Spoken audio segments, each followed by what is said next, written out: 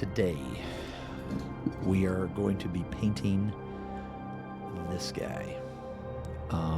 We're going to work on this guy more. What the parts today we're going to focus on is we're going to focus on the tail, and we're going to focus on these like, I don't know, these muscle tissue organ type stuff. There's a lot of little bits. Let me see. Yeah, so there's a lot of little bits like in here. There's some in here. I need to get this done because his head is not attached, and I would really like to paint the head and attach the head. There's like some stuff down in here we're going to have to hit, and then all these like little tiny minuscule areas we're going to have to hit as well. So today is besides the tail, so we're going to do the tail, we're going to do this, we're going to see how far we get. I'm going to do the tail first though, because this is going to be a lot faster and a lot quicker than the tail, because this isn't going to require near as much blending. So the thing with tails and basically any type of object that is cylinder or spherical is that the blending on the object needs to be very good. So if you were to look, like, this is another reason why I prime everything black, is because when you prime everything black, you get a natural idea of where the light lands. If it's white, or if you prime it light, it's much harder to tell. So I'll zoom in a little bit, or at least I'll try to. Okay, so when you look at this tail, right, you can see just naturally that the light right here, there's light, right? And then like down here it's darker. Well, if you were to turn it slightly, you can see this curvature. Okay. Is this monster from Doom? No. This is a Hive Tyrant from 40k. Here's his wing. I have his wing here to give you the idea of scale that we're looking at. So it's pretty big.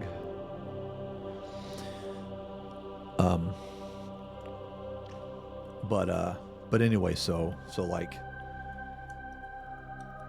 you can see the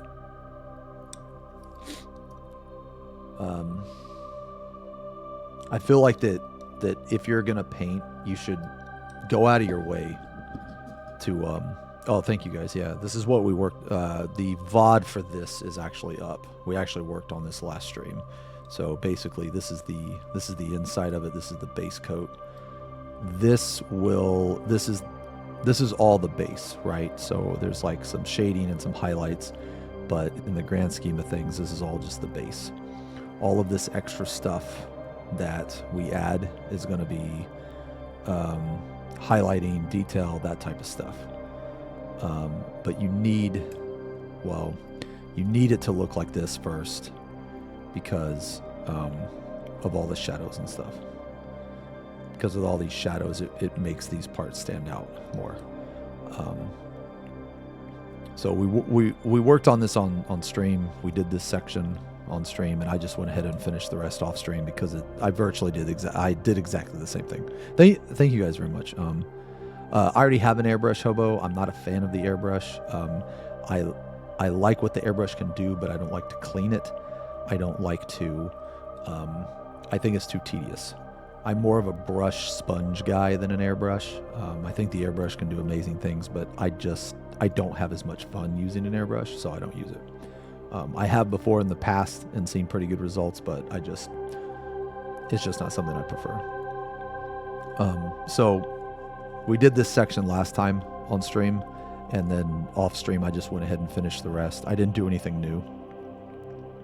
I've already streamed the green before, and I've already streamed the wing stuff, so I just finished it. What I'm trying to do here, when I paint the Hive Tyrant, I'm trying to always do something new on stream, And because there's so much repetitive tasks, like with the wings and all that other stuff, I'll just do the repetitive stuff off stream. So the figure was painted already, or it came black like that. No. All of this I painted. The figure actually comes gray, but when it comes gray, it's because it's just plastic, and you have to prime it. And I prime mine black. But yeah, like, I guess, okay, so yeah, just to finish my thought on the tail, this is just, I guess, my thought process. So I guess when you look at this, the way that I paint is, if you were to look at it from head on, and you get your highlights. So, you know, this is another really good reason why I like to paint it black, is because you can see right here it's like lighter, and then as you like move the model down, right, you'll see the light that is shining right here. Well, this right here already tells me that these are where all of our highlights are going to be. So in my head, I already have an idea of what it's going to look like. Because if you look on the sides here, it's very dark. And then this point of light right here. So I can already tell that this is going to be a very like peachy white right here. These are going to be more like a pink, like a dark pink on the sides. And we're just going to blend everything together. Yeah, so that's another thing, this shadow, the black. Like, I would highly recommend that if you're going to paint, learn how to paint a black primed model. Obviously you don't have to, and there's a lot of people that don't prime their model black, and they have awesome stuff. But the thing that's helped me the most, I do paint the base sometimes. Not all the time, but sometimes I do. On this guy, I'm probably just going to do some crackle paint, because I haven't done crackle paint in a while, in a few months. And crackle paint is really cool. It's really fun to use. But yeah, so anyway, these are the colors. So this is just for the tail. Okay, so I made a paint list. So the tail, the first thing we're going to do is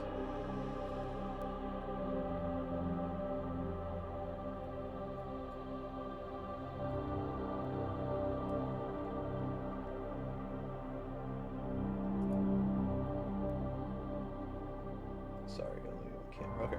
So the first thing we're going to do is we're going to base coat the entire tail with Screamer Pink. Then after that, we're going to use contrast paint. Sigval Burgundy. Now, I've said this before, I'll say it again, so if you've heard it before, just bear with me. I don't really use shades.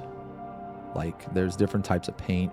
You have like a base paint, you have a layer paint, you have contrast paint, you have shades.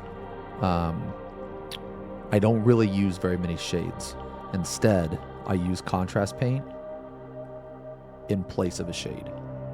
And the reason I do it is because I have more control with contrast paint. Shades are very watery. It's easier to take away than it is to add, I guess, in some cases. So I like contrast paint, and what this is going to do, after I put the base paint on here, the contrast paint, if there's any recesses, which, I mean, like I said, it's a cylinder object, so there's probably not going to be, except for maybe around these areas on the tail here.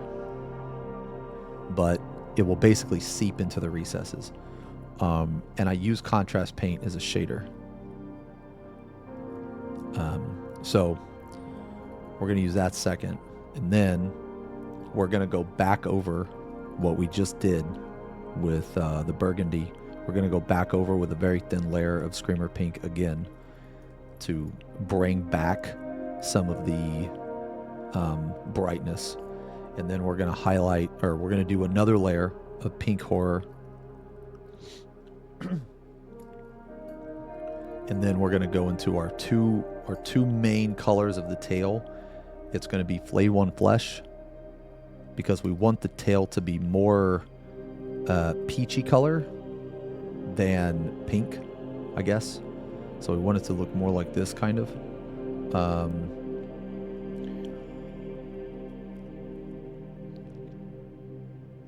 Well, how do I want to explain it?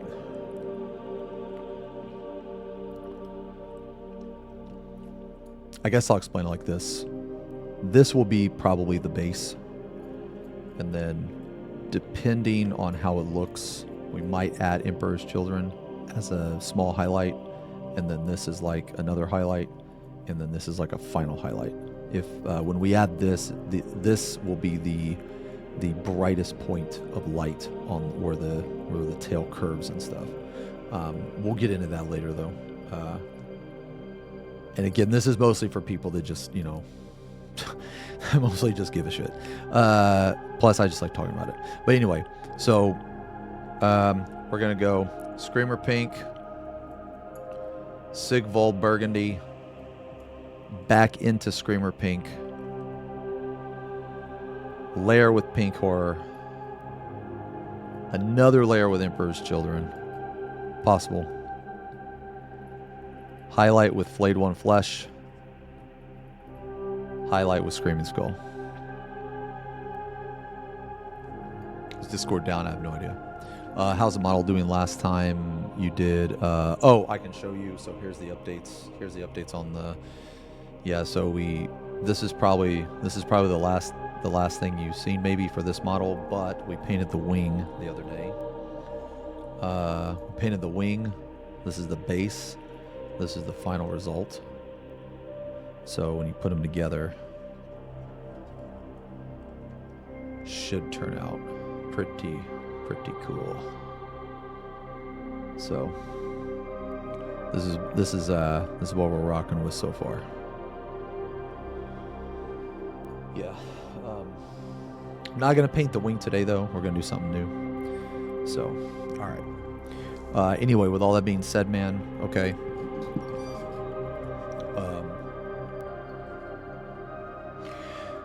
Just chill, enjoy the strum.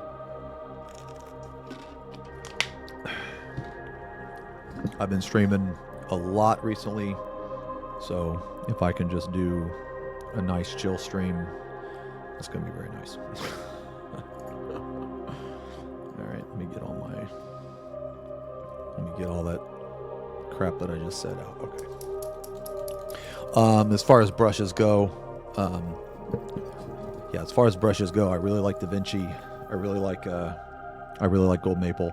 So I will say this now. I talk about this every stream, but I use Citadel paints, but that is not because I am particularly fond of Citadel paints. The paint is fine, but the tubs are obnoxious. So my advice to you is, if you are buying paint and you see a color that you like, and it is a Citadel brand, see if there is another version of it in either Vallejo, Monument Hobbies, pretty much anything but Citadel. Because these tubs are very obnoxious to work with. And while the paint itself is good, if you get a paint in a squirt bottle, it is going to save you a lot of time and energy.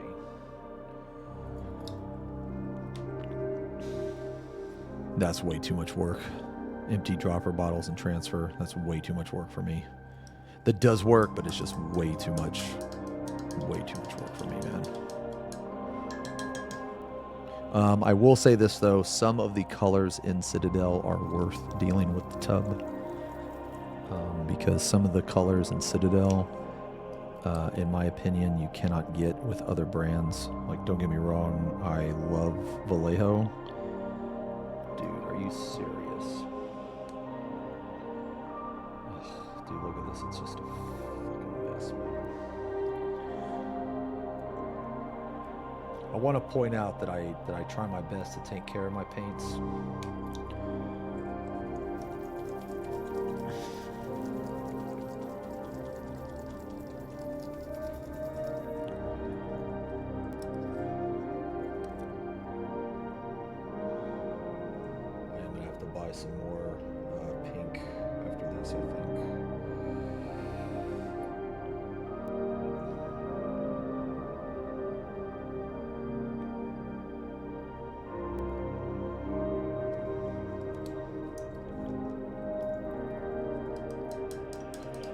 Monument hobbies are good. So my go-to is actually Vallejo. I like Vallejo a lot. Monument hobbies is also really good too.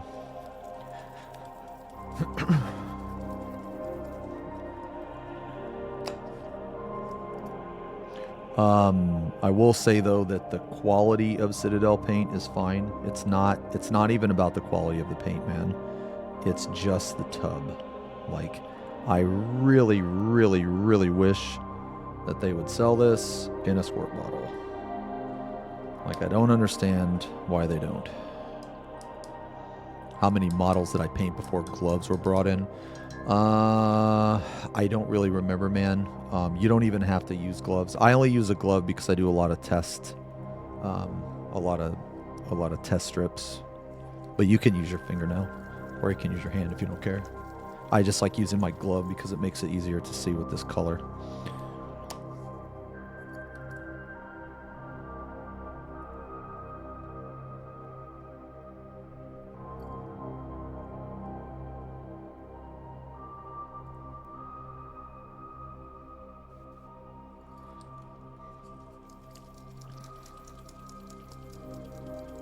I don't really use very much airbrush paint, man, just because I don't like cleaning the airbrush. I actually have a really good airbrush. I just don't use it. And I bought a smaller, like, portable airbrush too. I haven't used it yet, but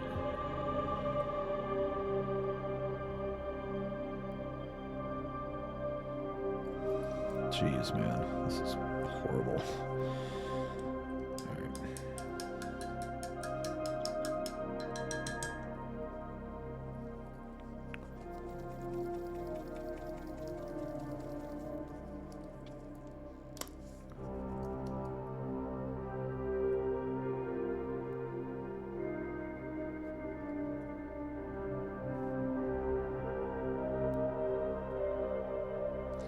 If anyone is curious also about that wing, on the last stream we did, the last VOD, I actually painted that wing with a sponge.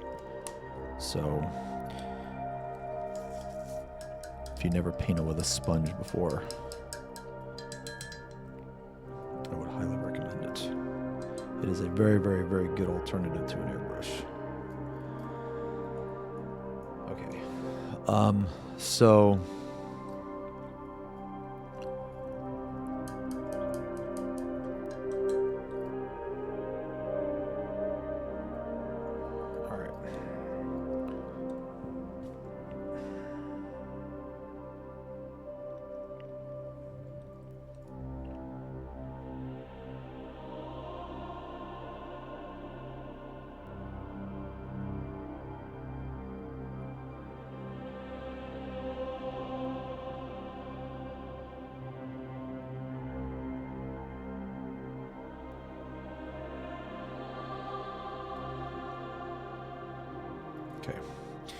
So we want this to be kind of thick.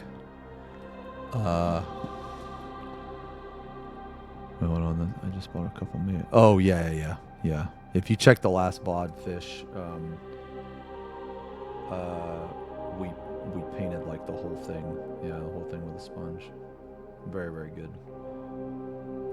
How long do paints stay wet after you take them out of tubs like this? So I would highly recommend getting a wet palette.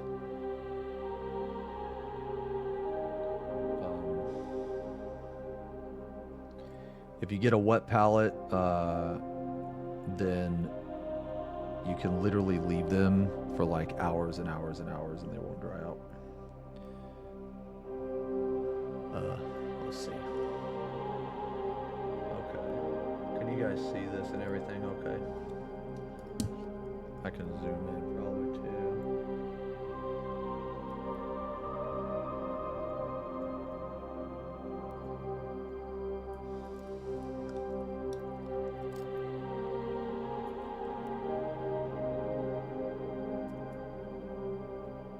All right.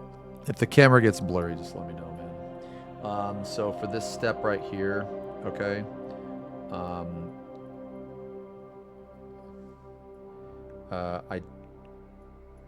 I normally mention this, so I'm just going to mention it again, but one of the things, one of like the processes or whatever, like the methods I use to paint is I really like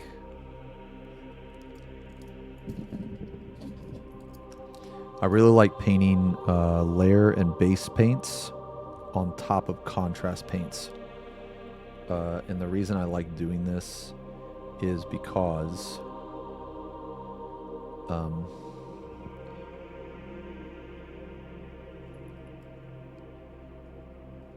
with a contrast paint, I use it like a shader.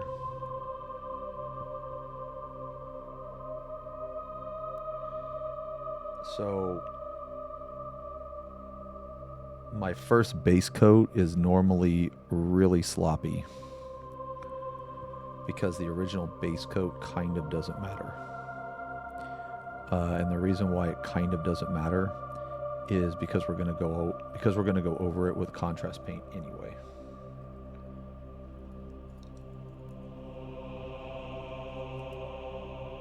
Yes, Sniper. We are basically the painting channel is going to be started. Right now we're in the process of gathering content. So we're using this Hive Tyrant. We're using this Hive Tyrant as like the first thing that we're gonna display on the painting channel. For a few different reasons. One is I am trying to paint the Hive Tyrant in quite a few different ways. So that way we'll have like different methods in which people can try if they want to.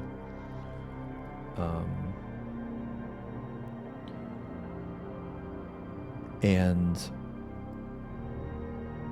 also this model is because this model is so big, it's really good to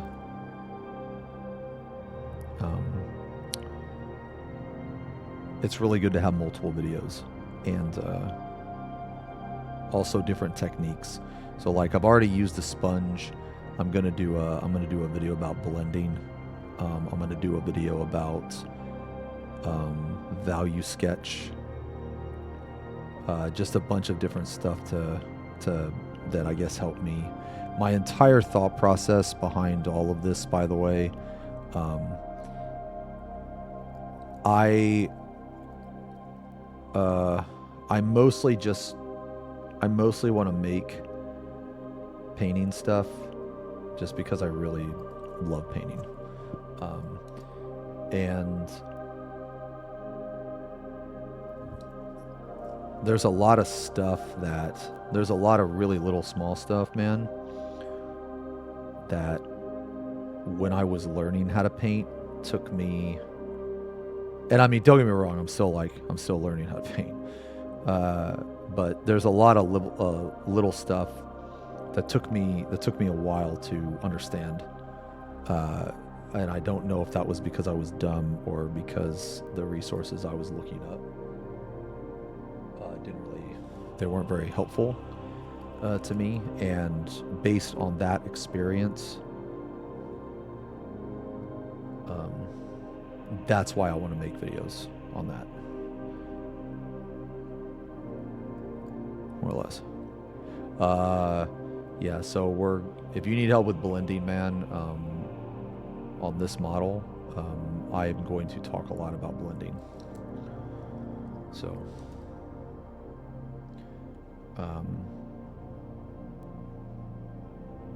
yeah, so if you can't stay for the whole stream, just check the VOD out. The VOD should be uploaded, and on Twitch it should be up. So, but I'm gonna get into that later. But like right now, and again, look, man, I'm definitely not the best. You know what I mean? Like I'm not the best at this. I think I'm pretty decent.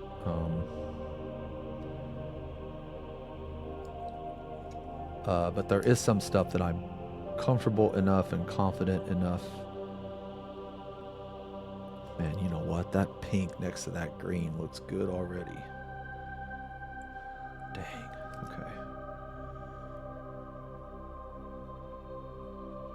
Okay. Anyway, there's some stuff. Man, I might keep that just pink, man. That looks... I don't know. I like pink next to green. Anyway. Yeah, today we're definitely going to do some blending, though, so we're going to have to. The first thing that we're basically doing, though, is this step doesn't really... You don't have to be precise with this step, and honestly, you could do this step with a sponge. The only reason I'm not doing this step with a sponge is because of the area in which it's placed. So, like, basically with a sponge, like, to get to these areas right here, it would be really obnoxious, so we're not going to do that. But let's say, for instance... I don't know, let's just look at the wing, right? So when you look at the wing, you know, you can get a sponge in there relatively easy. So I painted this with a sponge, actually.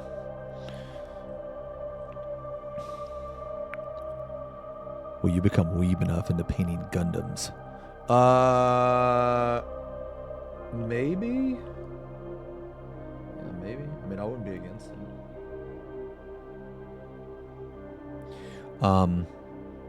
This step right here, though, man, it's really, you really don't have to be precise. You really don't have to be accurate. This is just about getting the paint on the model. Like, it almost doesn't matter how you do it, just get the paint on the model. That's it. Because the way that I paint is basically like you save all of the really hard stuff for the very end. And it all kind of comes together at the very end. So, like, I don't know if you can see, but when we get in these, like, tiny little areas, right? Well, I'm just going to put my paintbrush in there, right? Like this stuff that I painted, right? Like the, I don't know, these bones or whatever. Like, they're not even supposed to be this color. But it's not going to matter because... when it's time to paint those bones, the armor, which we're going to be painting purple, it's not going to matter because we're just going to paint over what we did anyway. As long as you don't, like, you know, like, as long as you thin your paint properly, which that's like another video I'll do or whatever I'll talk about. But like, you know, you can probably see that the paint isn't evenly distributed. You know what I mean? There's like, it's like darker over here, it's more pink over here, that type of stuff. Okay, well, that type of stuff doesn't matter right now. The only thing that matters is getting the paint on the model in some way, shape, or form. So it's okay if it's not evenly distributed. That's fine. All of that stuff we can fix later. It's just you don't want super thick paint and you don't want super thin paint. It can be a little thin or a little thick, but in this step, don't make it, you know, super crazy. And I gotta tell you, man, if you ever build a Hive Tyrant, okay, if you ever build a Hive Tyrant and decide to paint a Hive Tyrant, I think someone in here earlier said that they were going to get one. Whatever you do, please, for the love of God, do not attach this base. This base has been so obnoxious the entire process. If this stupid base wasn't here, I would be able to paint so much better. So if you're going to paint one of these, do not attach the base. Just wait until the end. I had no idea when I attached this base that it was going to be this troublesome. Yo, Hazer, what's up?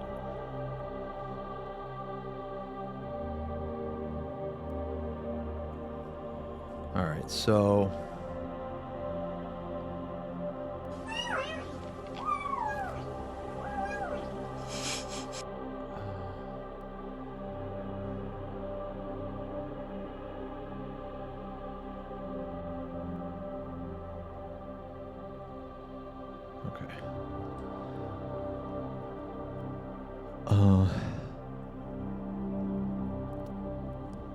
Oh yeah, this song is awesome. It's like this 40k epic choir piano Imperium playlist. All right. Okay, so all right. So you can probably see this paint is still like kind of wet. It's kind of thin, especially like right here. We're going to have to redo that part, but we're just going to leave that for now. And we're just going to move on to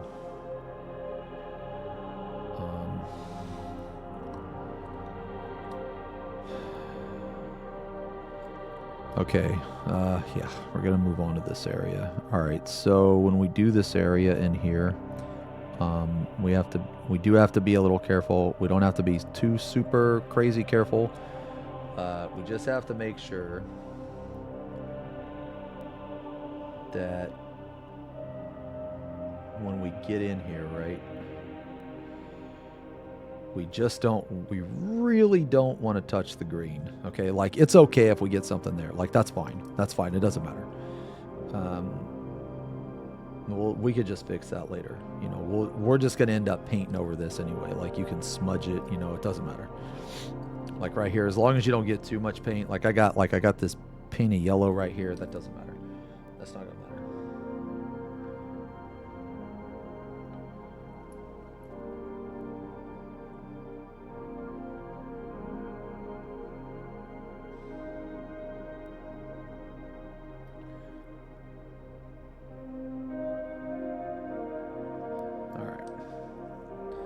That's one side.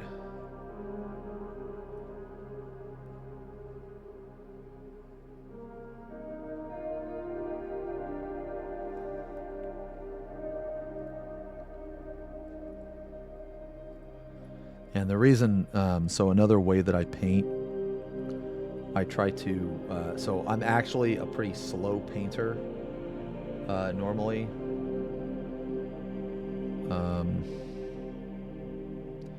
But to speed up the way that I paint is I try to do two things at once whenever possible. So for instance, we're waiting for all of this tail to dry, and in the meantime, right? In the meantime, we're just gonna do this because this uses the same color, so we might as well just do this, you know? Like we're not gonna work on this right away. But when we come back to it, it'll already be done. Oh my God. Okay.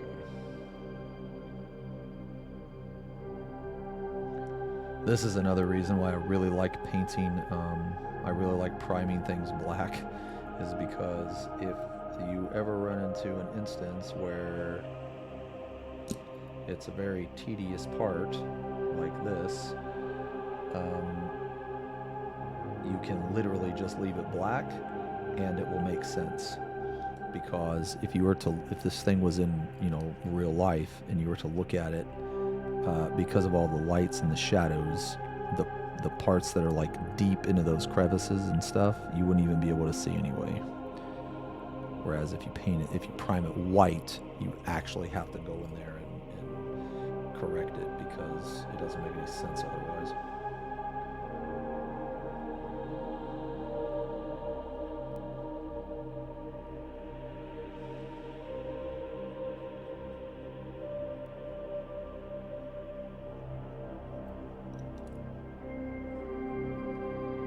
Do you let people send models? You know, actually,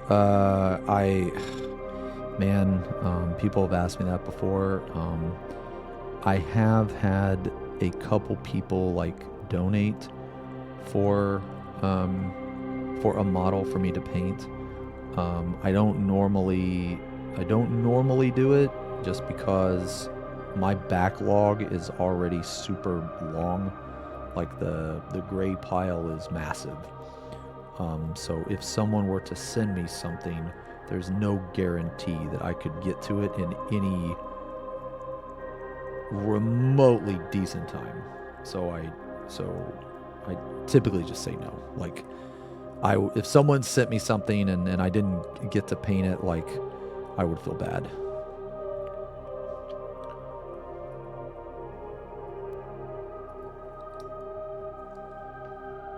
Let's see.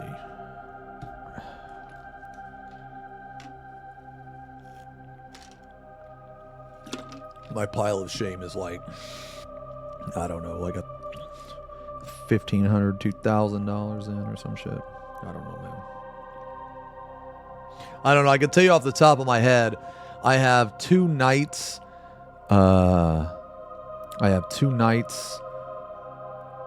An entire combat patrol of Necron. My problem is when I got into painting, my eyes were bigger than my brain, you know. You are amazing, sir. No, you. Okay, so we have all this muscle tissue in here and stuff, or I don't know, looks like muscle tissue to me. But we have all that stuff in there. We're not going to paint that yet because it uses a different base. We're going to use this. I'm going to paint it. So now I know these two are similar in color. These two are similar, but I want more of a red, I guess. So now we're going to move on to the contrast paint now. Jesus, 1,200 points of Tyranids and 500.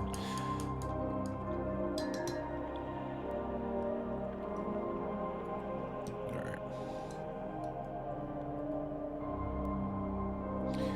Okay, so.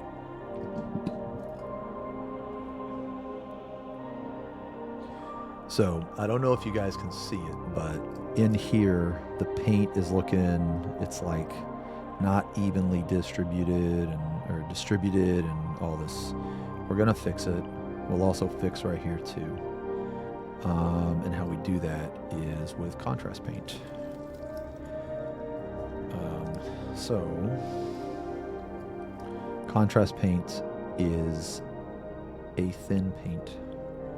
It is meant for speed, but I use it as a shader.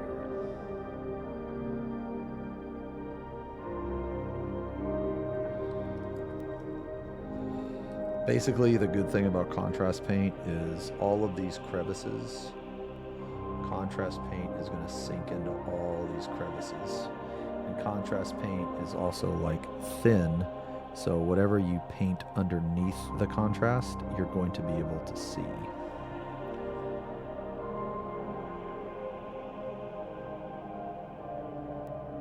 So after we apply this, I can instantly tell that this looks better.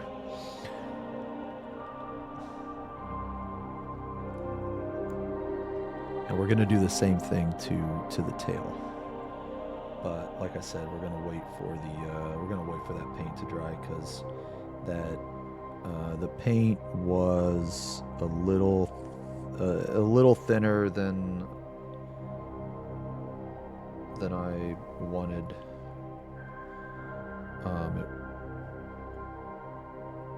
It had a little bit more water in it, but it's okay.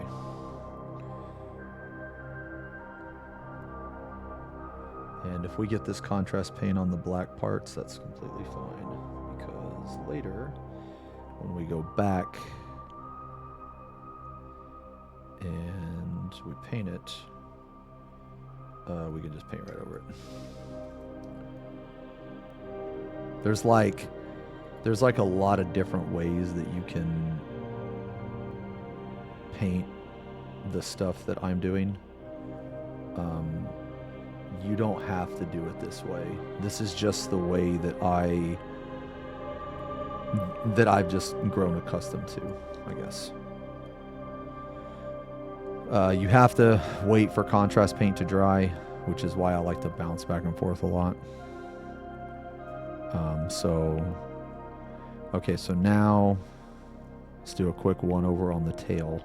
Okay, so it doesn't look like there's any parts left that are drying, so all right, here we go. Oh yeah. All right, so what this is going to do is this is going to accomplish two things. And this is why that I like using contrast paint is a shader. Now, when I do this, I try to make sure that the contrast paint is going to go with the base paint, right? And the reason why is because if it does, then you can use it as a pseudo base paint as well as a shader, as well as something that fills in recesses. So it's like, I don't know, man. It's just something I started to do a long time ago. Like there was a model. I don't know if you guys are familiar with it, but it's called the Great Unclean One, and this model is awesome. And this particular model, this is where I learned this technique.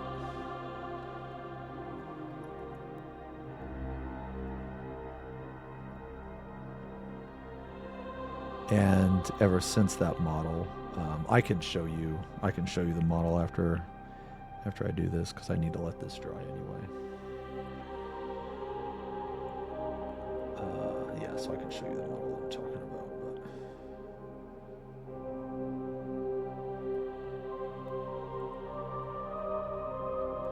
But basically, you just put a coat of this on. And again, it can be uneven. It kind of doesn't matter currently.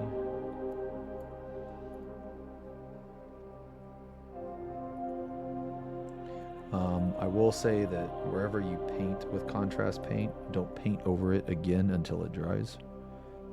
Sometimes that's hard to do, and sometimes it's okay to do. If you do it, it's not the end of the world, but what potentially can happen is contrast paint is kind of like, it's almost like it's a skin of paint, and if you don't let it dry thoroughly, it will disrupt it, and it'll, like, I don't know, be weird. It'll like peel off and stuff. So, okay, so as you can see, this is significantly darker than what we had, but this is good because this is what we want. So another, there's a lot of different ways that you can build up your color. You can either start in darkness and go to light, or you can start in light and add in shadows. You can start in the middle and add the shadows and the light as you go. Me, I like to start in dark and go lighter. That's just personal preference. But not all the time. Sometimes I value sketch. When you value sketch, it completely throws everything I just said out the window. So, yeah, so we need to let this dry for a second, but let me show you that model I was talking about, because we gotta let that completely dry anyway.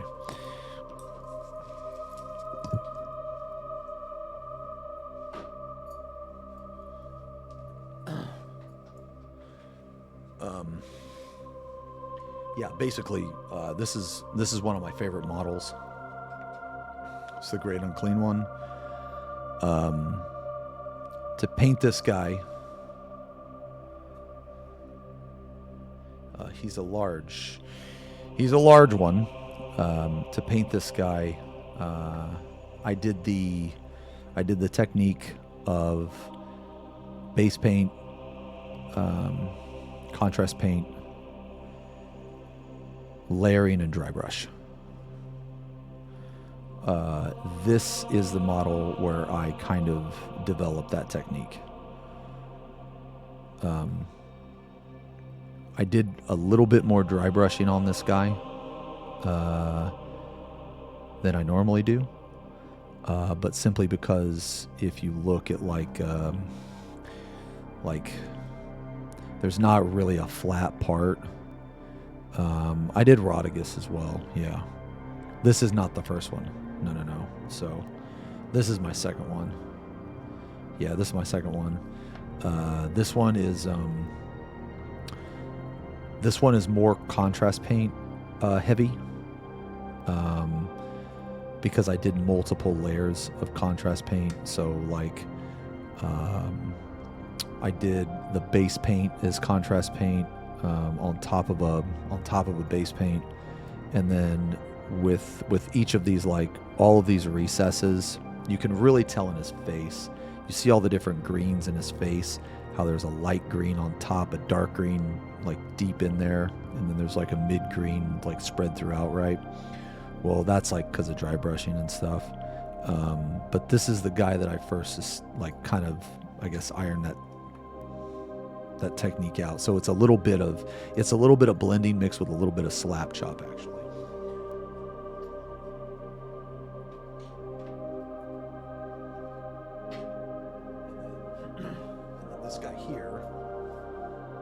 And then this guy here, I took that technique and I took it just a little bit further.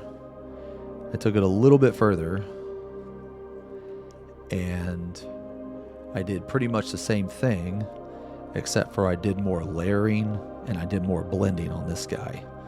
So the more blending, the more layering comes in, like right here with like the purple, I guess. This guy was really cool to paint. I also did on the tentacles here. I also did a different blending than what I normally did, and then right here, same thing. So it's like I also primed this guy white. So if you were to zoom in, you can see that there's like a little bit more of a texture here, but.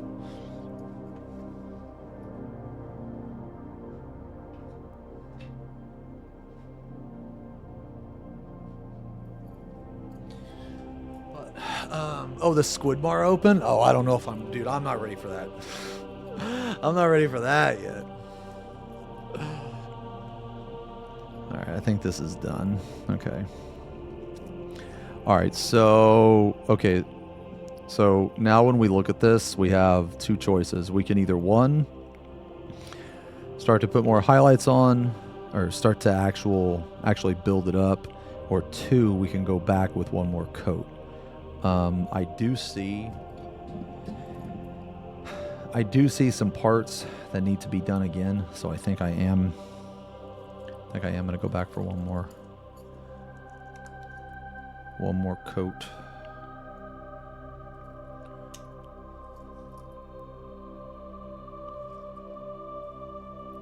But it's okay because up here is fine mostly. All in there is fine.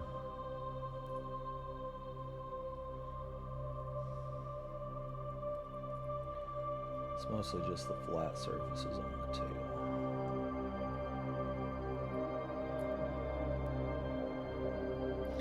tail. In this case, and it's kind of like on a case-by-case basis, but if you have to go over something, in my opinion, it's very rarely does it work against you if you have to go darker. So like if there's any areas that maybe it's like, a little spotty or whatever, and if you go over the entire area, it will make it darker. That's most of the time it's going to be completely fine. Because you can always adjust the color or the light. Sometimes it might take more time. Sorry, I'm trying to keep this under the camera as best I can. Yeah, I can already tell that's way better. Yeah, that's way better. Okay.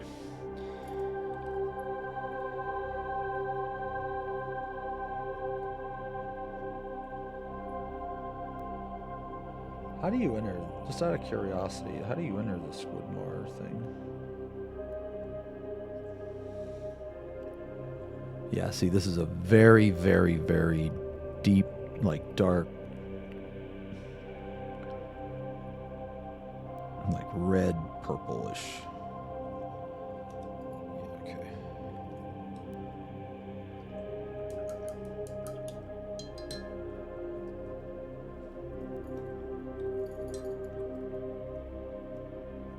Oh, thanks a lot. Please. Probably a place to sign up. Okay, I'll check it out. Yeah, I'll check it out. All right. Yeah, so we just wait for this to dry. But you know what, man? Like I said, I'm really impatient when it comes to painting, man. So what we're gonna do is we're gonna, while we wait for that to dry, like I said, man, I'm a very slow painter. So I try to do two things at once. So we're just gonna move on. We're gonna move on to the organs and stuff. And we're just gonna base coat it.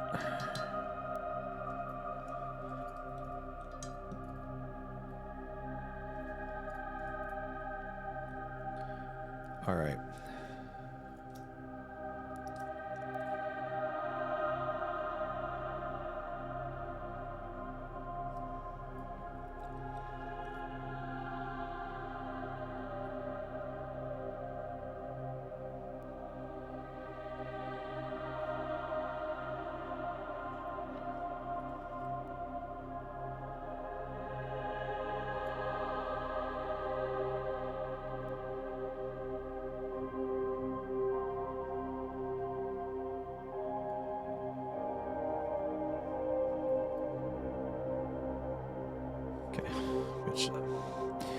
You know, I noticed that was a heart, and nope, it was not on purpose, because I love you.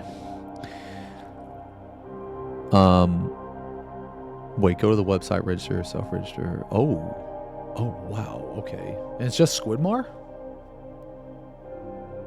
Huh, okay, now I'll check it out. All right, so we're gonna go to, well, thanks a lot, Meru. So while we wait for this to dry, okay, because it's really important the contrast paint dries 100%. We're just going to go in here and we're just going to slap some of this on, man. And this is the same concept. This does not have to be, the only precision that we have to do here is we just have to really make sure that we do not touch the green. Do not touch the green.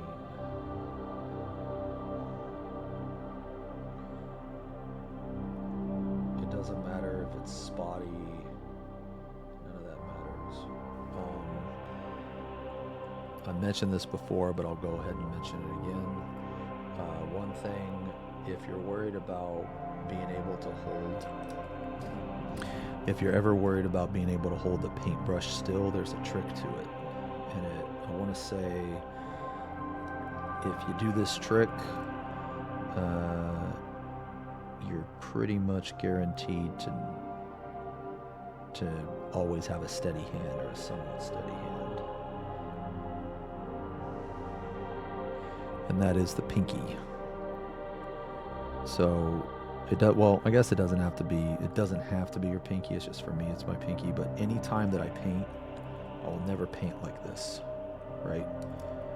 I always use my ring finger and I place my pinky on the model like this, and I use it to stabilize. And if you do it that way, it's very, very, very helpful. What's crazy is I don't really see very many people talking about it. And when I started to do it, and it's kind of weird because I just started to do it naturally. But try the pinky, man. Try the pinky. Like, I can tell you already that this fucking ball sack, or whatever the heck this is, dude, this is already looking awesome. Like, I can just tell by the shadows and by the shape that this is going to look really, really gross. Like, if you were to get shot with this, I mean, in addition to probably dying a horrible death,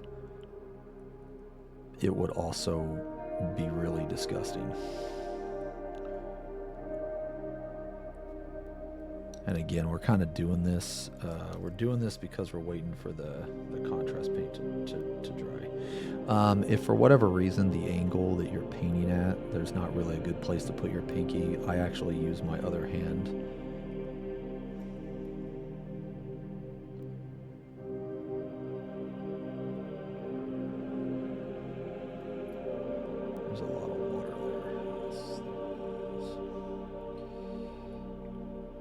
I would like to do a video about consistency of the paint, because I don't know how many of you paint in here, but one of the hardest things, if not the hardest thing about painting, and is not like the details, it's not the highlights, it's not the shadows, it's literally getting the consistency of the paint correct.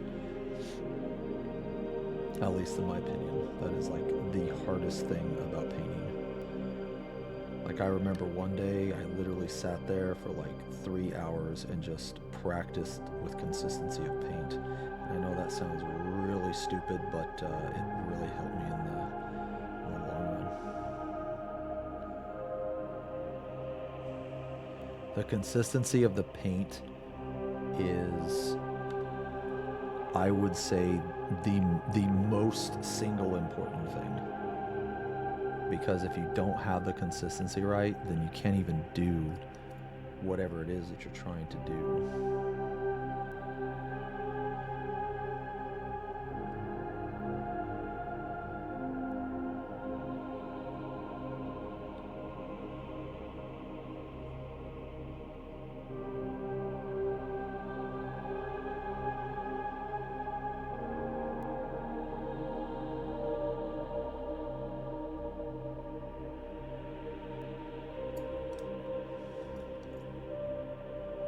We're just gonna finish this tube, I think.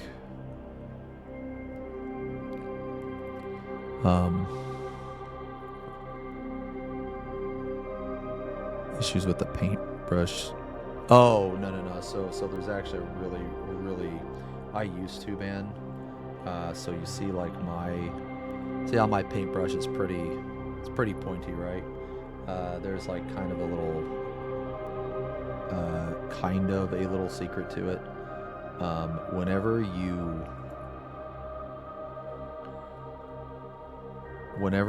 do anything with the brush, whenever you're wiping off excess, whenever you're getting paint, always do this. Roll it like this. If you always roll it, look how sharp that is. And also, after every single use, like after every like painting session that you do, always clean your brush with some type of soap. And when you do the same roll technique. And more importantly, and equally as important, okay, so like this is the brush. Look at this point, man. This is the brush that I used to put all my paint down here on. And even though I'm not using this brush, I still do this. Even if it's just setting, because you want the brush to dry like that. You want the brush to dry like that. If the brush dries like that, it'll stay pointy longer. At least in my experience.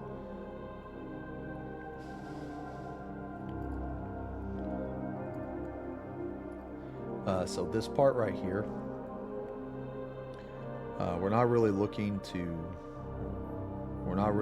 for any like super solid color. Again, it can be patchy, because the same thing we did to the tail, we're gonna do right here. Now, I'm not gonna do this whole gun, because we're not gonna focus on the gun today. I just want to do the organ parts, or the muscle tissue parts of the gun. And like I said earlier, man, I'm a slow painter.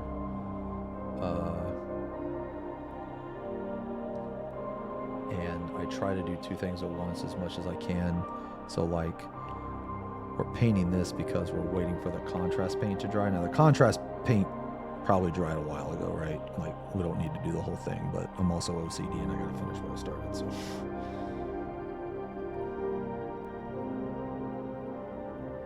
And this step right here,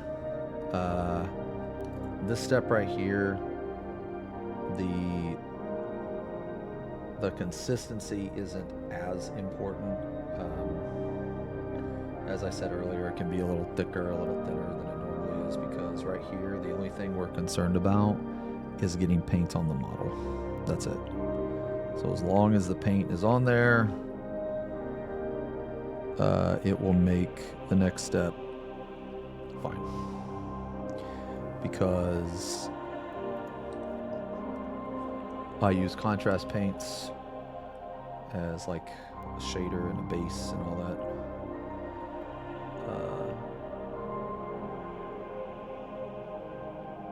I treat contrast paints like the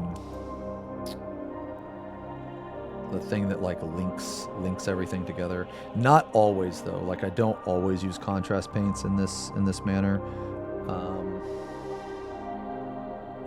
It depends on what I'm painting. Like I never use contrast paints on painting non-metallic metal, for example. I don't use contrast paints when I'm painting certain types of skin. This type of skin is different though. But that's more personal preference. When I paint like fair skin, dude, this base is, see, like, dude, look at this. I can't get my paintbrush in here from underneath because of the base. I'm telling you, man, mistakes were made, man. Learn from my mistakes. Do not put the base on. Okay, so I can already tell you right now that this thing is going to look absolutely disgusting when we're done with it. That is gross. Oh, no. I don't make models. No, I don't. No, I just buy them, Barney. Just buy them.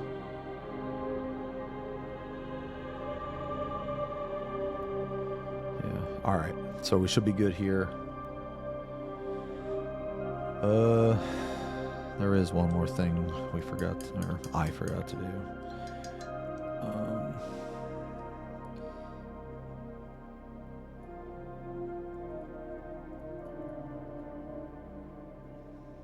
I missed a part, but it's okay. I missed this part on the tail here. But it is okay.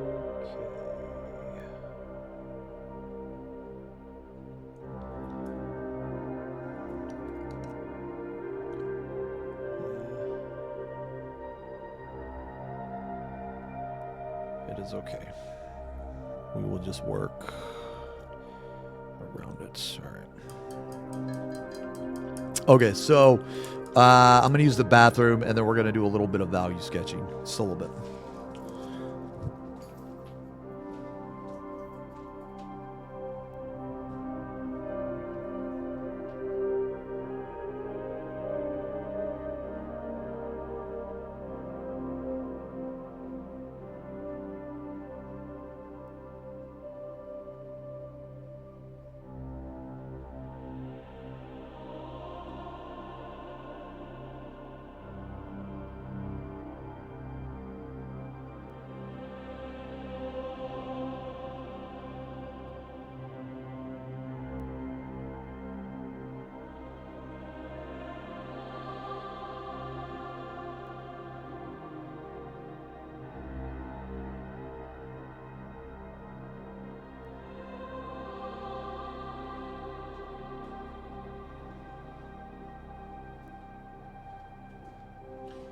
Okay.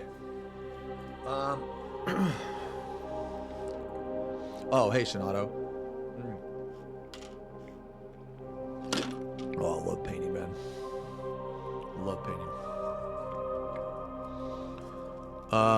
No, I thought about it, man.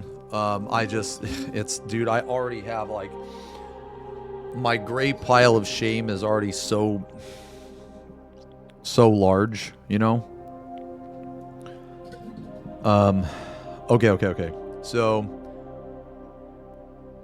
all right. So when you look at this tail, you have to decide where the light is going to be from, right? So, like, let's pretend for a second that I'm showing you this model and I hand you this model. When you look at this model, you're first probably going to look at it like this. All right, so what does this tell us? Okay, so this tells us this. Now this is the bravery, okay? All right. So value sketching is extremely helpful. Okay.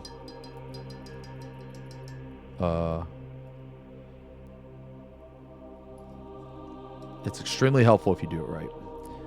However, it is also very scary. So let's say I hand you this model and you look at this model like this. The first thing that you're going to see, like on the tail, is this part right here. Okay? So what that means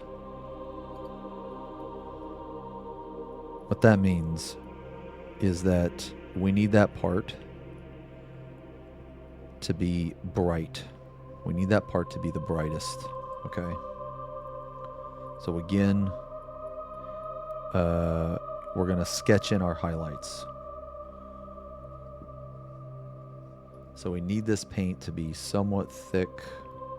Okay, now, what does Bobby say? This is the bravery test. Okay, so when you look at this, right, you're going to see like this.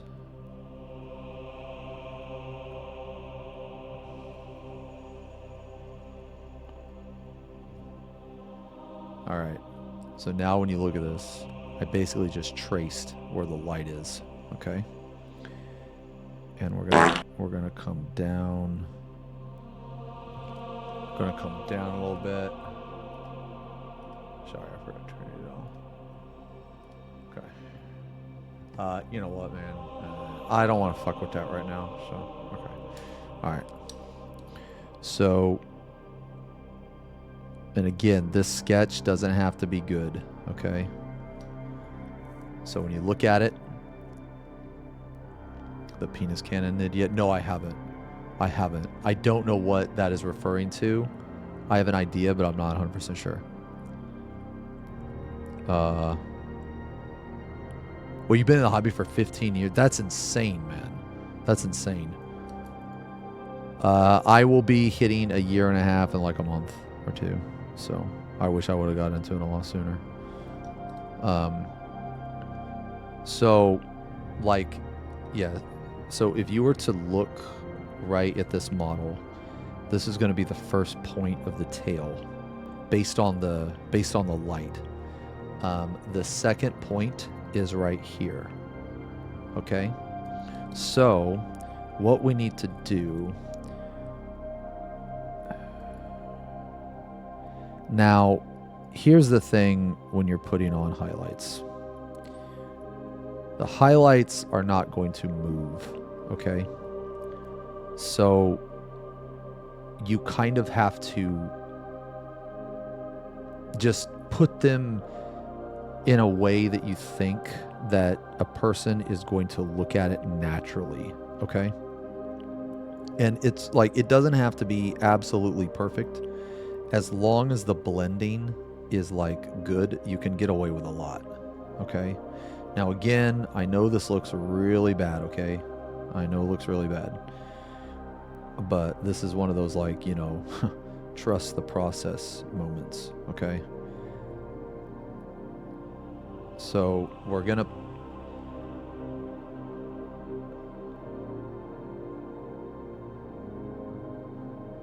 Okay, so, and right now we're just gonna work from this angle, okay? From this angle.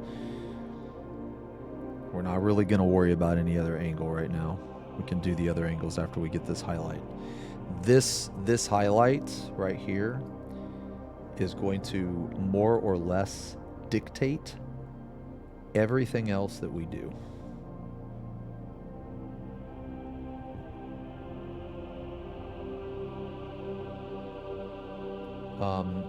What I have noticed is that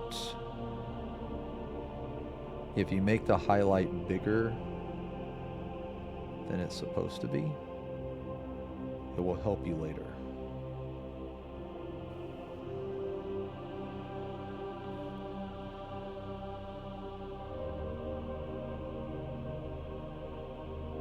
And again, this is a trust the process moment, because I know this looks bad.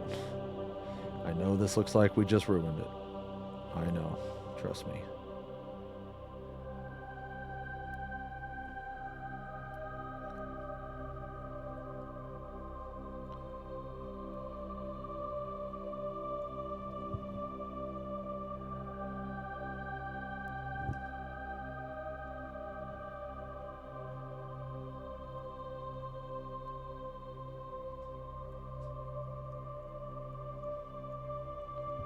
Okay. All right.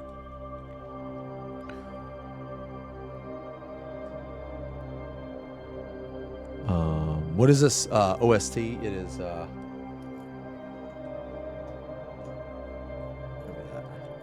okay. So this is the first highlight that we're going to do. All right. And we're putting it here so that we know. All right. So if I were to hand you this model, this is the first highlight you're going to see. Now let's say that you look at the model from a different angle. Let's say you turn the model this way. Okay. Well, now what are the highlights that you see? You're going to see all this up here. So this entire thing up here is going to be a highlight. So you can start maybe like here.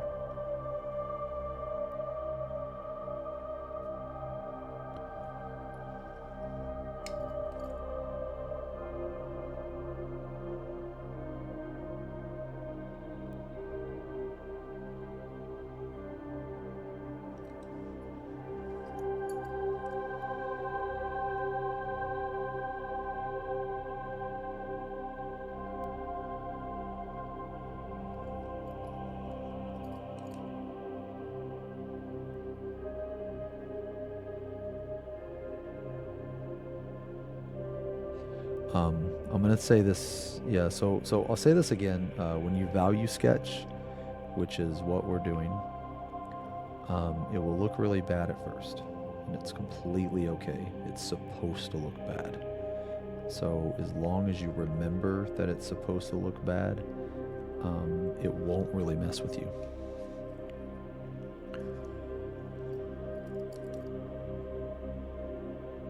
Because we're going to fix it.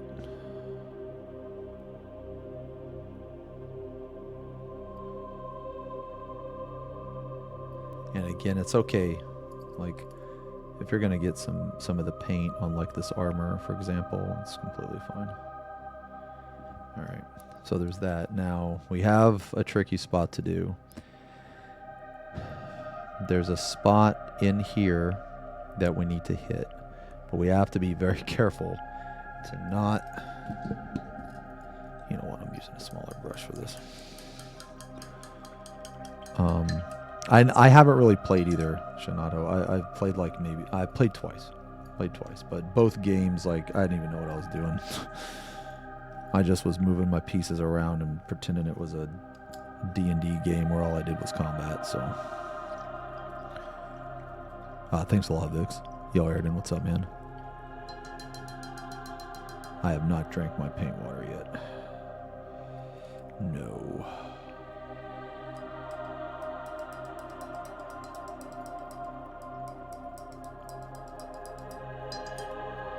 If I was going to paint hazard stripes, I would actually use tape. Unless I was trying to practice freehand. And then, that'd be rough, but yeah. Alright, so I'm going to use a much smaller brush now. My favorite size brush is actually a 1. So we're going to try to go in here, man. So there's a lot of little areas.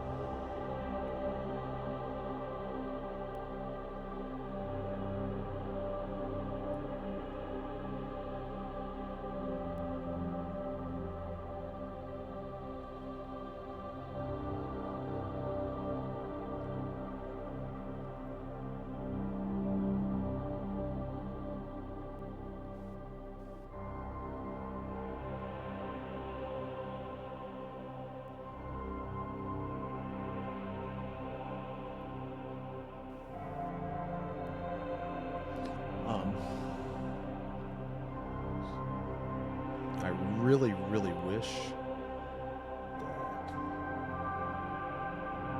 There we go.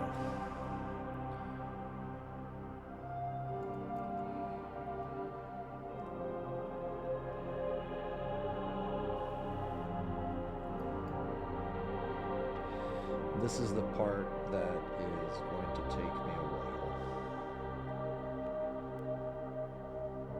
This is the part that's rough.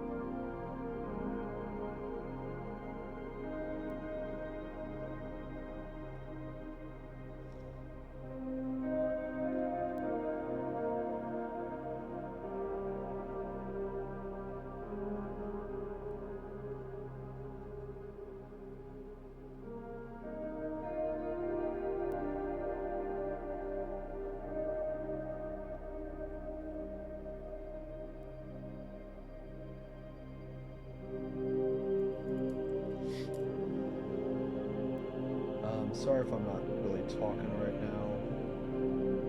This part kind of sucks.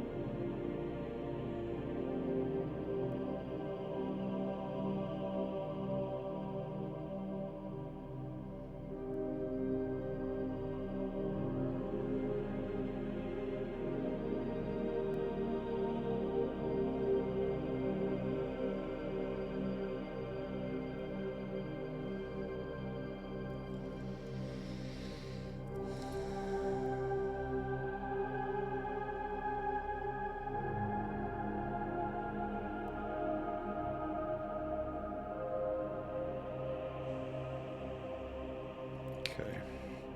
Now, the reason this is important is because we need to keep these dark areas, because again, this is where the light, I swear, man, knowing how light and shadow interact on surfaces will make you such a better, I guess, painter. It's crazy, man.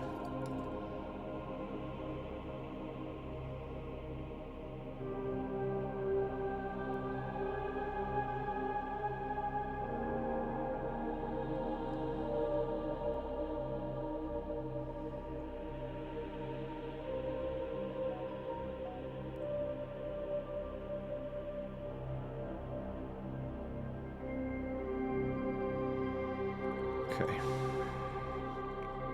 All right, so we will clean that up later. Clean that up later. It is okay for now.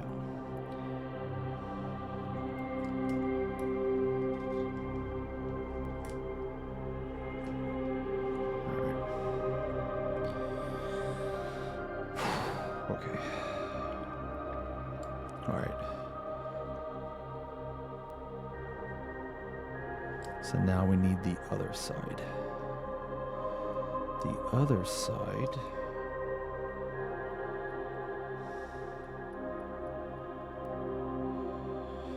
The other side is more or less going to be in shadow, except for like these areas.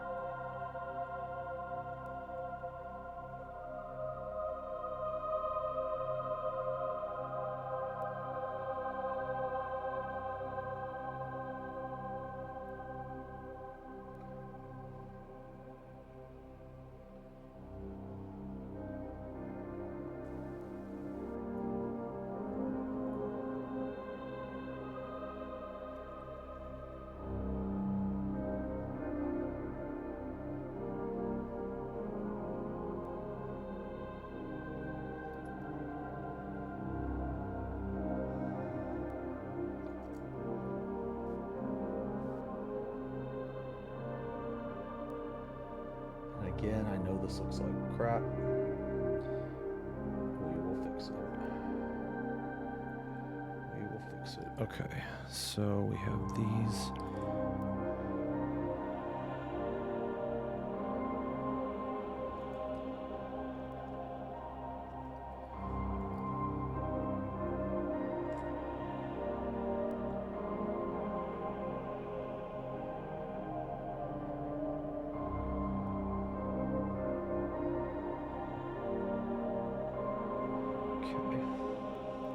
Now,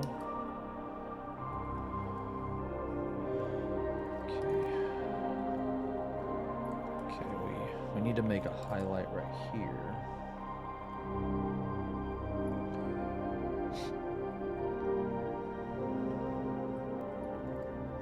We're gonna get to the blending like soonish.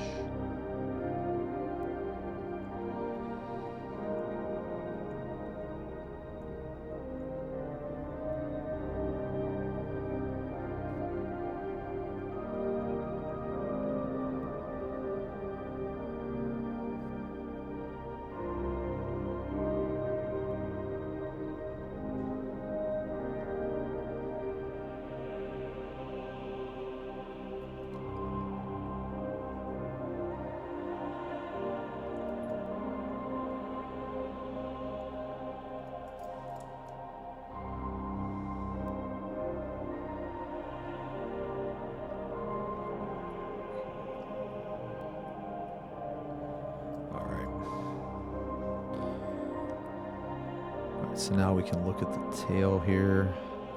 Okay, we can actually put a highlight right here as well.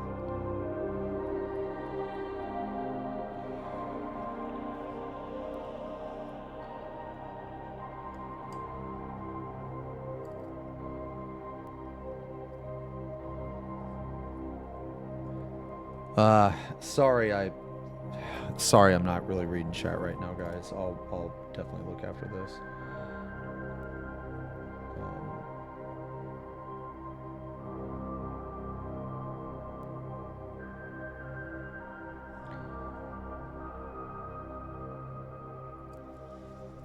Basically what we're doing is going to set up everything. It's going to set up all of the blending later. So like we're taking a long time on this step, but it will be worth it.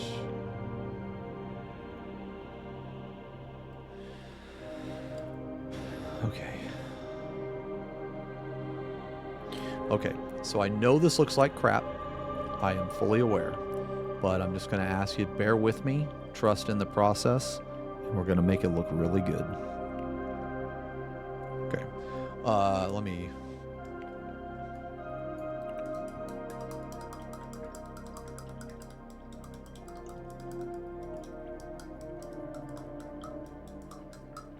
Thanks a lot, Blaze. All right. Okay, let's take a second. Okay, so we have an option. We're not going to mess with this right now. We only painted this. We only painted this to, you know, save time later because this was drying. So we have an option. We have some stuff in here that we can do. We have some stuff right here. So I'm going to be honest right here. I don't think I'm going to do much. Because this is like completely in shadow. You're never going to be able to see this. This is supposed to be dark. However, right here, these areas, they will be exposed to light. So we need to sketch this on. Okay, so, all right.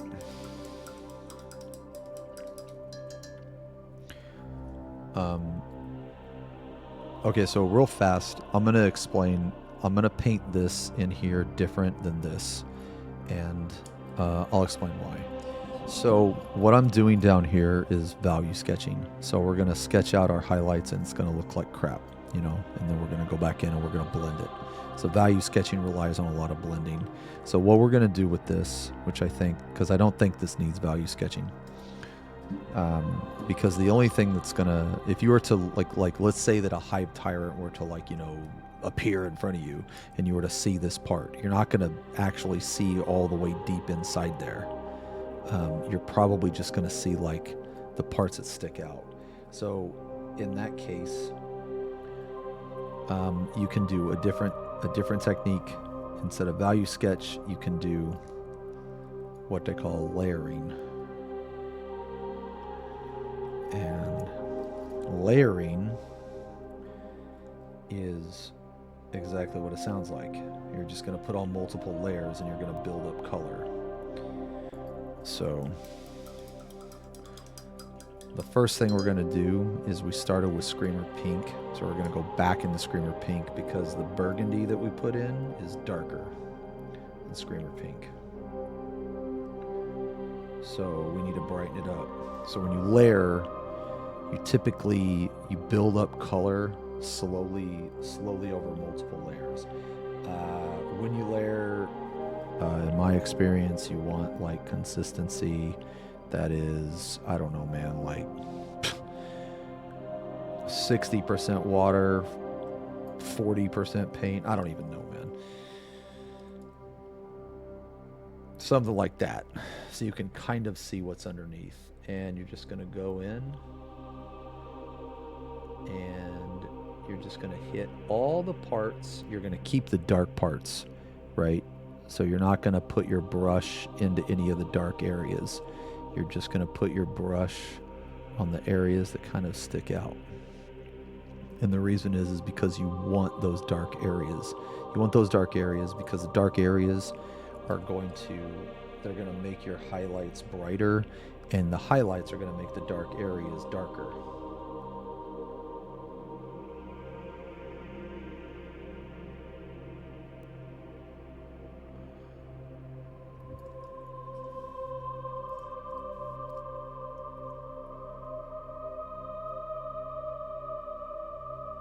Wait, we need some focus. Is the camera good?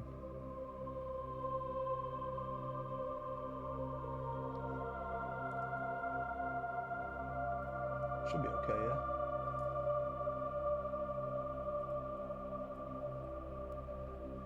Okay.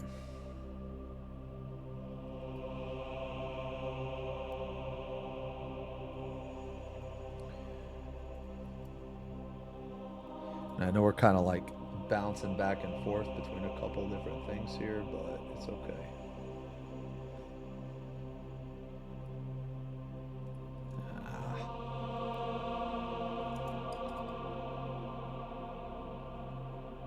So we're just going to build up color.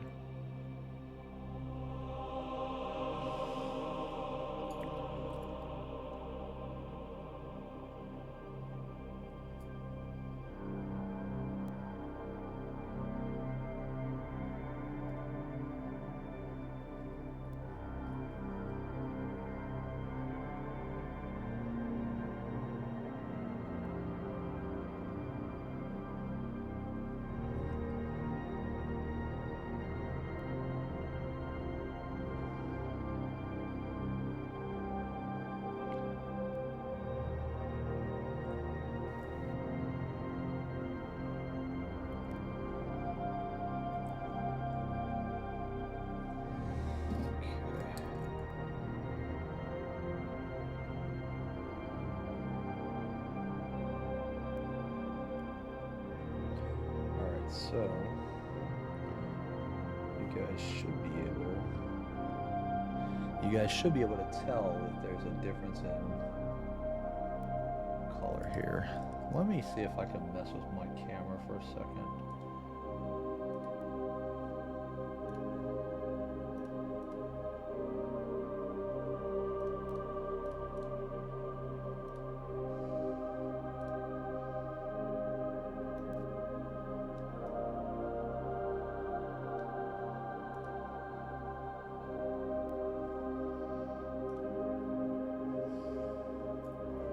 This might be a little better if I turn the contrast up just so you can see.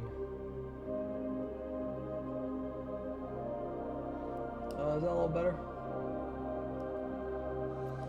Alright. So we're going to do the same thing on this side.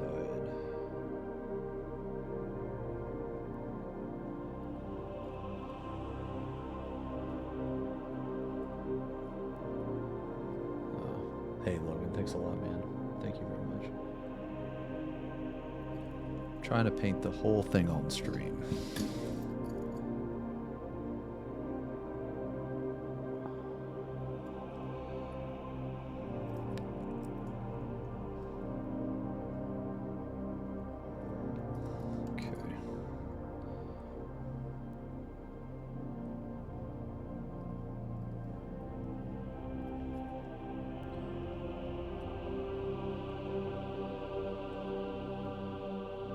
I really hate this, the white balance, man. I'm sorry, guys. The white balance is a little scuffed.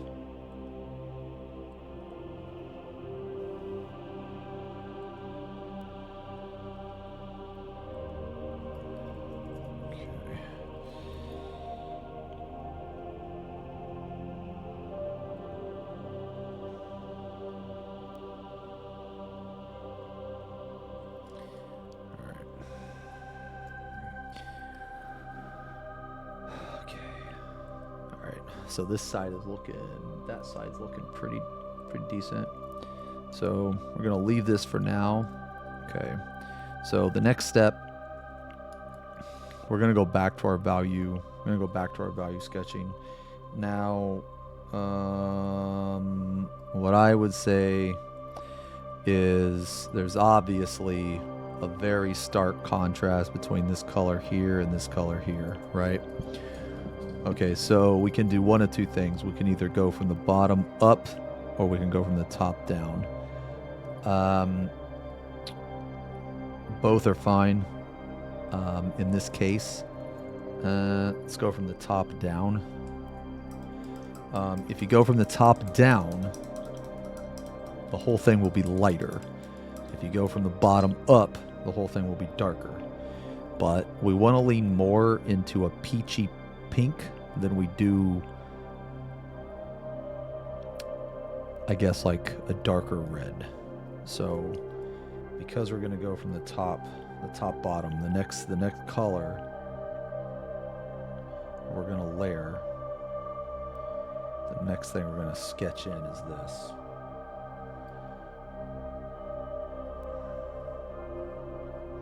And we want it to be thick but not too thick, so we're gonna go in here.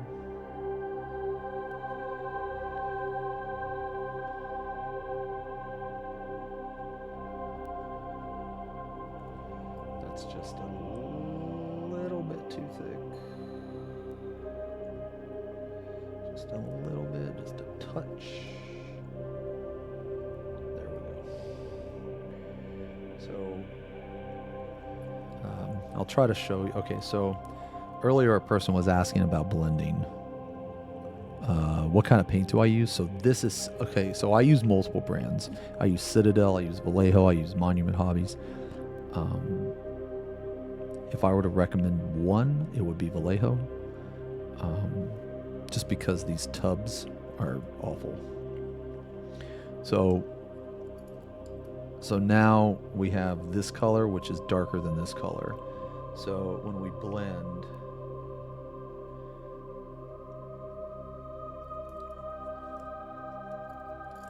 we're going to run this color right up against the other one. So it's like this. Oh man, this stupid base. So basically where the two colors connect, and again we have like somewhat of a thin paint. We're just going to go over it.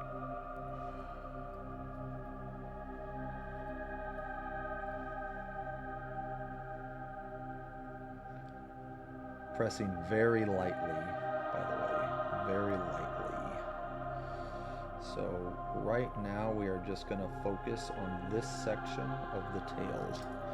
We're going to focus on, whenever I do blending, whenever I do layering, I focus on a particular section, and I get that section right before I move on to the next section. And the reason why is because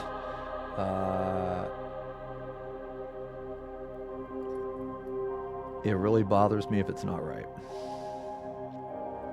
So I don't know how well you can see, but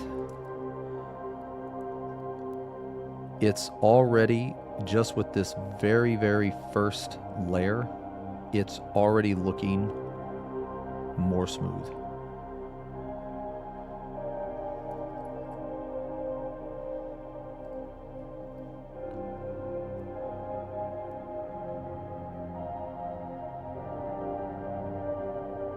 And we're just going to do this all the way down.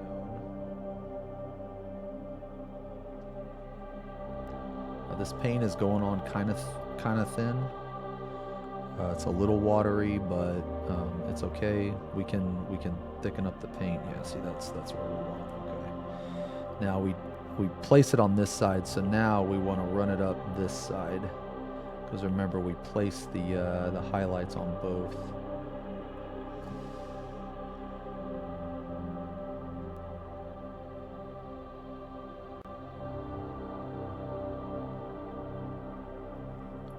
You don't want to kill all your dark areas. You know, remember we still got one more stage. Still got one more color.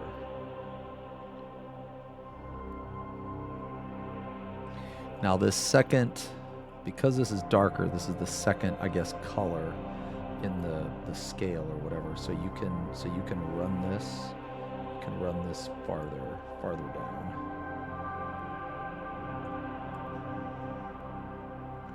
Because this burgundy that we have, that is going to be the deepest shadow. So everything that we put on top of this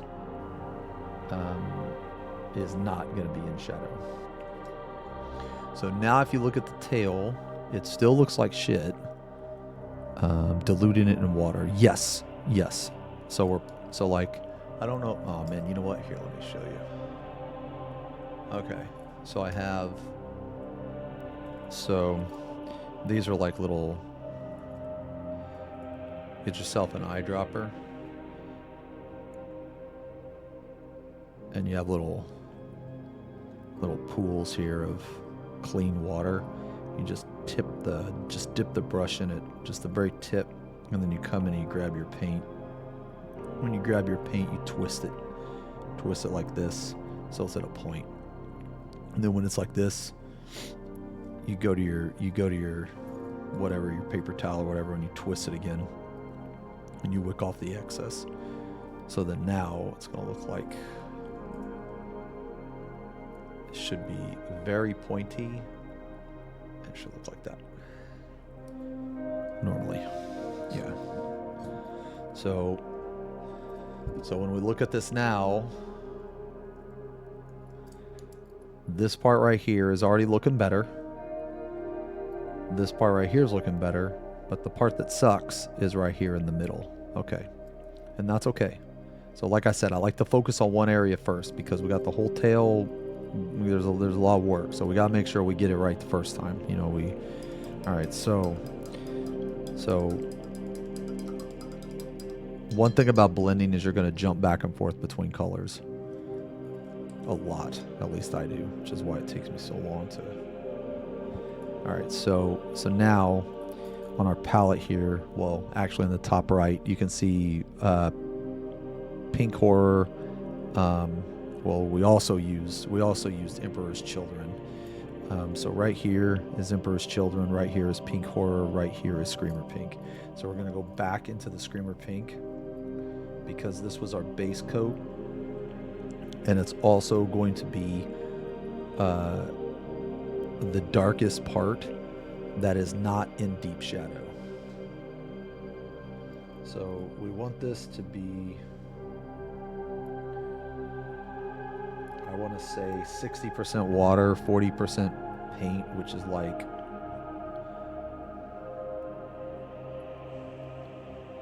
we want to be able to see what's underneath. So we come in here with this.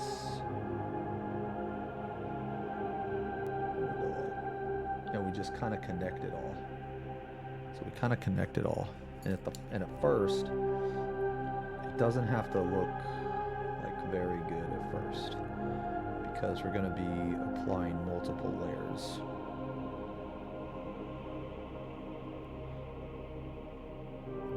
Remember when I said value sketching takes a while, but it'll look really good when we're done.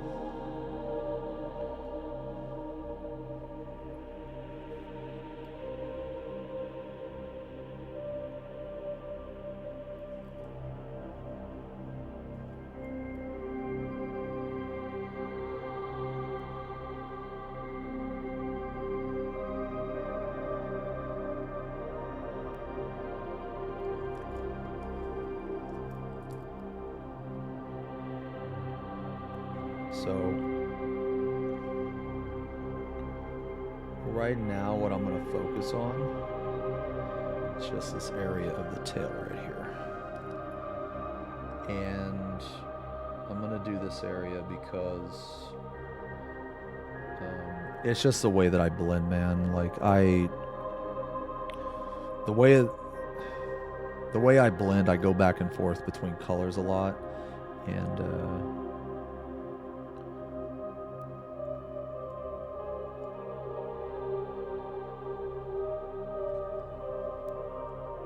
so like we're trying to get this pink, and it's going to take multiple tries. It's going to take multiple tries because the burgundy underneath was so dark. So we need to brighten it up. But it's okay that it's going to take multiple tries. And it can be a little sloppy. Like, it doesn't have to be perfect. It doesn't have to be perfect yet.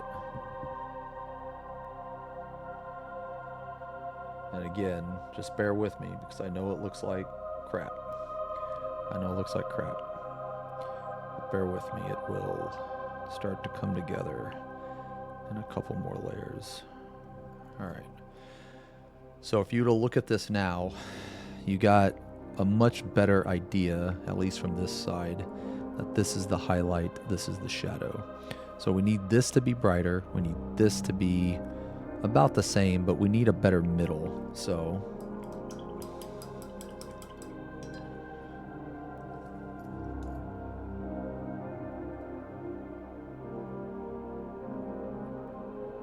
gonna go back to the middle.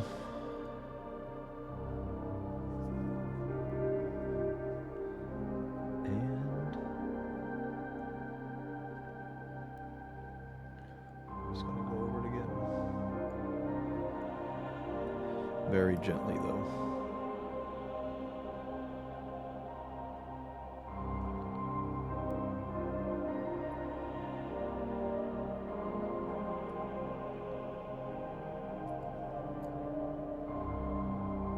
The part that I'm focusing on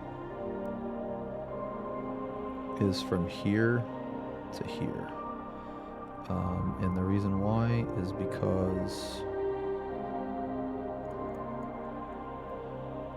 I really want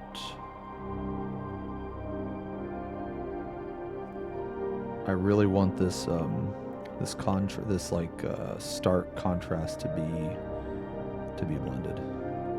This is like where my OCD kicks in, and it's like bothering me. So we have a lot of mid-tone here, and that's fine.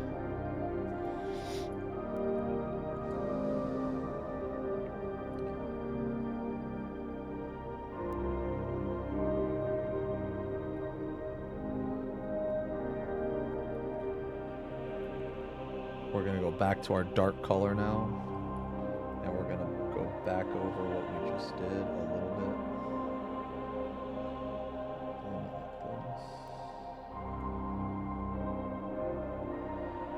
I know it looks like we just kind of ruined what we did, but I promise we didn't.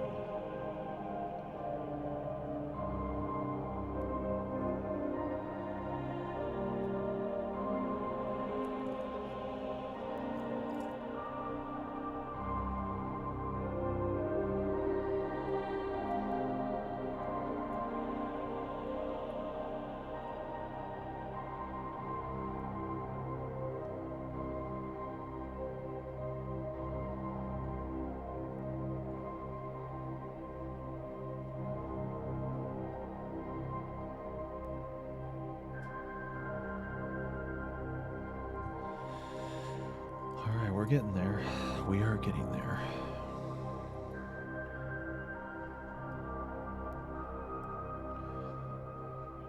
This is the part that it takes some time,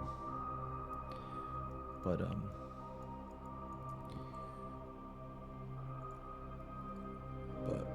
with enough time, it'll be really good. Should be. Copium.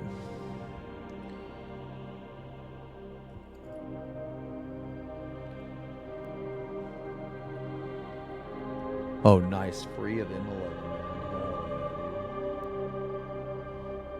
M11 is the gatekeeper.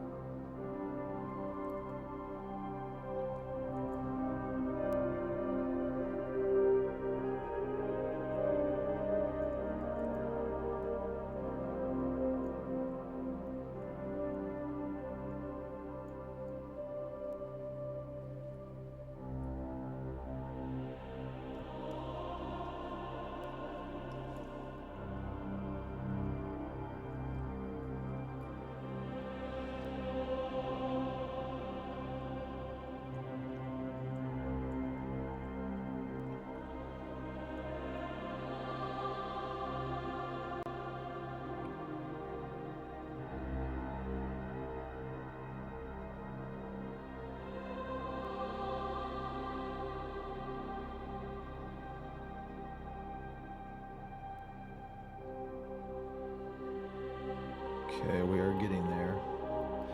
We are getting there. We're slowly but surely getting there.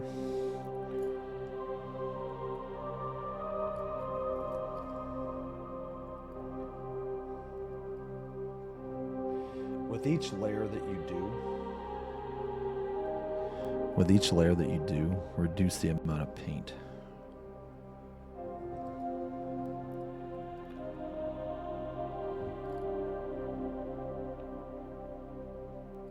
Not by a lot, but at least by a little bit.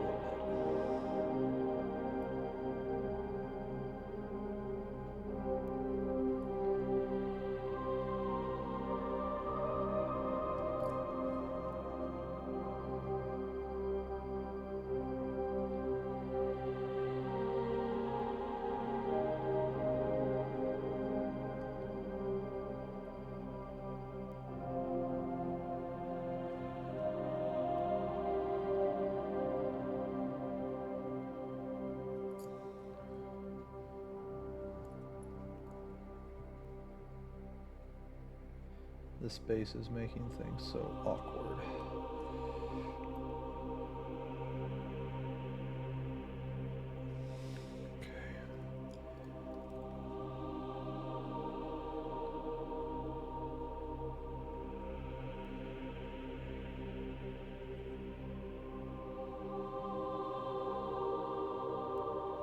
A couple more layers, we're going to be able to see some really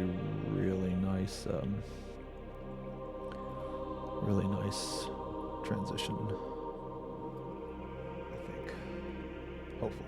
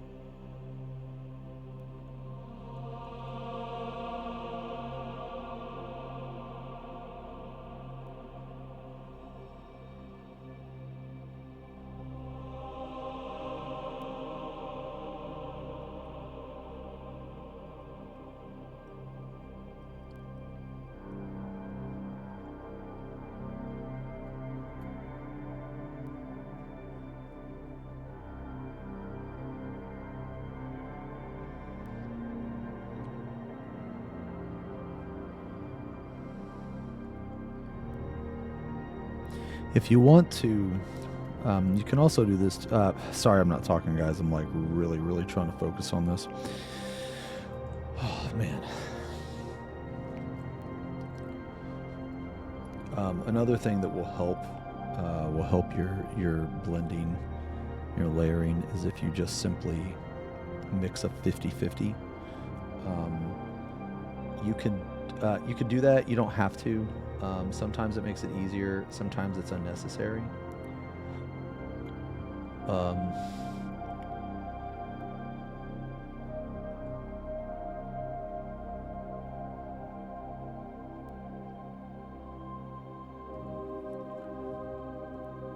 But it's always good to consider.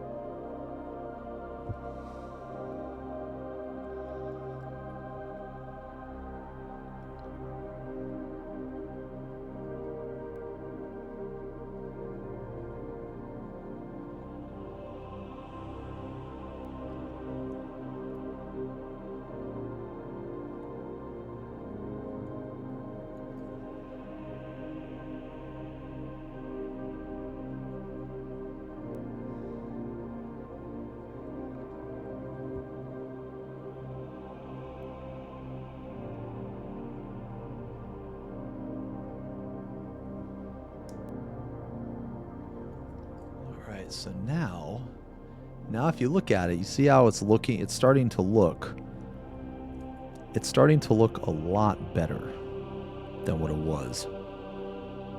Because if you look at this side and compare it to that side, you know what I mean? You just got to keep at it. So now we're going to go, like I said, I have jumped back and forth between colors, I think like 4 times. So it's just one of those things where it just takes time, and this particular method that I'm using,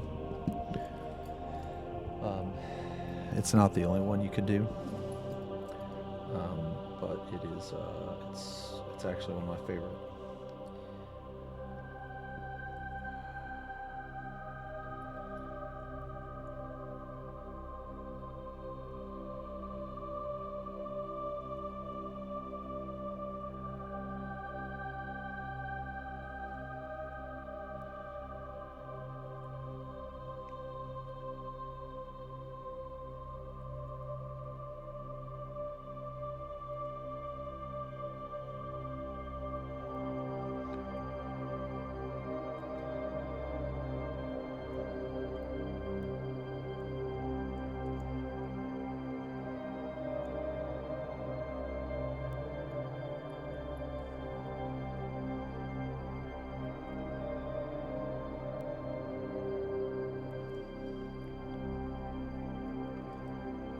The only problem with this method is that it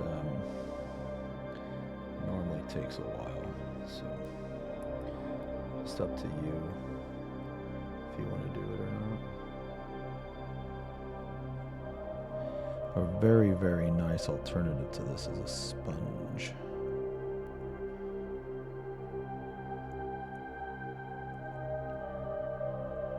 So by doing this, we've killed almost all of our highlight area, but that's okay, because the highlight area was meant to be a sketch. It was meant to like show us, where we wanted to go with it. So we can always come back in here with the highlight color very lightly. And just put it back in.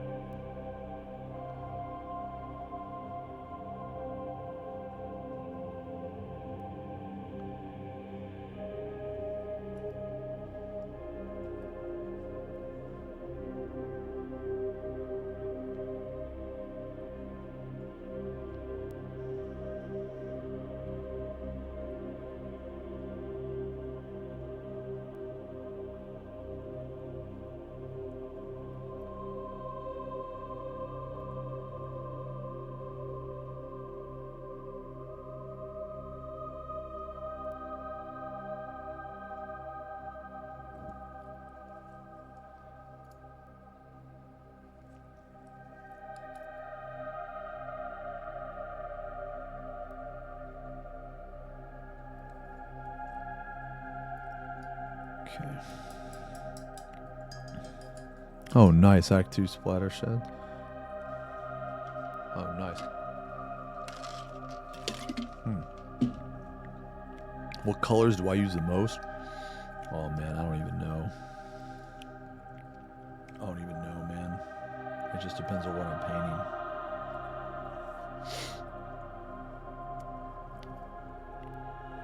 Yeah, honestly, just depends on what I'm painting.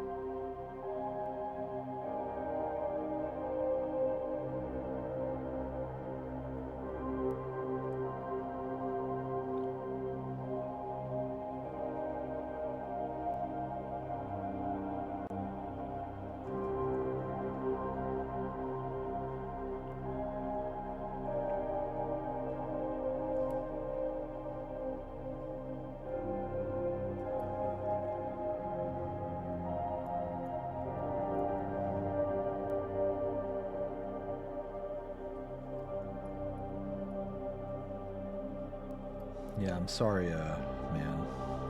Apologies, I'm not really talking, guys. I'm like hyper focused on this.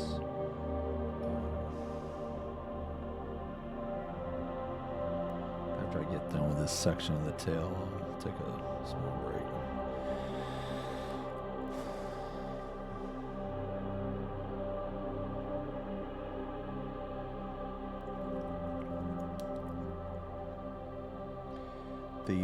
The reason why this is so important is because when you look at this tail, it's going to be very, very easy to spot imperfections.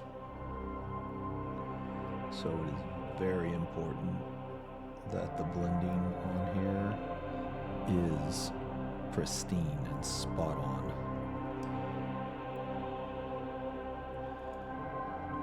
The goal here is to not be able to tell where one color starts and where one color ends.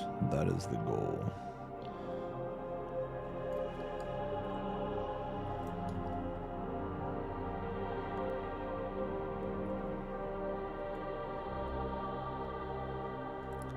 So like in this case,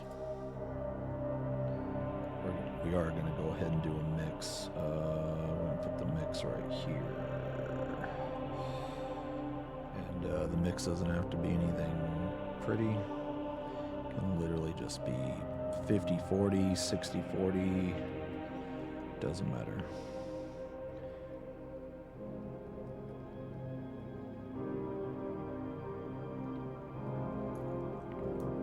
But basically, when you look at the mix, it needs to be brighter than the darkest color, but darker than the bright color. If that's the case, then you have mixed correctly.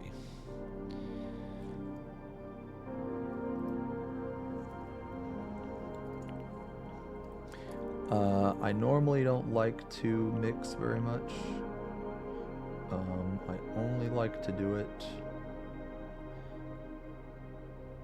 as like a final step.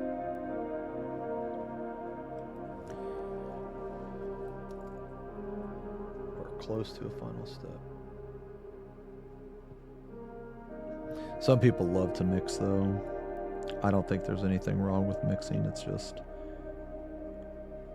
I try to just find a pre-made color that's, you know, good.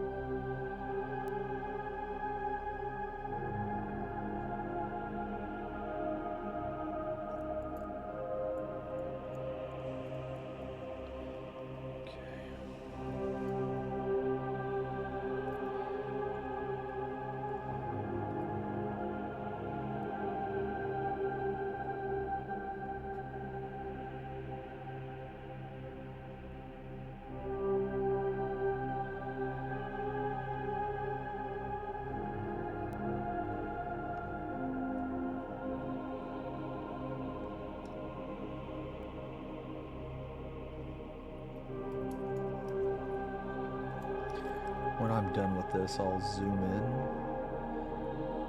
and hopefully you guys will be able to see everything that I did. Hopefully.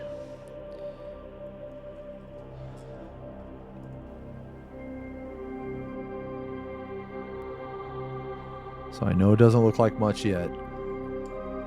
Or well, it's starting to. The blending is starting to be better, but the final step is going to be the two highlight colors.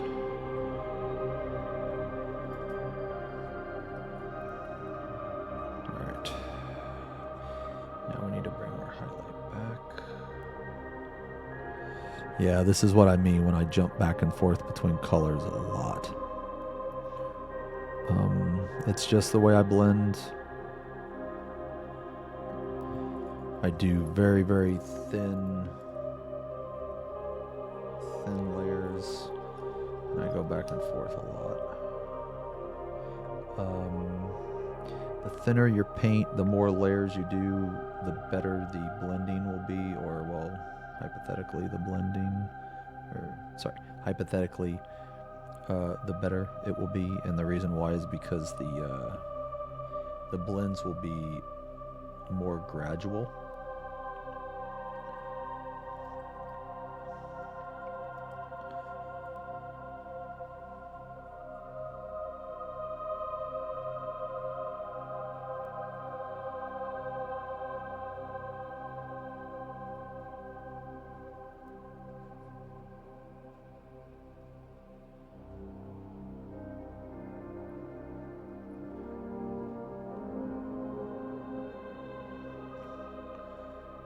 So now I brought a lot of that highlight back. Okay.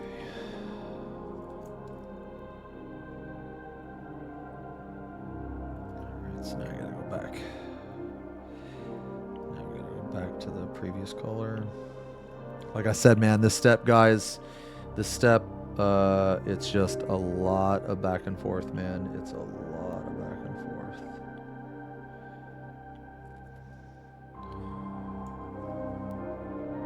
And again, this isn't like the only way you can paint like this. Like, you can do this a lot of different ways. It just happens to be the way that I like to do it.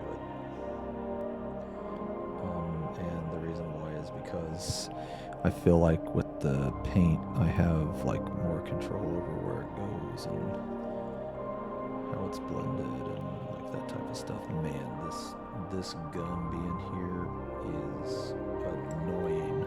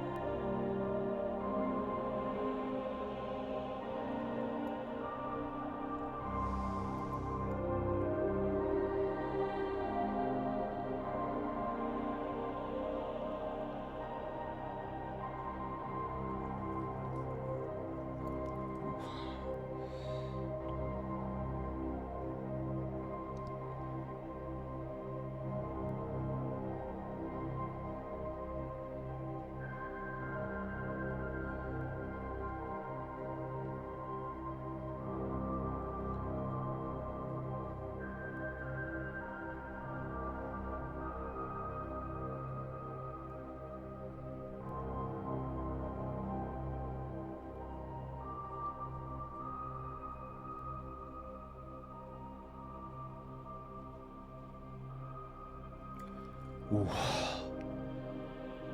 Man, I don't know if you guys can see that or not, but...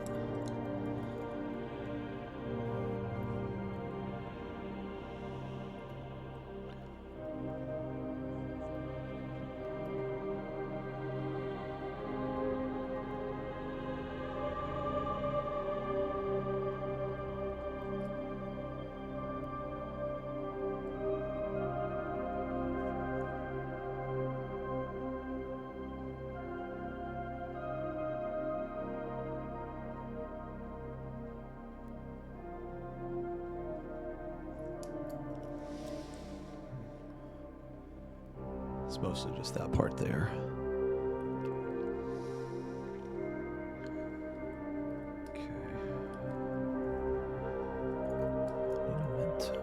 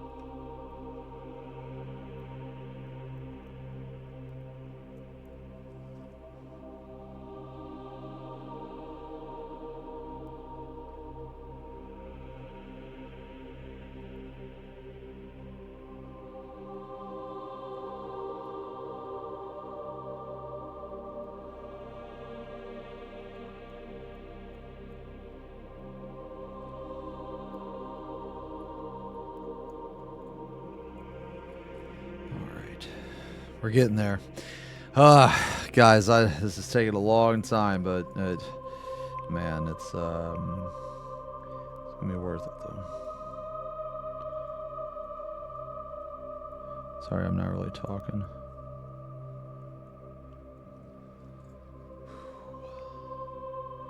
The thing about these colors, man,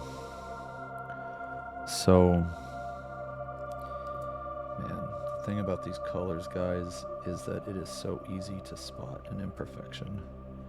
And whenever I do colors like this, I always take so long to do them because I just think to myself, like, okay, well, if I can see this imperfection, then other people can, you know. When did I start painting? Today? Honestly, man, I don't really know. I can't remember.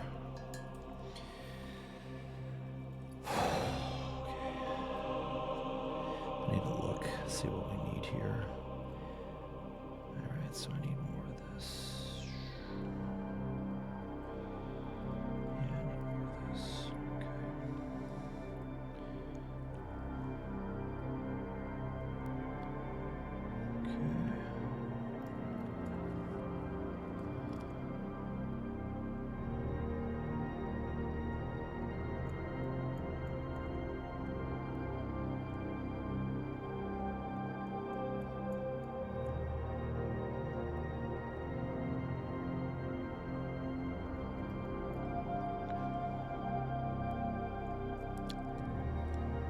Basically, this what I'm doing is it's a combination of layering, glazing, and fat glazing.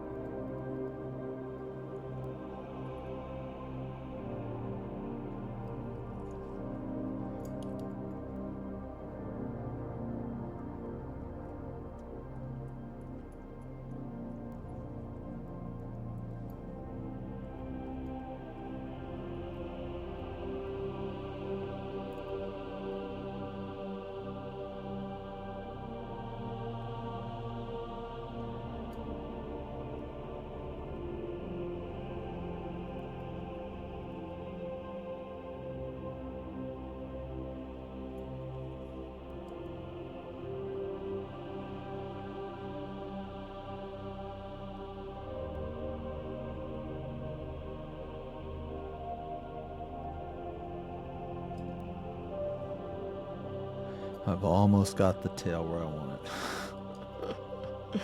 After all this time, I've almost got it. At least that section. Remember how I said I'm only going to focus on the one section? Well, that single section is... I'm still working on it.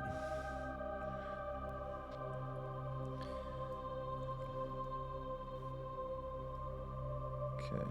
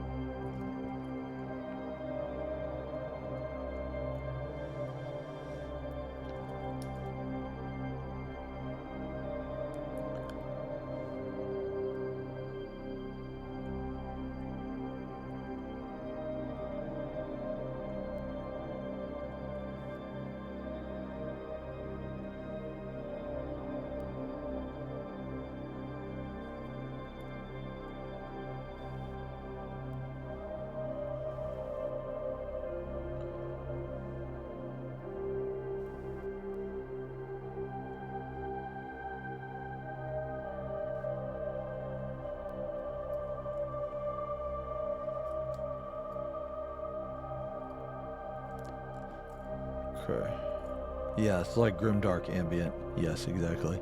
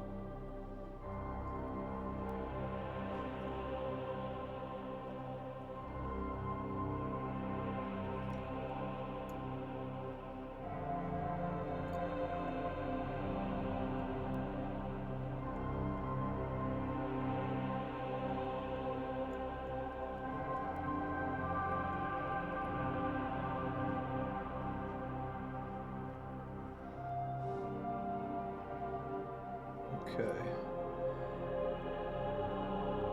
Slowly but surely we are getting there. I think I said that like fucking 20 minutes ago.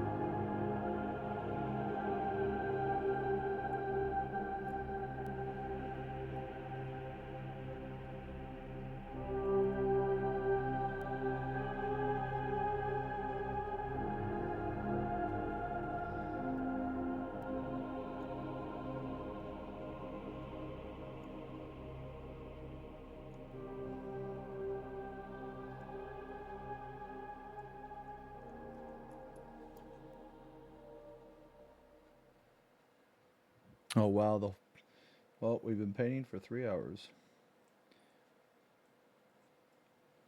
I will put on another video. We were almost done with this section of the tail.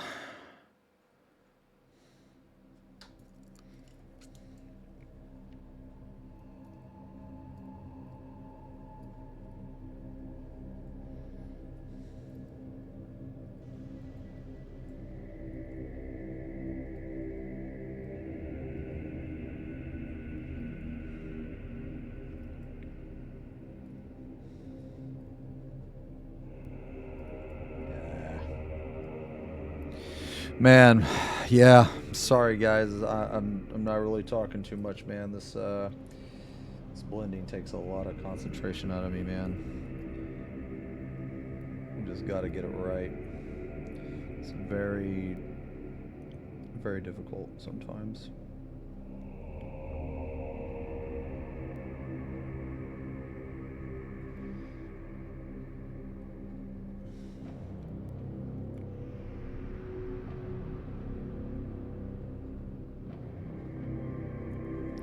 Some of the stuff is like just so precise when it comes to light and shadow, man.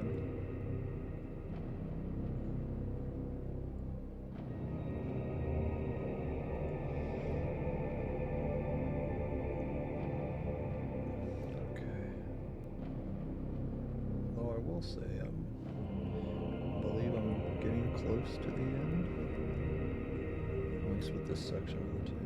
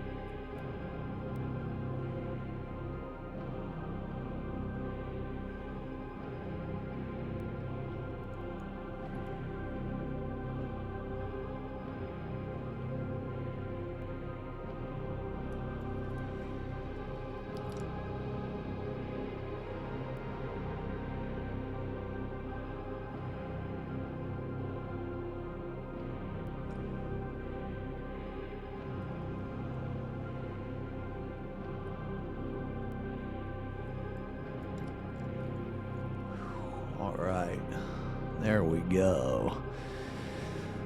Okay.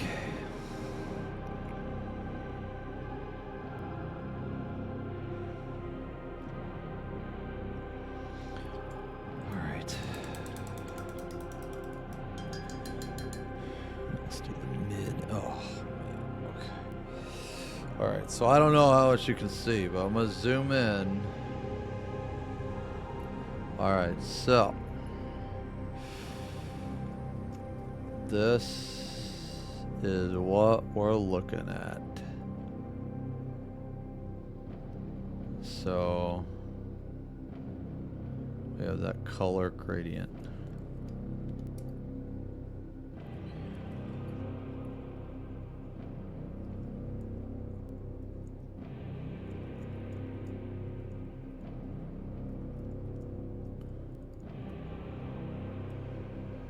That color gradient basically. So we start from there and then we go light, light, light, light, light.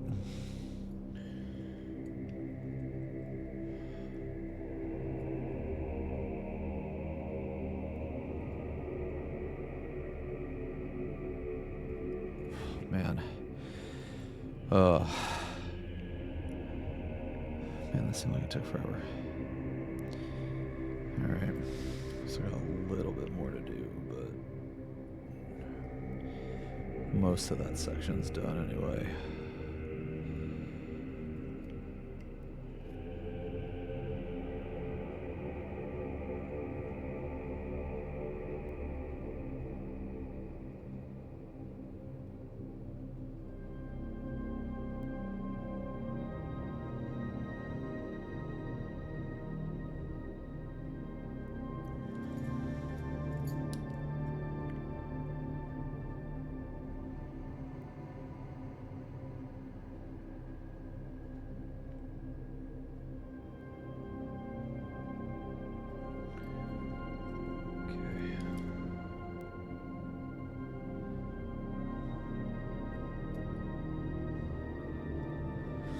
Alright, so we have like, so I know that took a long time, but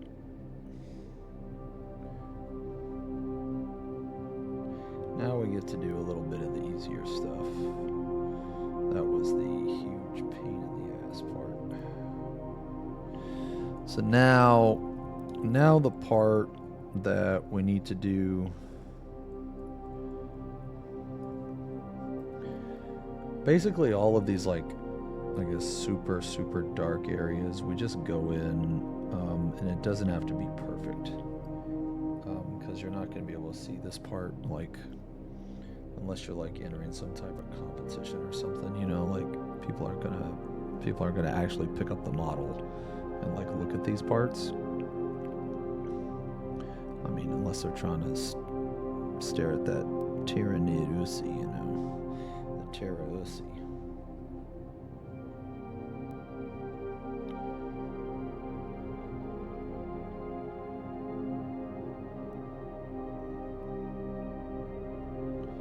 Which, I mean, you know, who knows? Some people might. You know,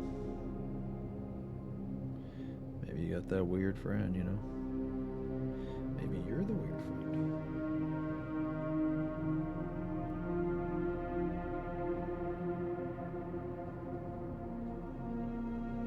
Sun destruction.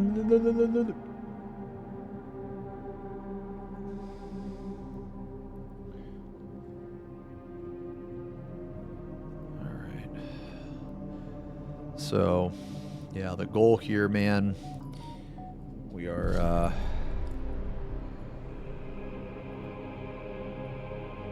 trying to just blend this as much as possible.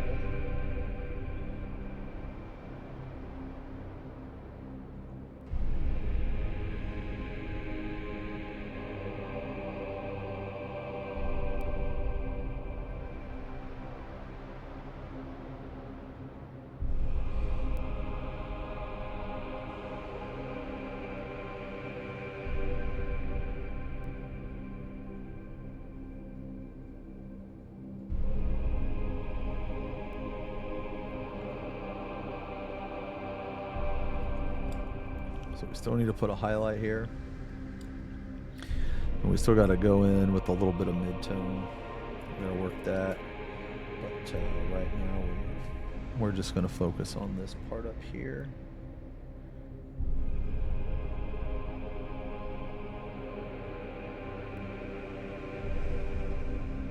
Because this part's kind of easy. Just go over it a bunch. Pretty much.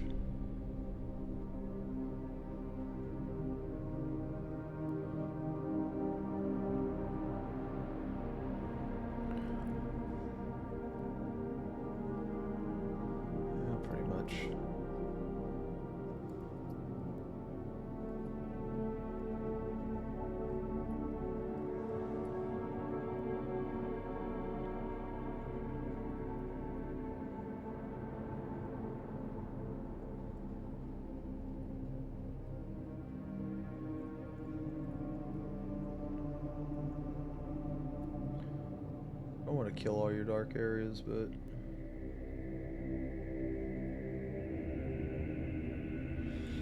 alright. So as you can see, it's kind of purple up here, blends into the pink down there. Still a little bit of blending down here that I'm not happy with, but it's okay, we're going to change it. Now we need to work on the other side here. So the other side is going to, we're going to do a little bit of a thicker paint. Just a little bit thicker. Not like crazy amount, but alright, there we go. Alright, so now we're going to run this up right next to it.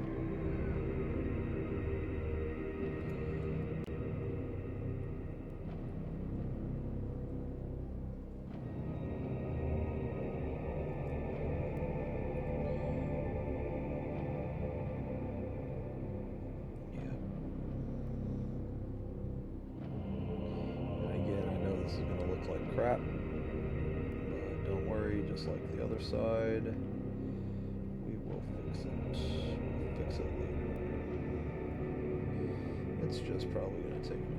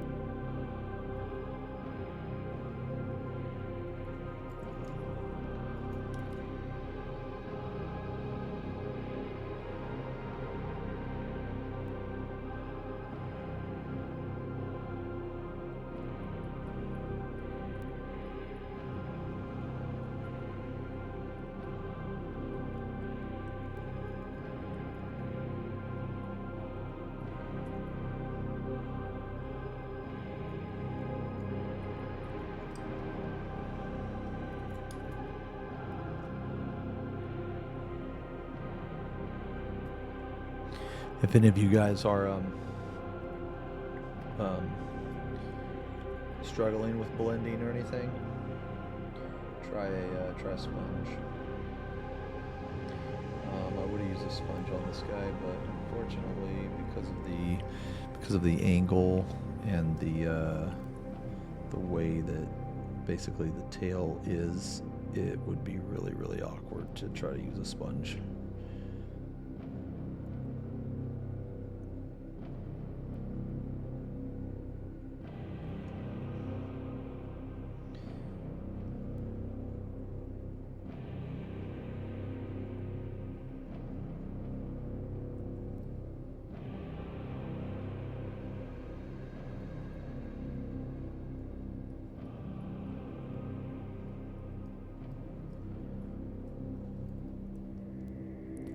You're painting Dark Angels? Dude, I love Dark Angels, man. I think they're like my second favorite Imperium. Aesthetically, they're my favorite, actually. But my favorite lore-wise is the Salamanders. Big fan of I guess the pseudo-good guys.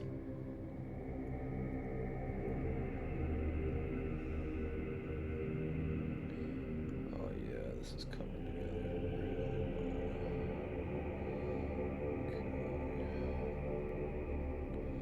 But I really like the Dark Angels aesthetically, man. Plus the lion story is pretty cool, honestly.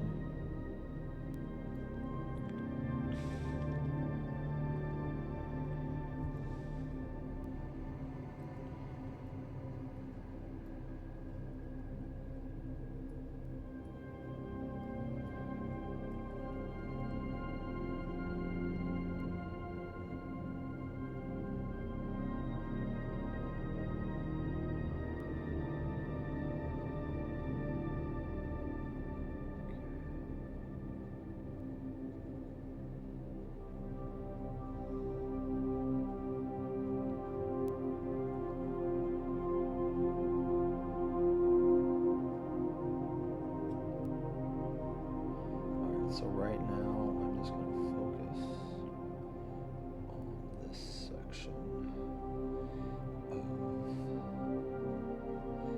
the tail. Man, this tail has been a bitch.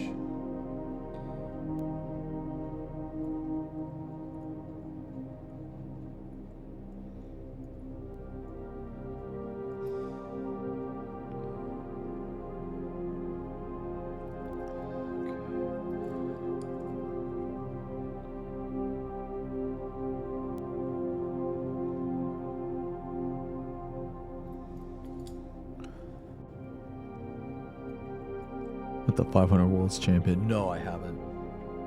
No, I haven't. I don't really play the game. I mean, I do think it's like kind of fun to watch.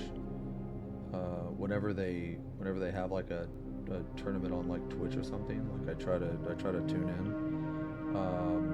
I don't really ever know what's going on, but Nevertheless, it is fun to watch. It is fun to see like the units like move around and stuff.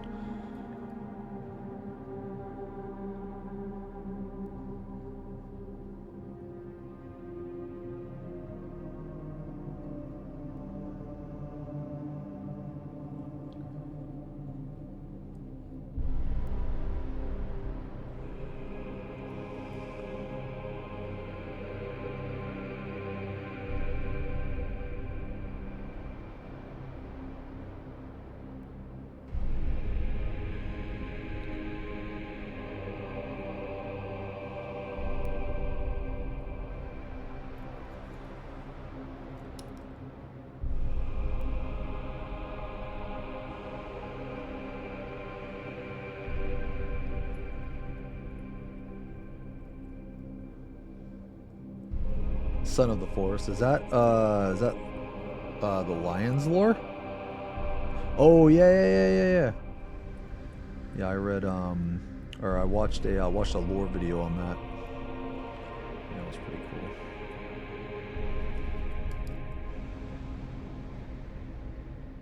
Like the Keepers or something, I think is what they're called. They like bring him back, and then and then like one of his like top commanders or something. Or you know what? You said you're reading the book. I don't want to say anything that's going to be a spoiler. My bad.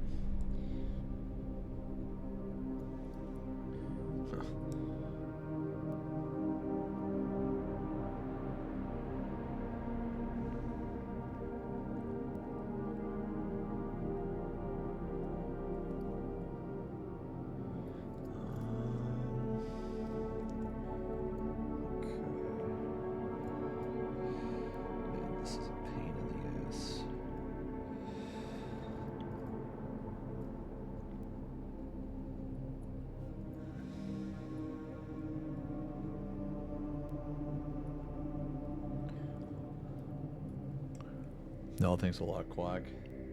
Yeah, I'm gonna try to continue to paint this guy on stream.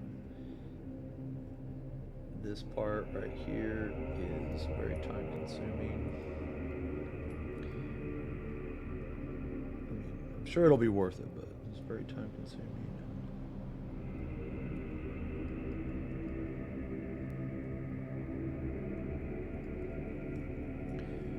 Try my best to keep it in the camera, but oh, man.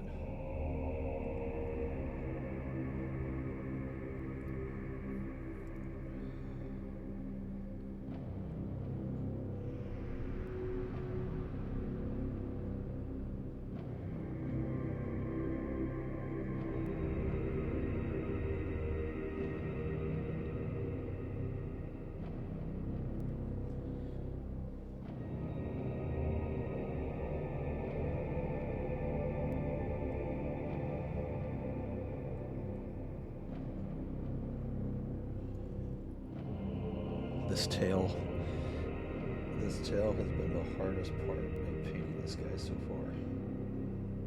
Oh man. Not even just because it's the most time consuming, but because the spots that I have to get to, man.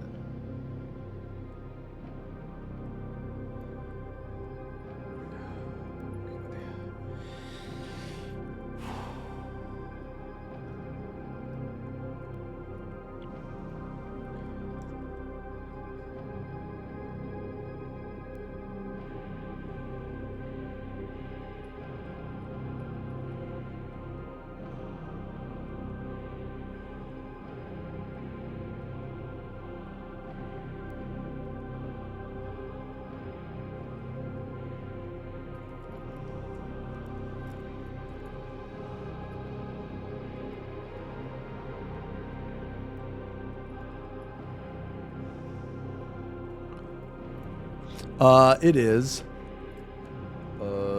This is.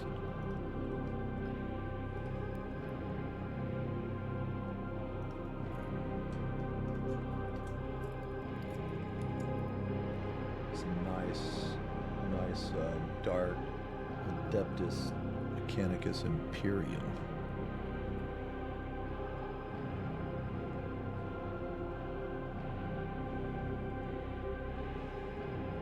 40k music is so sick,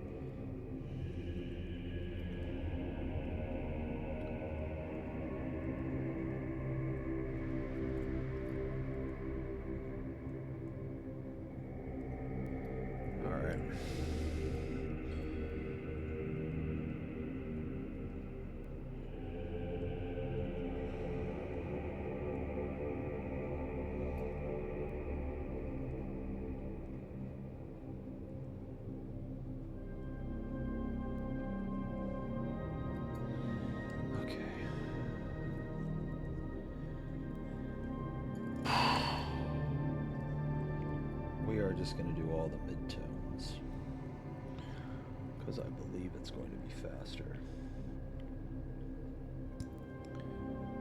if we do all the midtones.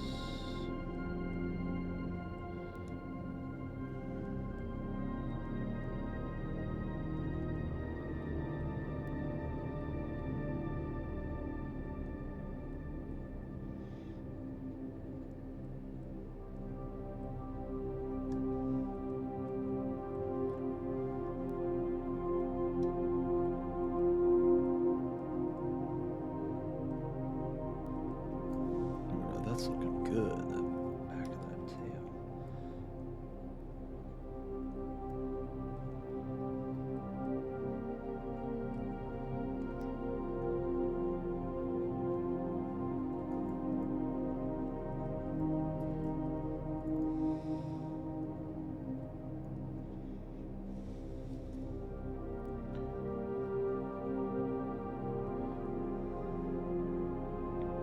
Trust in the process.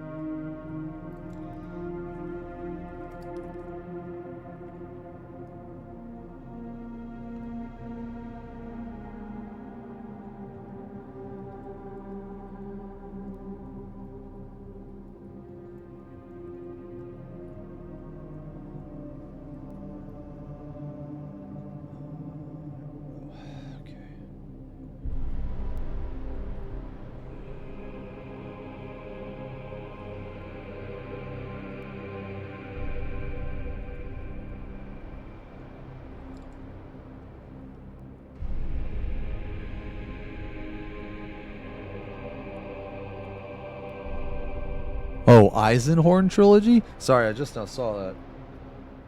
Dude, some of the quotes and stuff from 40k lore is just so metal and so awesome.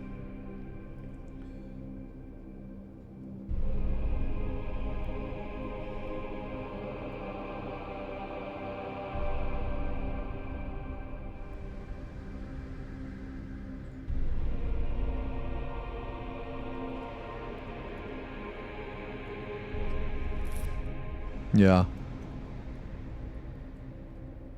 Bob Ross would have cooked me in a painting contest. Yeah, dude, he's Bobby, dude. He's a legend, man. Can't mess with Bobby.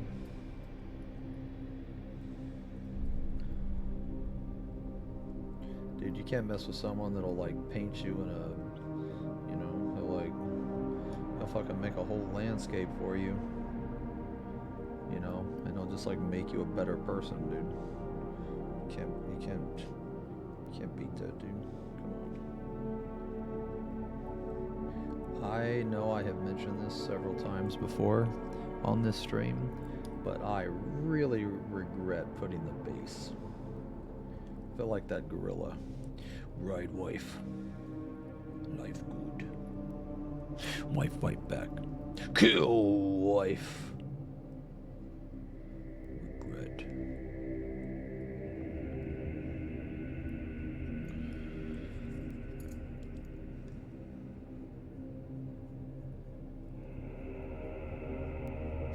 Assemble Tyrannid. Life good.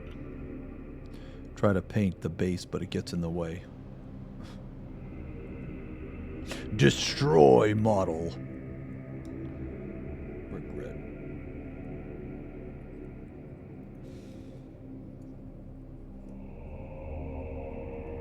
Ha! That's crazy.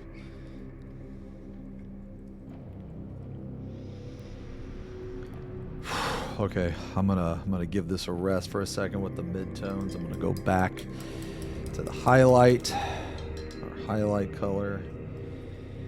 Woo! Man, I'm gonna be very happy when this tail is done. Very happy. Don't get me wrong, I love blending, but some colors are just not good to blend.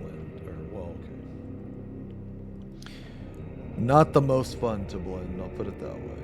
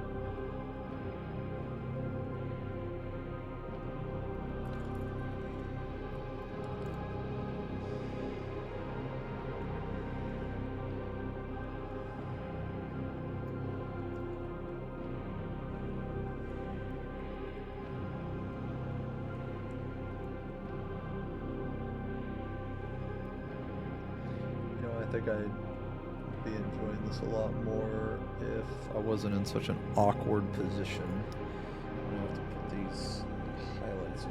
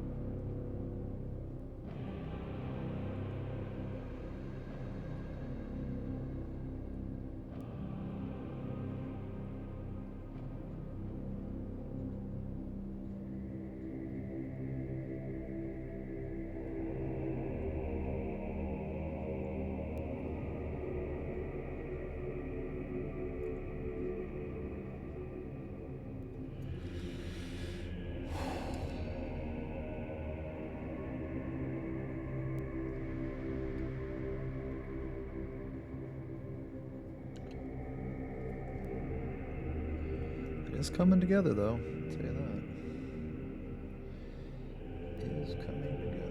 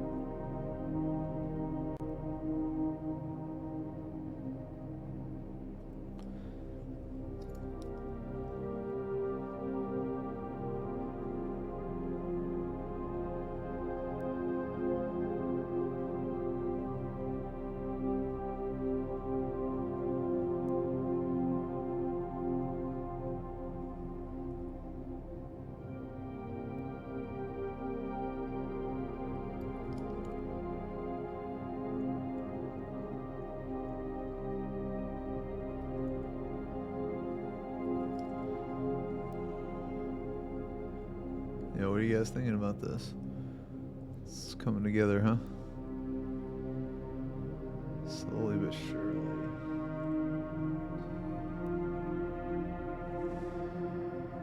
Still got work to do, though. Still got work to do.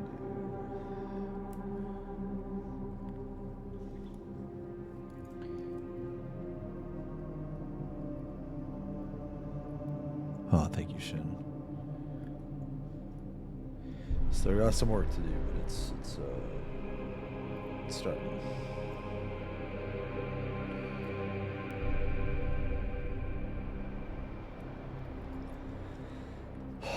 Very thin paint.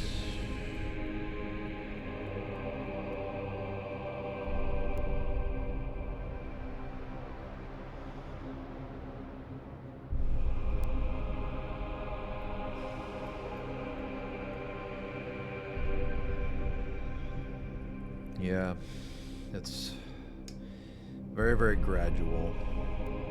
Let me see if you can zoom in on that. Can you guys actually see the color variance here? Yeah, maybe.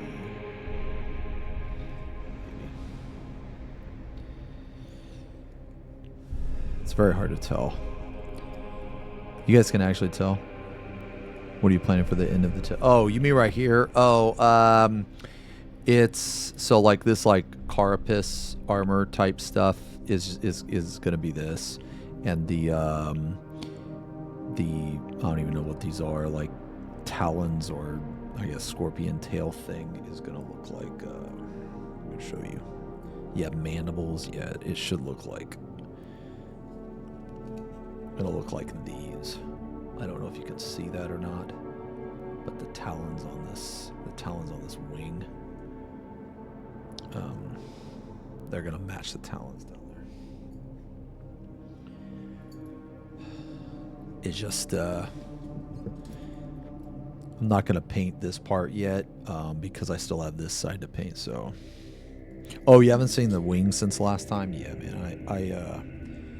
So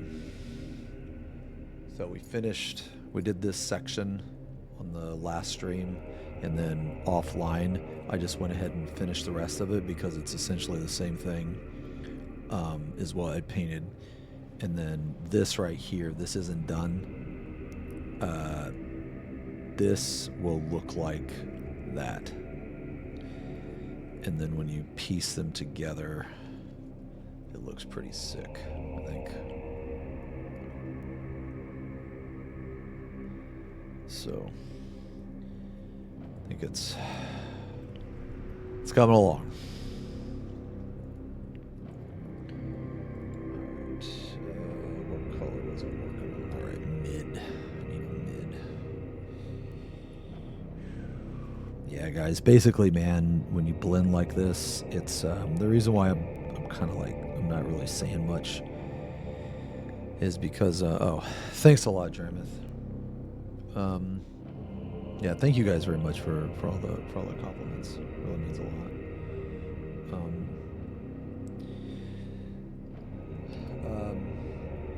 The reason I'm not really saying too much is I'm basically just repeating like 3 steps over and over and over and over again. And those 3 steps are I'm basically putting down a layer. I'm going from either light to shadow or shadow to light, depending on the layer. And then I'm grabbing another color. I'm grabbing either the brighter color or the darker color, and I'm doing exactly the same thing again. And I'm just doing it over and over and over and over and over again. This is by no way the only way to paint like this, by the way. This is just, it's something that I am comfortable with, and even though it takes forever, it's something I'm comfortable with, and I know that I can achieve the end result that I want if I just keep at it. So that's why I'm painting the tail this way. Like I said, I would be... An alternative way to do this is an airbrush or a sponge. And honestly, it would be a lot faster. And look either just as good, or well, look just as good, but the problem is I don't like an airbrush and I can't get my sponge in here, so unfortunately it's the old brush for me.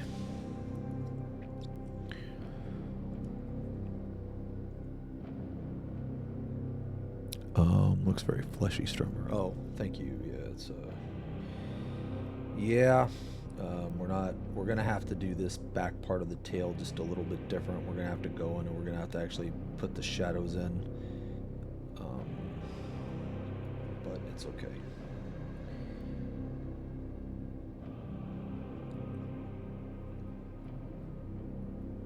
It's all right. We have some areas to clean up. I want to say we're more than halfway done with the tail. The major hard part is over, and that major hard part was the thing at the beginning. There's still some difficulty. There's still some difficult stuff that we have to do, but nothing as hard as the first part. I typically try to get the first... I typically will try to get the hard part over with first. Because it's... I mean, like, most of the time it's when I'm the most focused. And if I just, blast it out, then...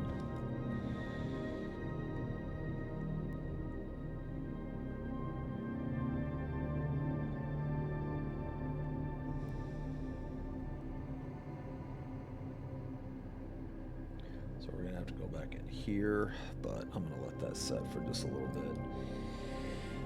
I'm going to come back in here now. I'm going to pull my highlight color. Blending, Shin? Yeah. It's one of my favorite things about painting, actually, is the blending. It's just very satisfying. Alright, so we have some trouble areas, like right here.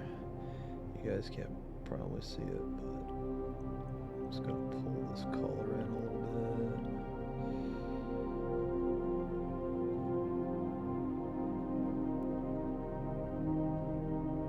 This will...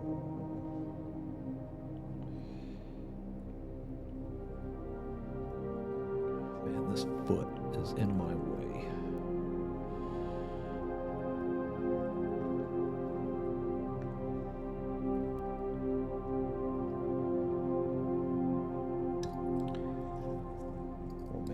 A little better, make this transition just a little bit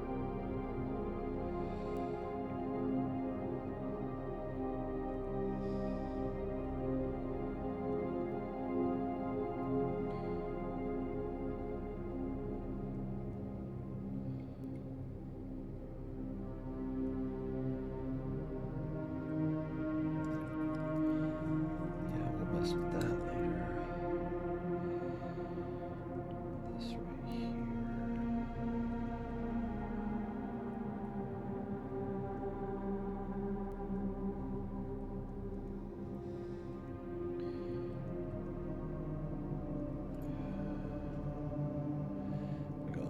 To do right here.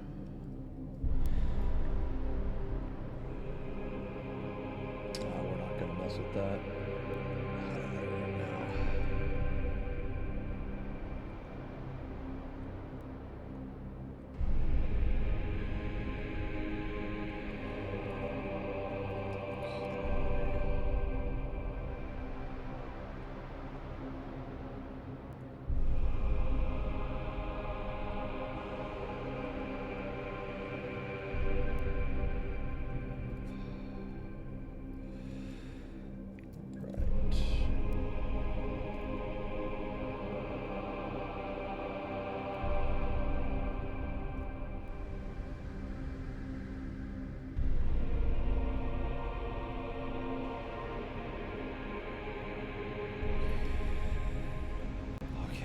We have a highlight right here we have to bring back that was drowned out by the midtones. So let's just make it right here. There we go. Well, if we didn't want it there, there's a highlight there now.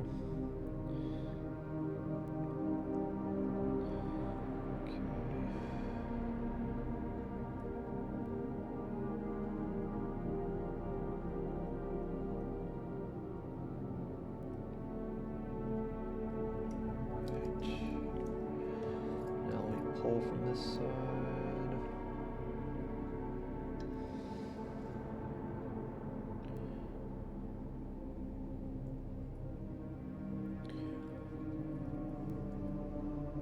Oh yeah, I needed a chill day, Drameth, I'm not gonna lie, man. I've been streaming a lot recently and needed a chill day.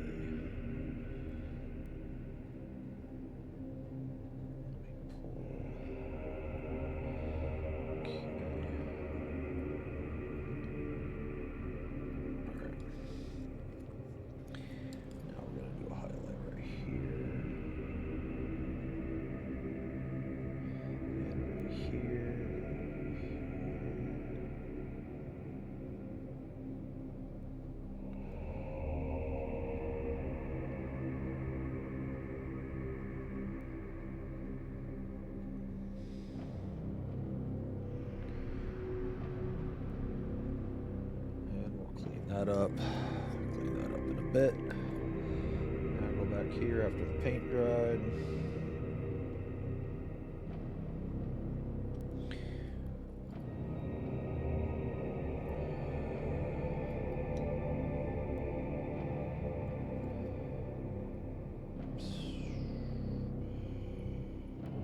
I think we need a little bit of thick paint right there.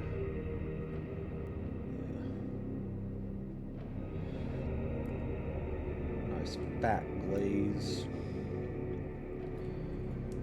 Alright.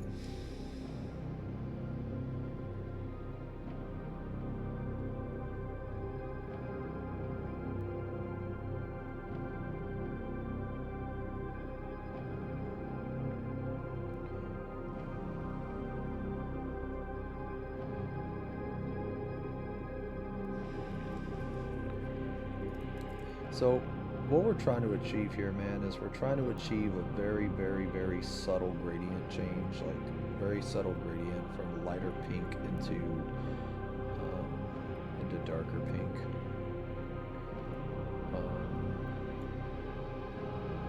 But it needs to be subtle, but at the same time it needs to be noticeable. So basically, in this scenario,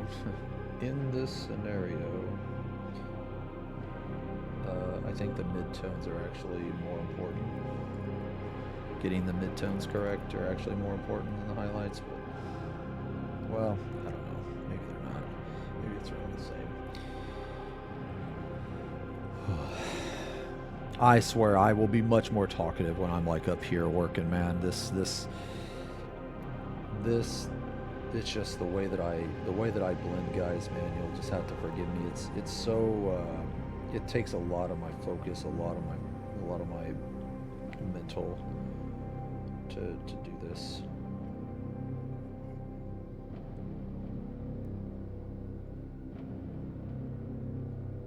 So just bear with me. I'm trying to hurry as fast as I can.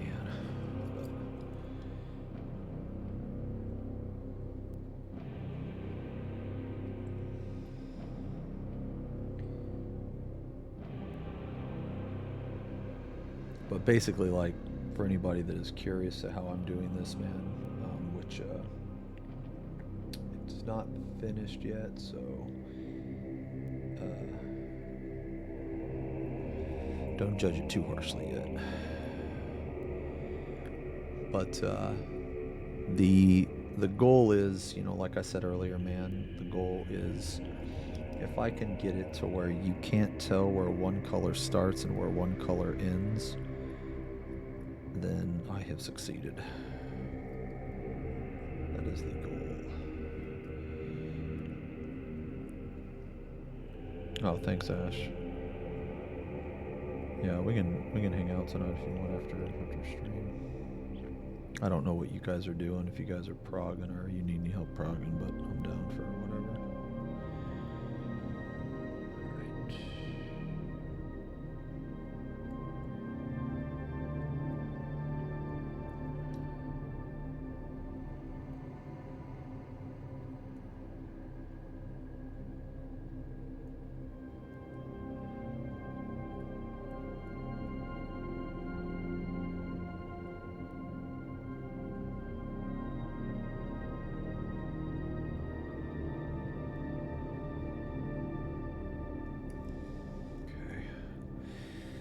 Alright, so now we have a good amount of highlight here. So it might look all the same color, but we're going to fix that. We're going to fix that.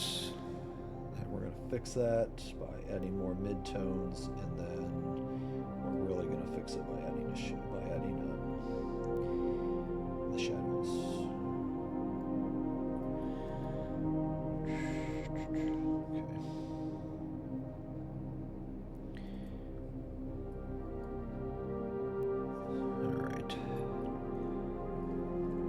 So I don't know if you can see it, but there's a line. There's a line here between the highlight and the midtone, and what we are going to do is we are going to blend that line. And the better we blend it,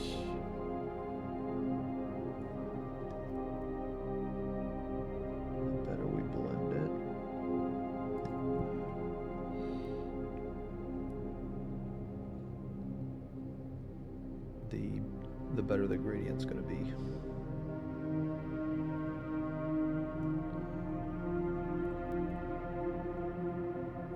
For this step, we have to be very careful.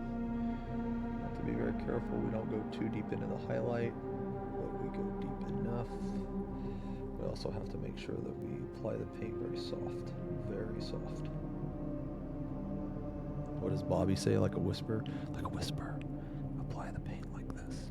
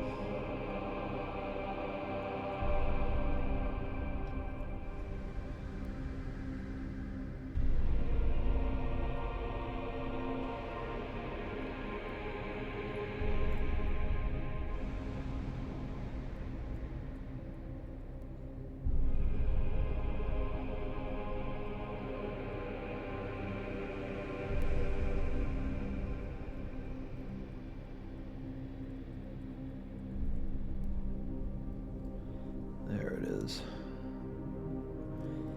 There it is.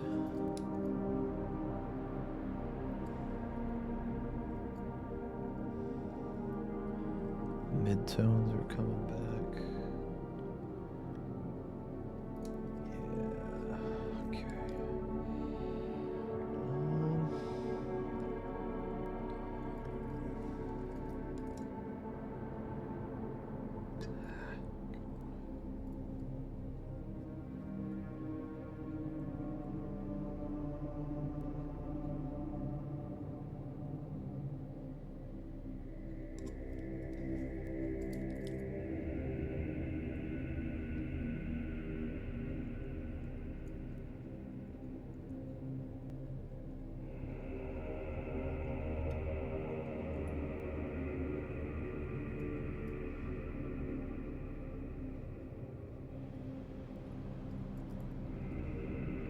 Space on my arm, man, or my hand.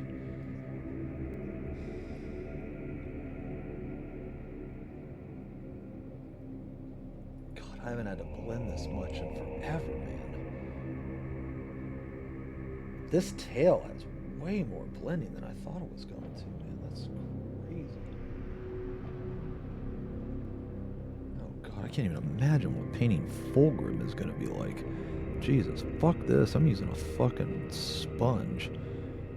No shot, I'm using a brush on Fulgrim. You guys know Fulgrim Transfigured?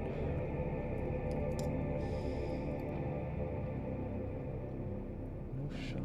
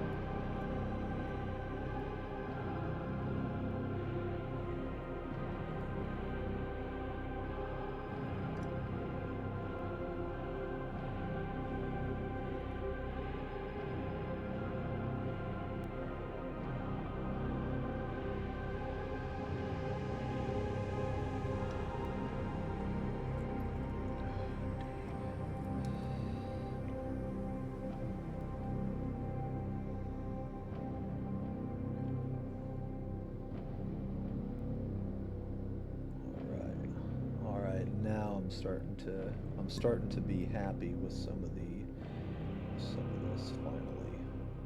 I'm not gonna lie, man, I was very unhappy with this for a very long time. Okay, but now it's starting to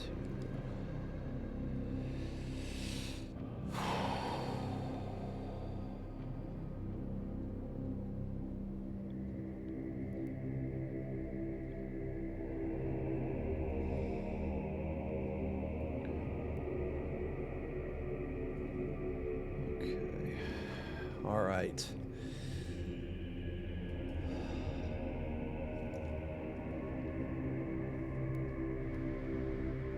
Let's see if you guys can see the different color variation here.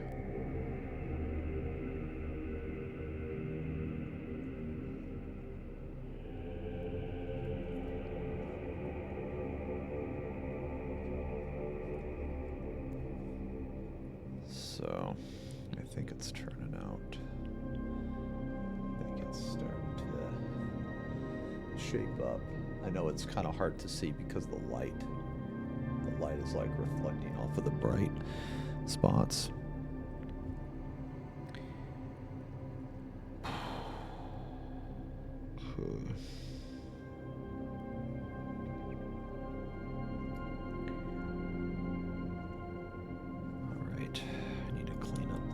Here now.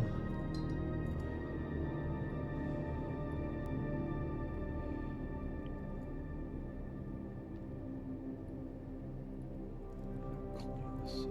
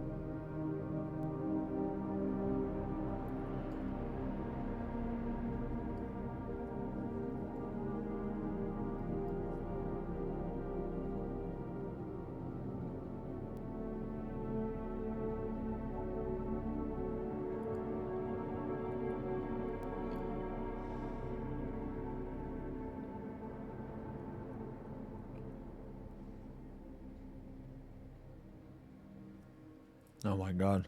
An hour already went by? Holy.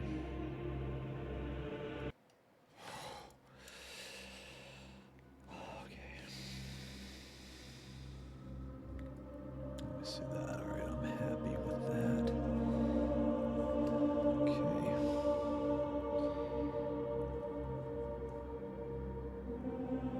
I'm happy with this, but I need a little bit more.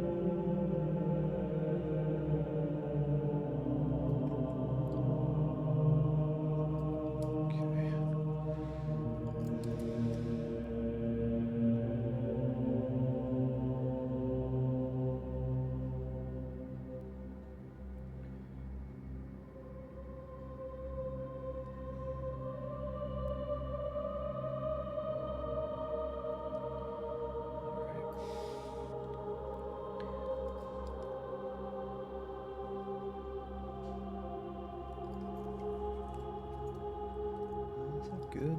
Yeah, that looks good. Oh my god. Good god, man. This tail was a pain in the ass.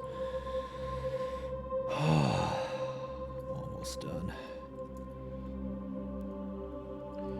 Jesus. This tail was very difficult, actually.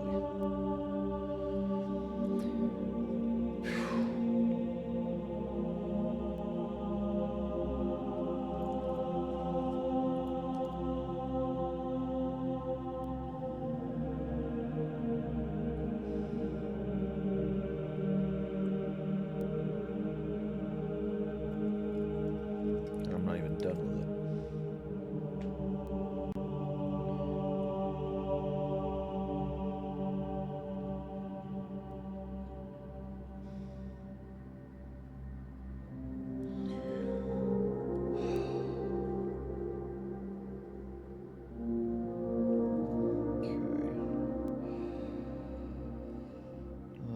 Still got a rough area here I need to fix.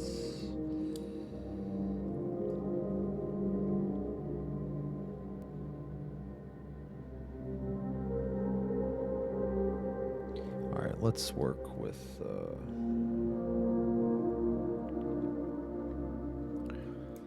actually, let's fix this mid-tone real fast.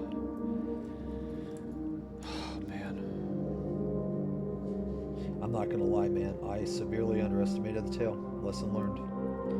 Lesson learned. Swear to God, man. Every time I paint, I learn something new. I severely underestimated this tail.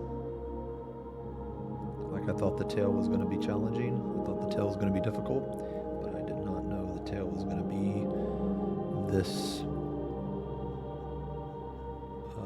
this amount of blending.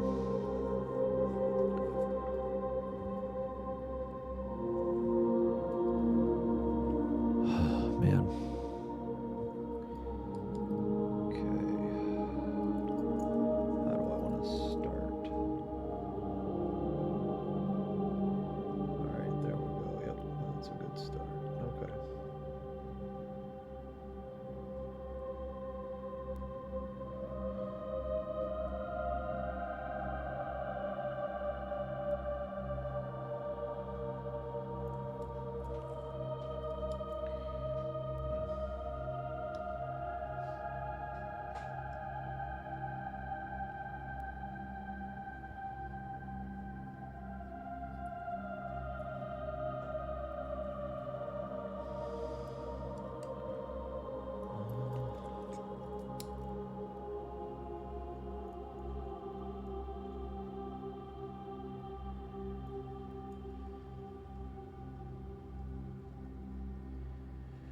Holy.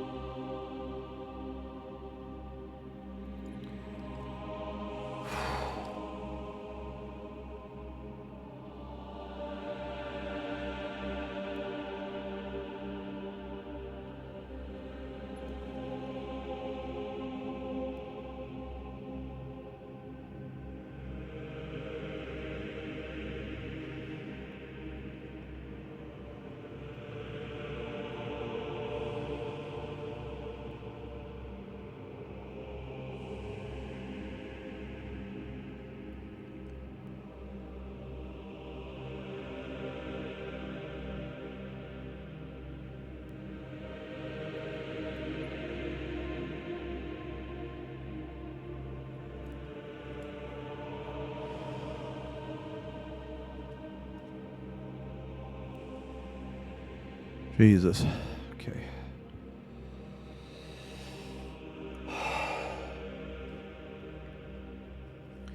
Mother of God.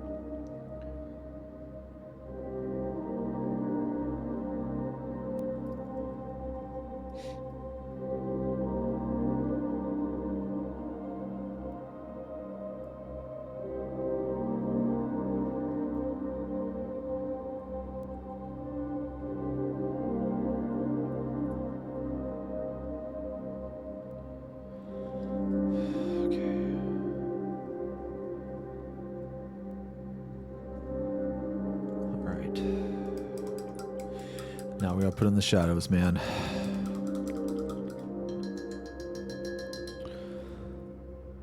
Alright.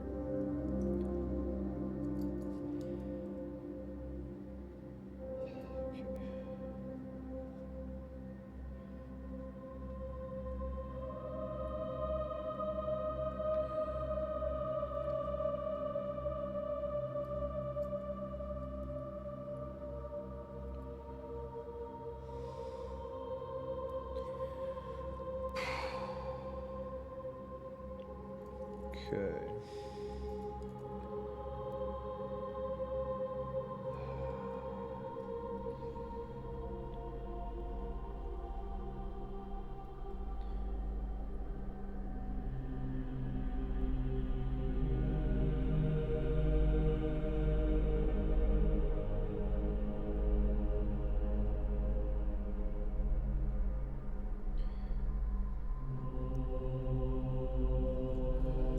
Okay.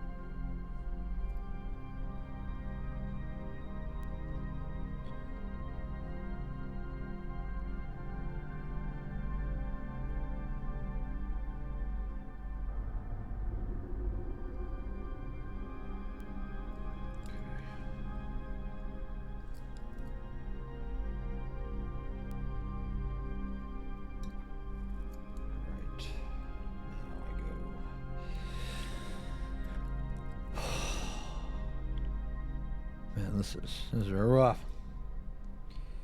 Sorry, my chat interaction sucks, man.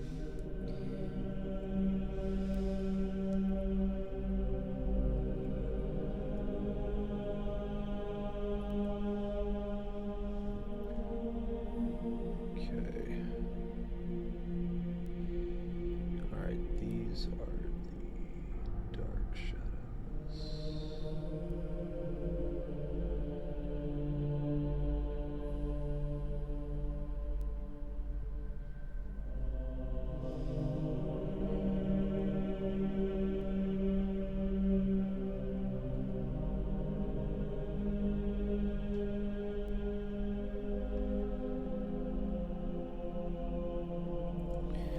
Okay.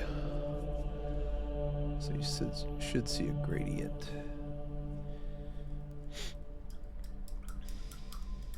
But we are not done yet. Gotta go back into Midtown.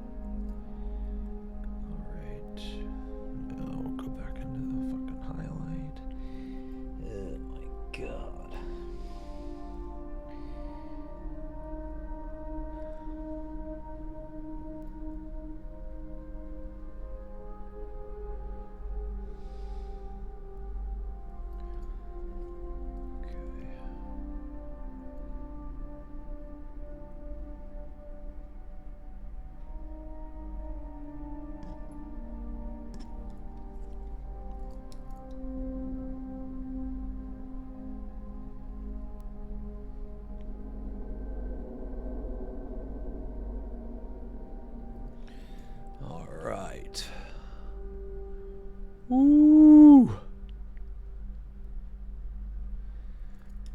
Alright, we're gonna do one more mix because it's bothering me.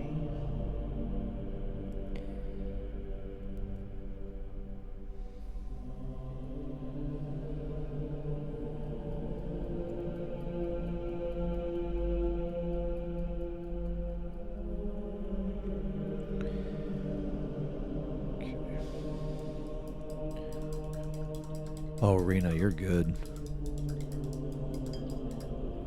Oh, you're fine. No, I hope whatever you got going on. I hope everything's well. Yeah, we just doing the same thing. Griefing in 14. Trying our best to not mess up this tail.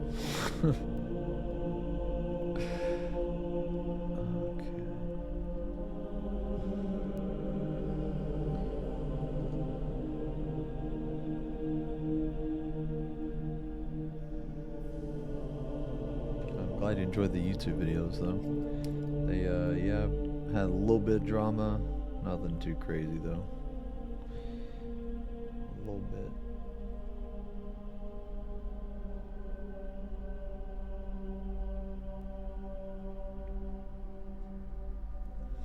All right.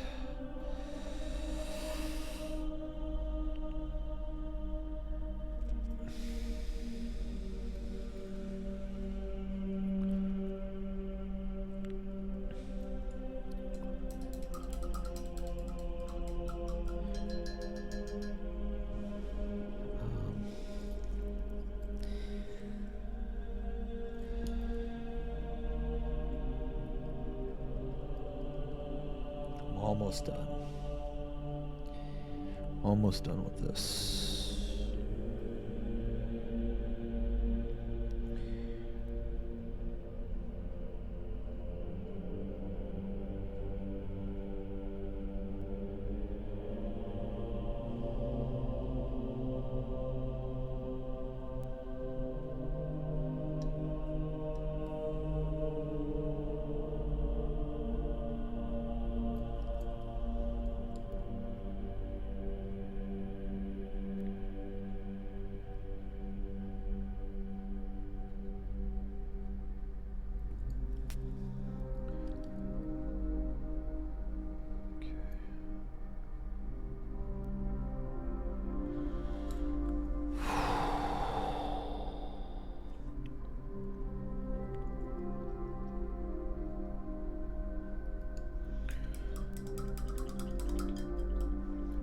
more thing to do, I think.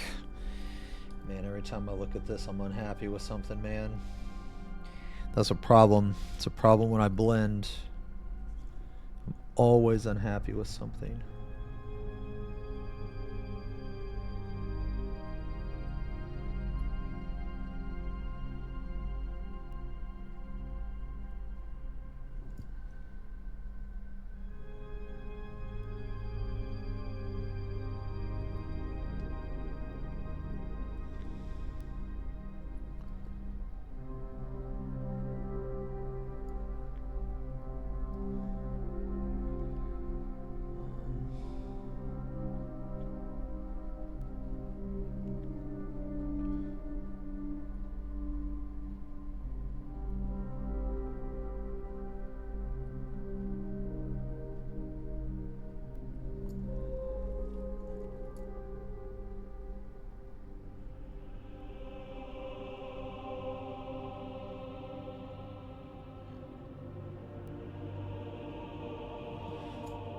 Gotta go back in there with the darker color.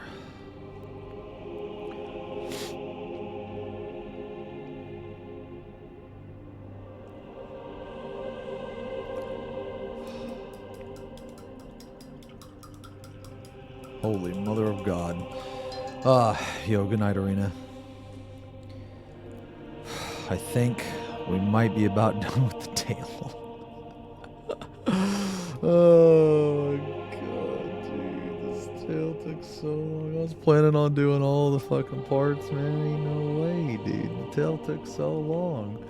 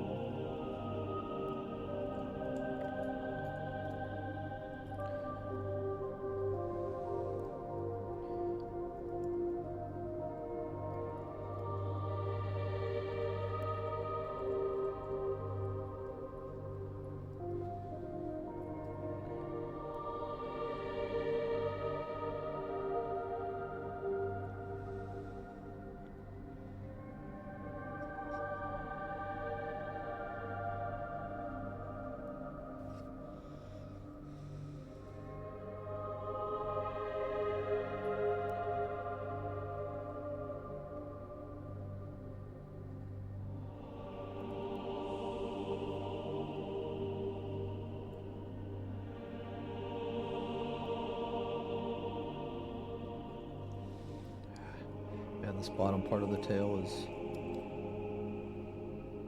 really annoying.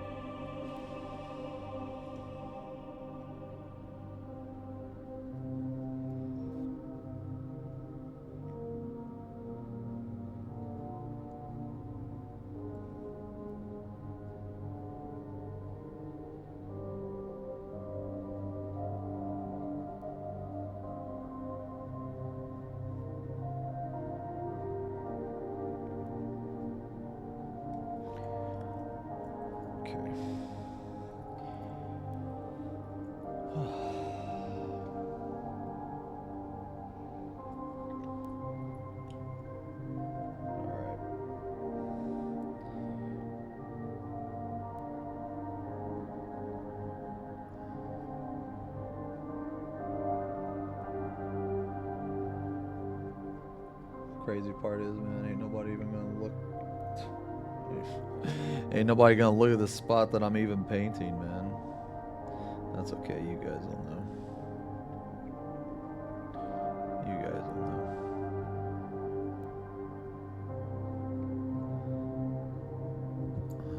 Alright. Okay.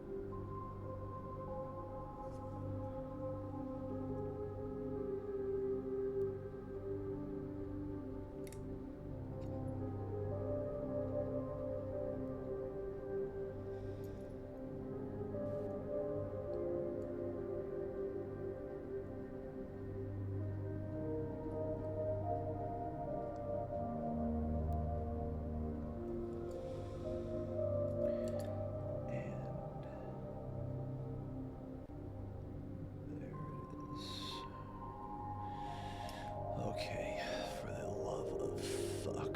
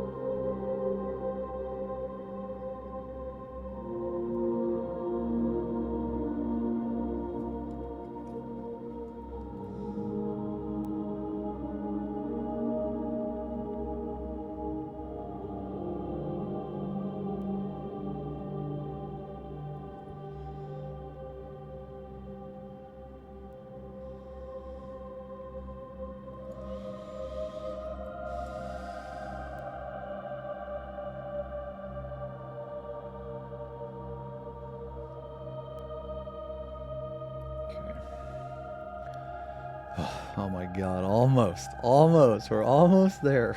I think I've said that like 10 times. We're almost there, almost there.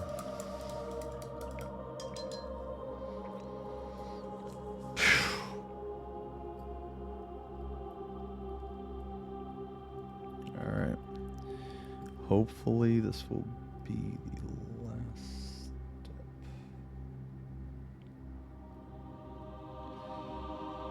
Hopefully.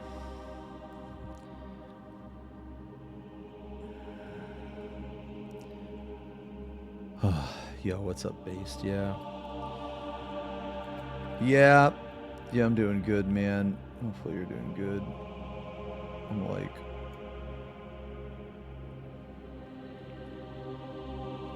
I think I like almost messed this up.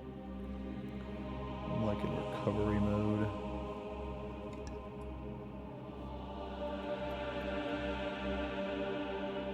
I almost messed up a part of the tail that no one's gonna fucking look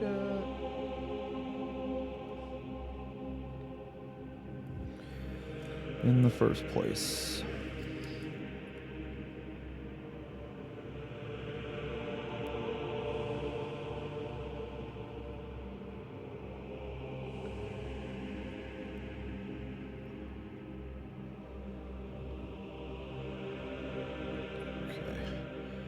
Alright, please, for the love of God, just make this last step work.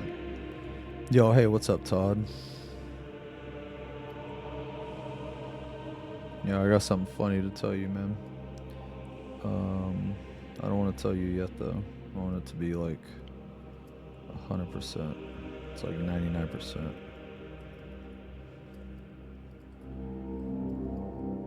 Should know tomorrow. Yeah, well, we got a thing coming up, but we also... I'm just gonna say this. Somebody forgot. Somebody won't name any names, but somebody forgot that they lost a defamation lawsuit. The same individual also forgot that, well, when you lose a defamation suit and, you know, you owe somebody money and they come after you with this money and a court tells you to go to court and you don't go to court, well, sometimes you end up in jail.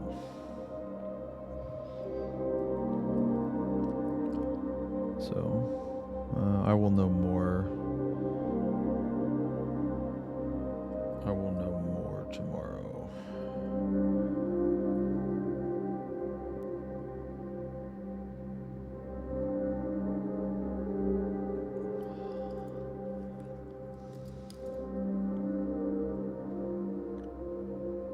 Oh, motherfucker, dude.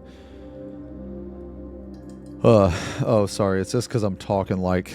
It's because I'm talking really quiet.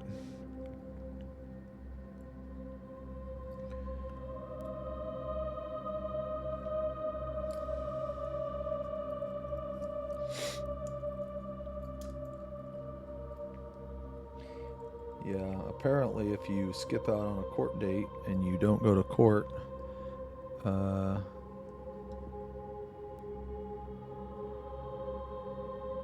and you owe someone money, court doesn't like that. Apparently. I mean, I wouldn't know. I wouldn't know because my life isn't ruined. Yeah, but I'll know tomorrow. I found out about it yesterday. Found out about it yesterday, and yeah, we'll see. But yes, we do have that thing next Tuesday.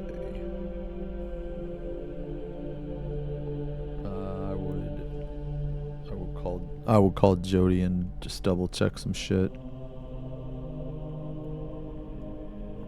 She's been having trouble printing off a PDF, so. Okay. God fucking bless. God fucking bless. Jesus. Okay, now. Jesus. Oh my God, no.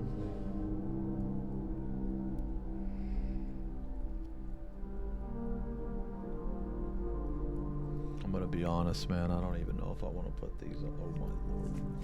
I don't even know if I want to put these on here.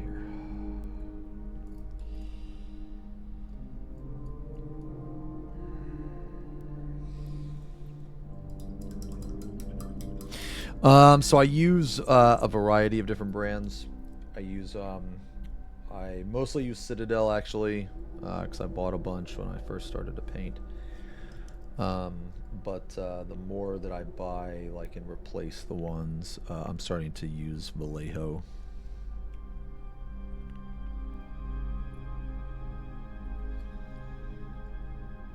I would highly recommend Vallejo, actually.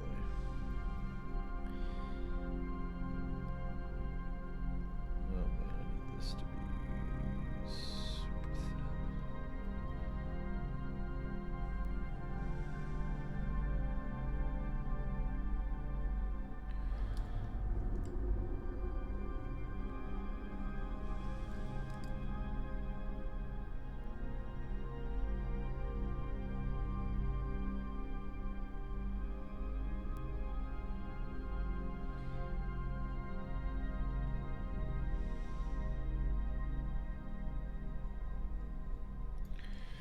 You know what?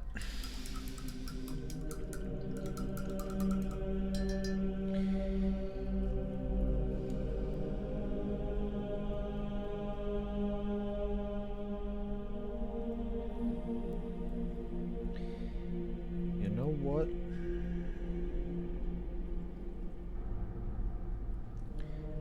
We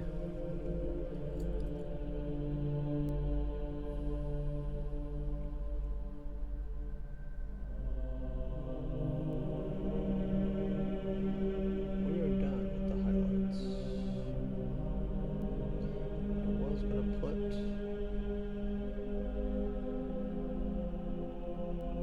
I was gonna put a touch of Blade One flesh and a smidge of Screaming Skull.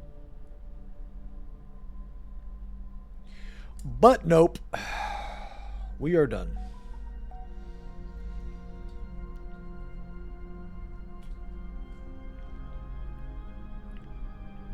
At least with the tail. Oh man. I multi-stream, Ryu. I multi-stream on YouTube and Kick. Yeah, man. YouTube and Kick. I gotta spam ads on Twitch, man. I'm sorry. Alright, let's just apply, let's just do...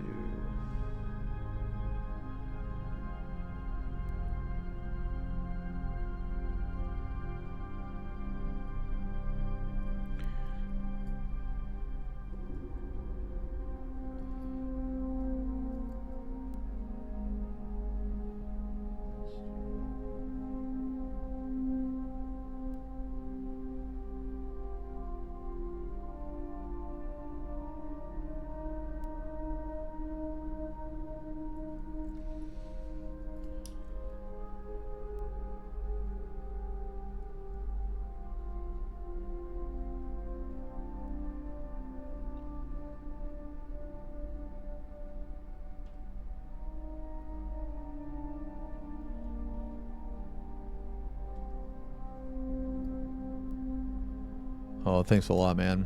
Yo, you're painting Death Guard? Dude, Death Guard is my favorite chapter, brother. I haven't painted Death Guard in a while, though, man. I've just been doing other stuff.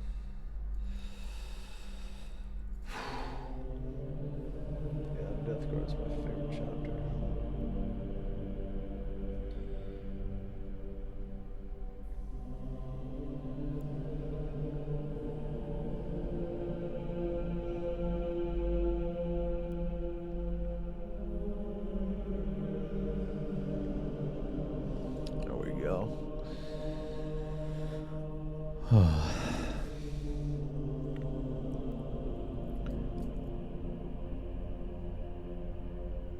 Yeah, I know, like, ads are fucking awful, man, I know.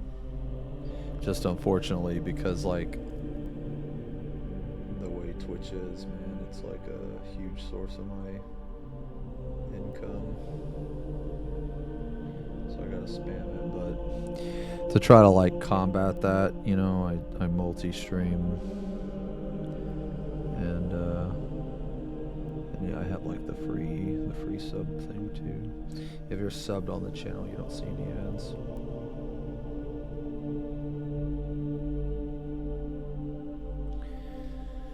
Okay.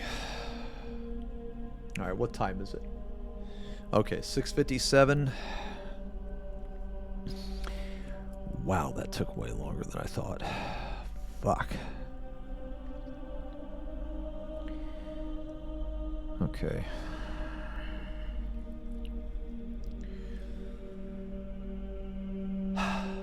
All right. I'll tell you what. I don't think I'm done. I don't think I have enough time to paint this entirely. But what I do have time for, I have time to lay down some foundation on some of the more muscle areas. Let me go use the bathroom. Let me stand up, man. Guys, man, sorry I was really talkative at the start of the stream, and then I started to and then once I started to paint the tail, I kind of zoned, you know, I kind of shut up, man. But I wonder if, like, it doesn't really. Dang. Well, I don't know if you can see all of the gradients that I have here, but the different colors and variations on this tail, man, they took a long time to do. I will take a better picture. I will definitely take a better picture, but yeah.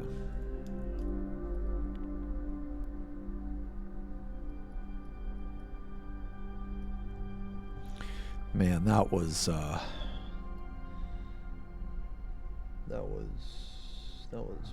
very time consuming.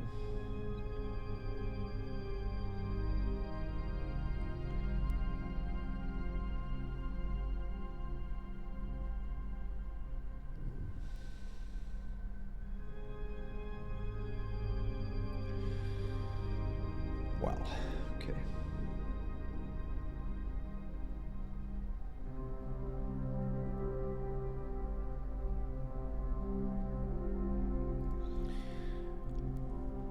All right. Yeah, let me get up and stretch, man. Thank you guys a lot. Let me let me get up. Yo, peace out, Ramoth. Good luck with raid, man.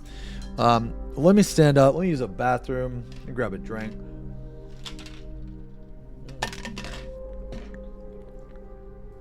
Oh, I gotta stretch for a second, man. Yeah, let me just kind of get up, move around just a little bit. BRB real quick. Yeah, we'll figure out what we're gonna do next.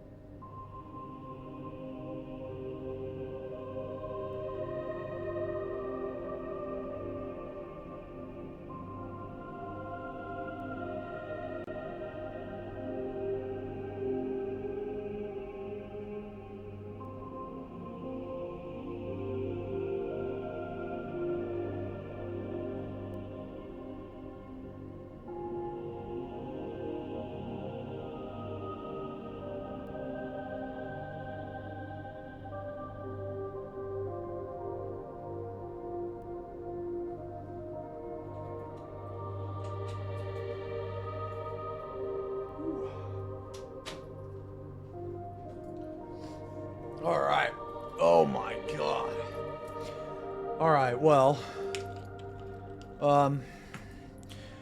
so I'm basically happy with the way this tail looks.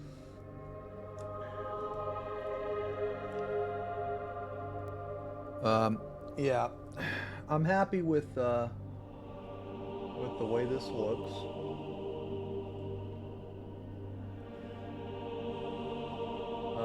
I kind of like it pink, man.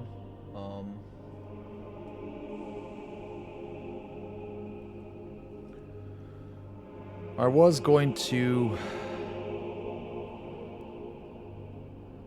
gonna highlight it with Flayed One Flesh and Screaming Skull, but you know, I kind of like it pink.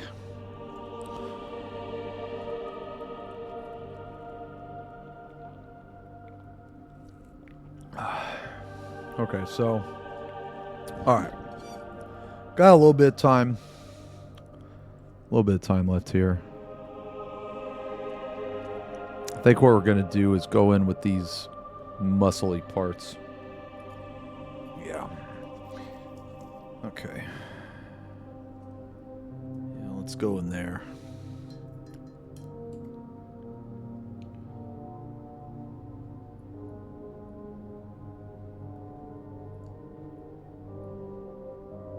Yeah, we got a little bit of time left. We couldn't get exactly everything done for today, but we get a lot done, though.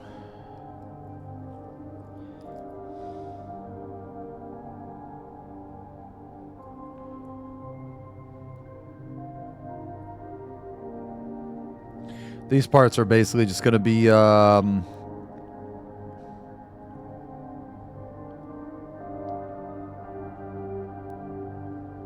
it's going to be like...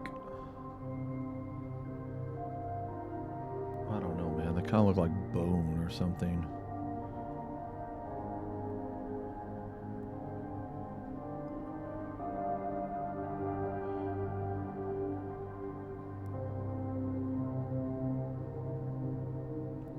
Like these parts here, and then I think like this part, what I'm painting now is muscle. I think. I don't even know, man.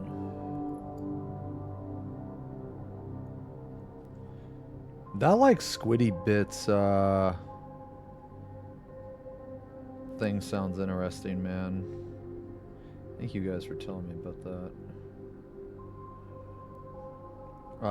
I'll check it out. Yeah, I'll check it out. I think the next painting stream will be next week.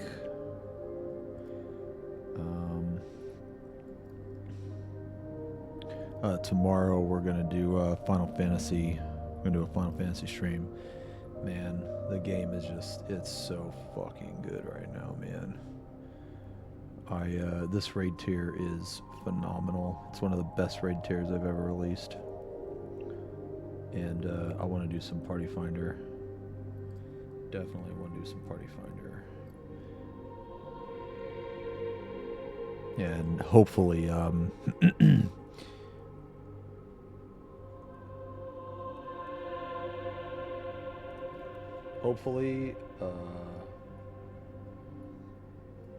the Party Finder will start using the uptime strat in M12. Has anyone actually looked, had a chance to look in the Party Finder? I mean, I guess I can in game, but...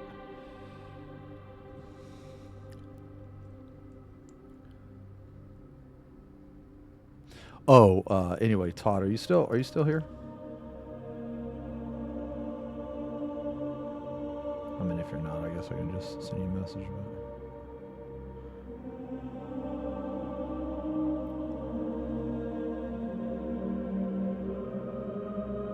Want to prog P2, but... Well, what strat are you doing?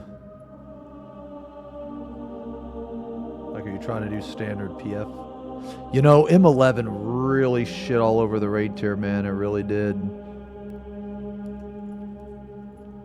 Like, M11 is a big problem, even still. It's kind of crazy. DN Nation. DN Nation.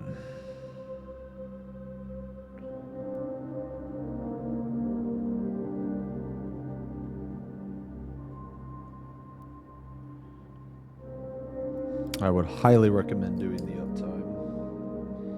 Highly. The uptime is literally better for everyone, even casters. Literally everyone.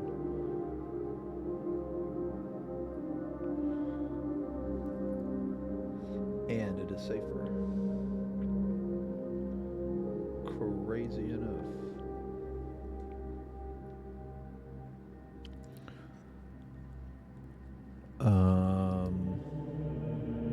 Which one is uptime? It's the cozy clones, or EM, but nobody does EM, so go with cozy.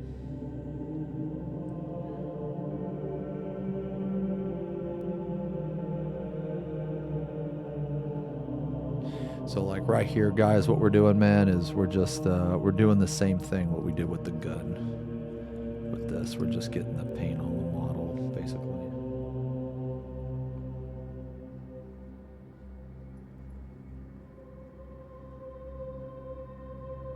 Yeah, cozy is DN uptime.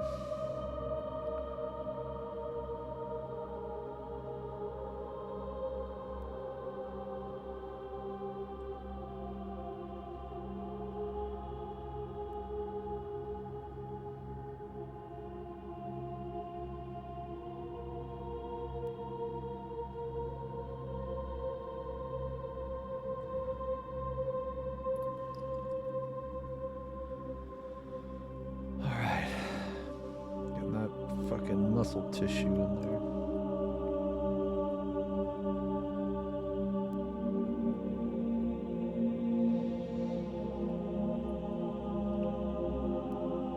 Banana Codex 2 or Clone Zone. Well, the thing is like I like Banana Codex better, but Party Finder doesn't do that depending on what data center you're on. Like if you're on NA, Party Finder doesn't do Banana, they do DN.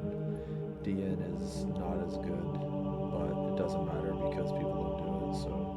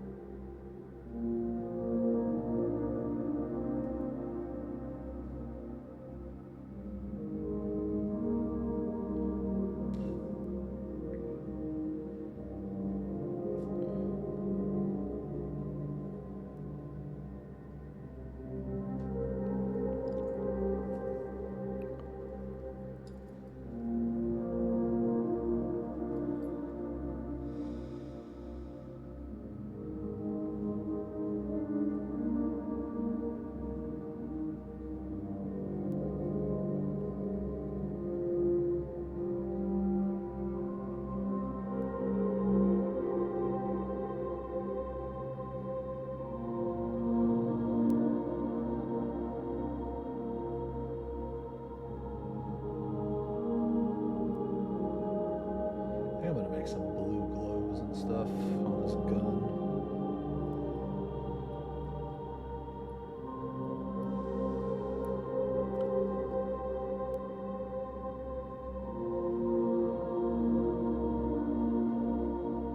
Yeah, I think it's gonna look cool.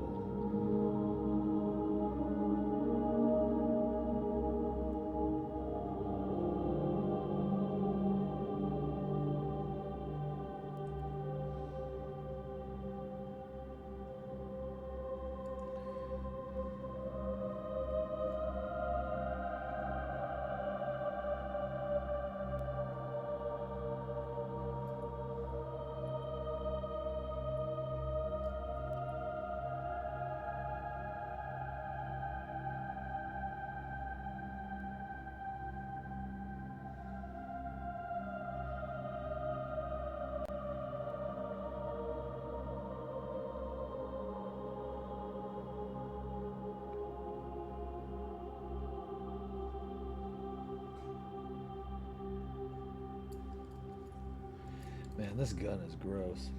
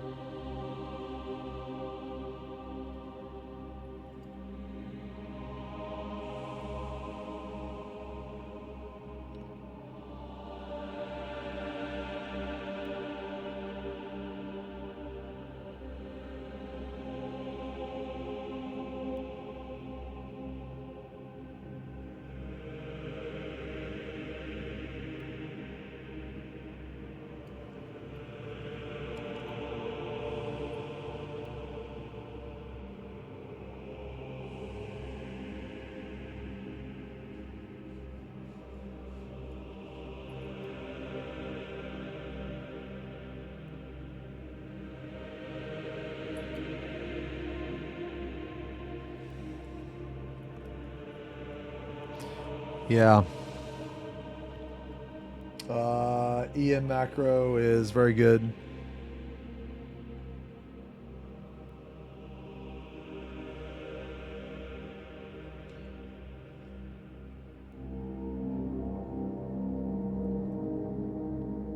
EM is just the best. It's just the best, man. Like I'm not saying that because it's my group strat, man. I'm saying it because I legitimately think it is the best. I genuinely feel that way.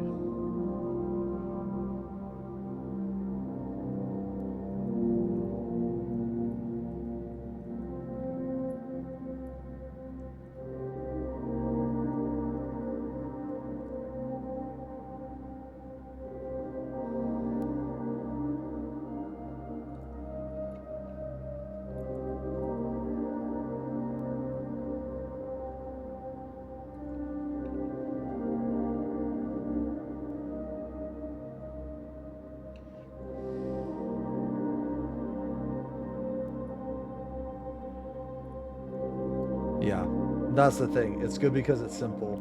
DN just overcomplicates everything, man. It really does. But, you know.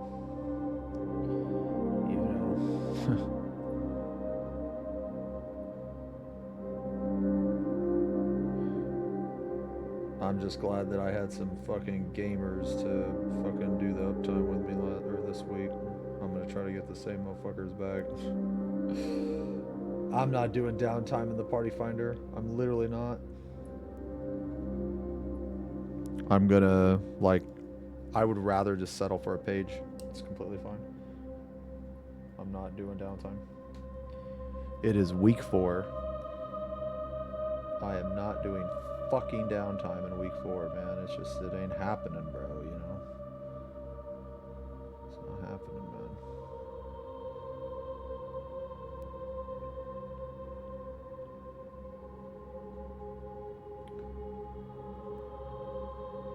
Not for me, anyway.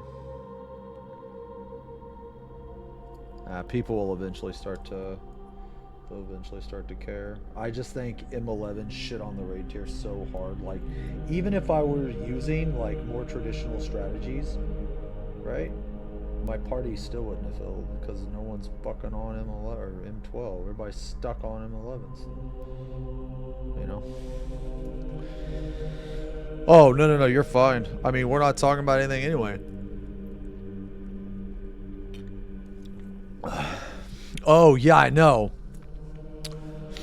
How is it so cold in Florida? Like, what the heck is going on, man? Like, I moved out of Kansas to avoid this shit.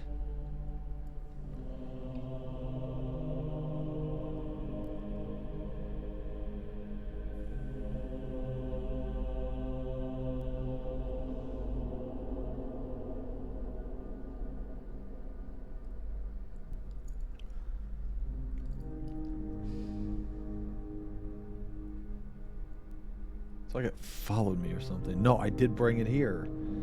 I'm sorry. I didn't mean to. I was trying to escape it.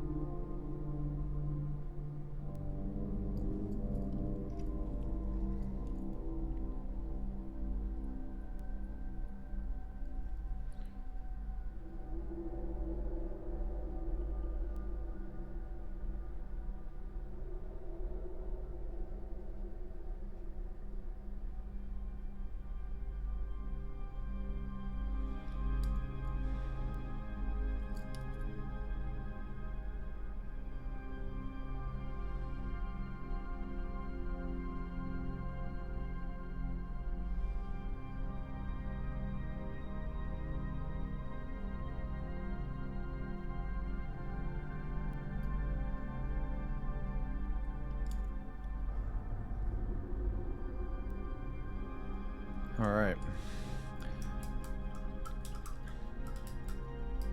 Your ball stuck to the icy in my freezer. Oh my god, dude. What the fuck is wrong with you, man?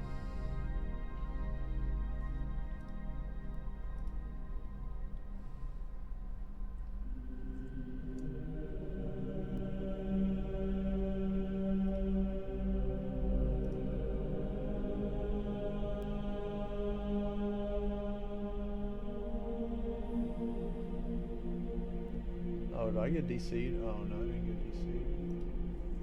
It's because I'm using exit lag.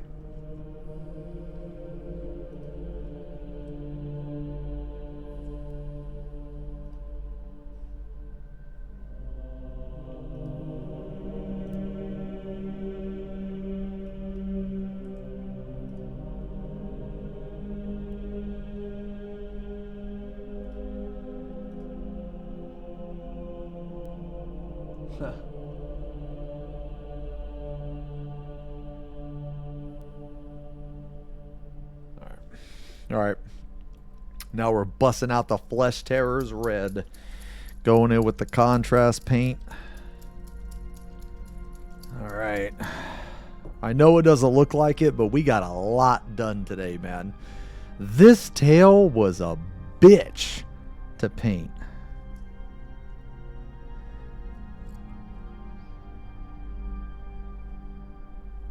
And I still ain't even fully happy with it.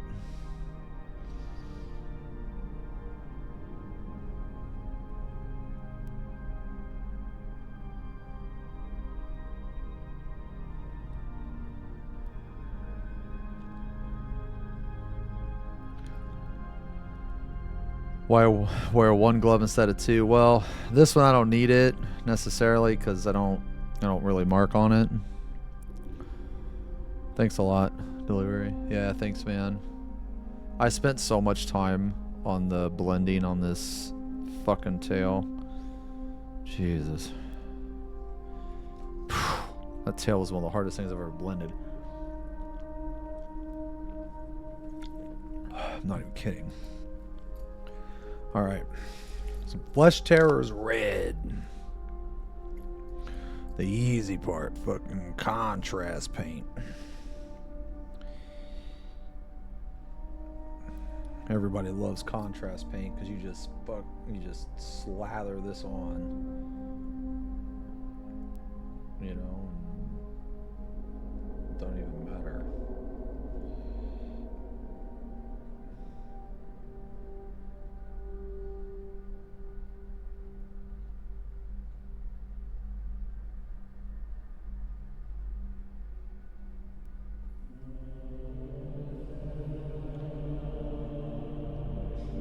Sure, you gotta be a little careful around like the fingers.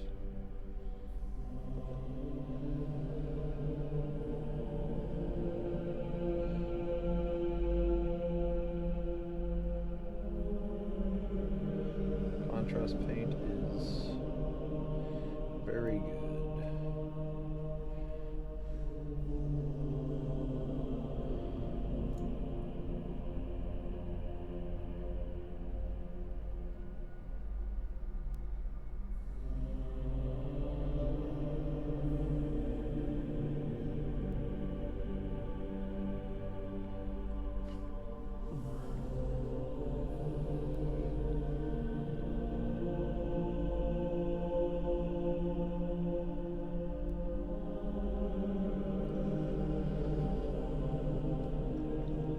This thing is totally disgusting, by the way. It's like, I don't even know what this is. What is this, like a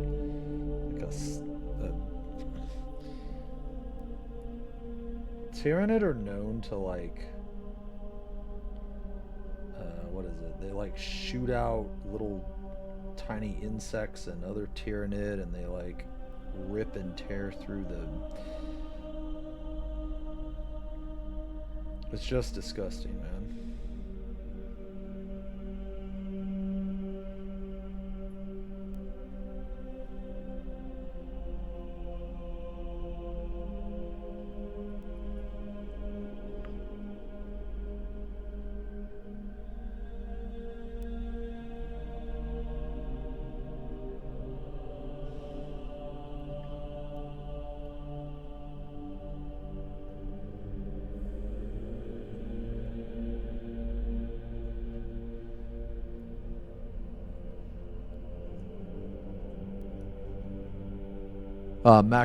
No, use macros for P2, man. Yeah, use macros for P2. You don't need any macros for P1. P1 is extremely straightforward, and there's only like one way to do almost every mechanic in there. I mean, pretty much. Like,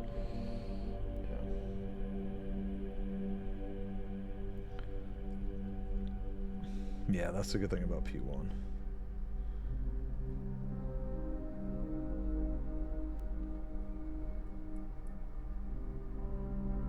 There's virtually no conflicting of strats either. It's like everybody does the same thing.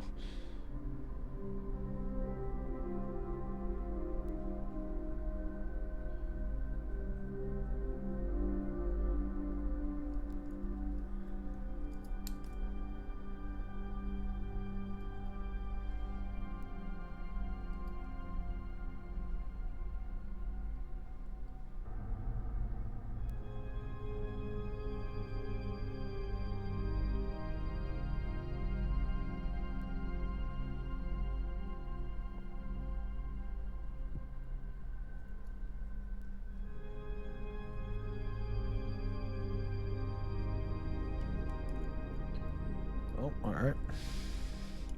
That thing's nice and nasty.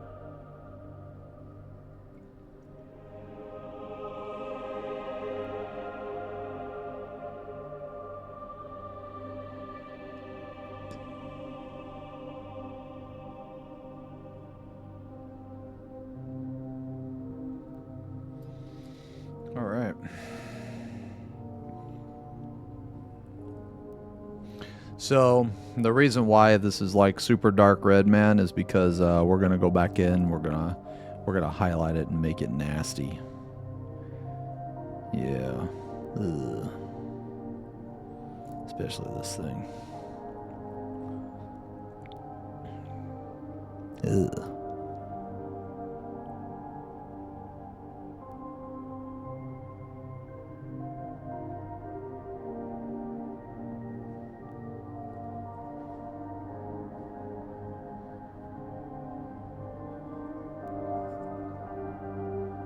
So. Oh, nice, Shaywell. Yeah, yeah, man, it really means a lot. You guys actually like the chill streams, man. I really enjoy doing them. So, yeah, this guy's coming along, man. God, this stupid tail took so long. Oh, hell yeah, the Blood Angels, bruh. Oh, man, do I dare try to fuck with this even more?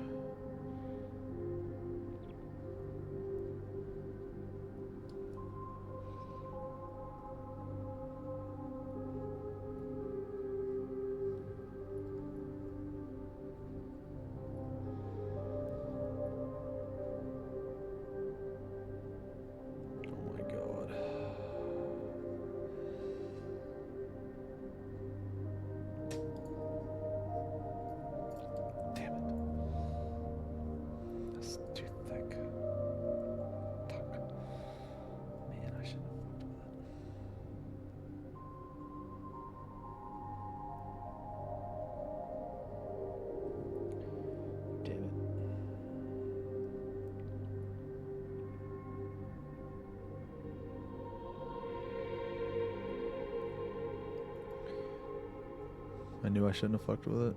Now I gotta fix it. Oh my god. Oh my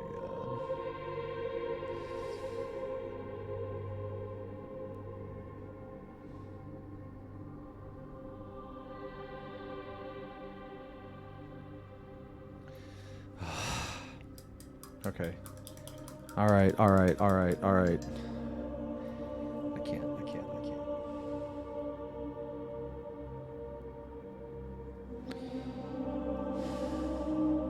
I'm just gonna get back to where it was and then...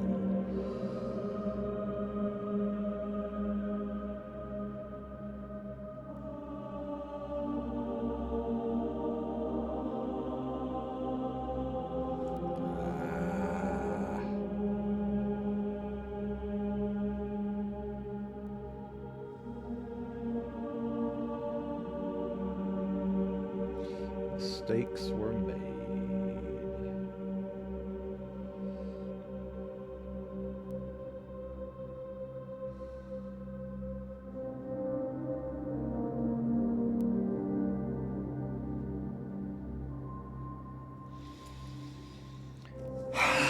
God damn it. I knew I shouldn't have fucked with it, man. Ugh. It's a 3-hour video. Hold on one sec. I can link it.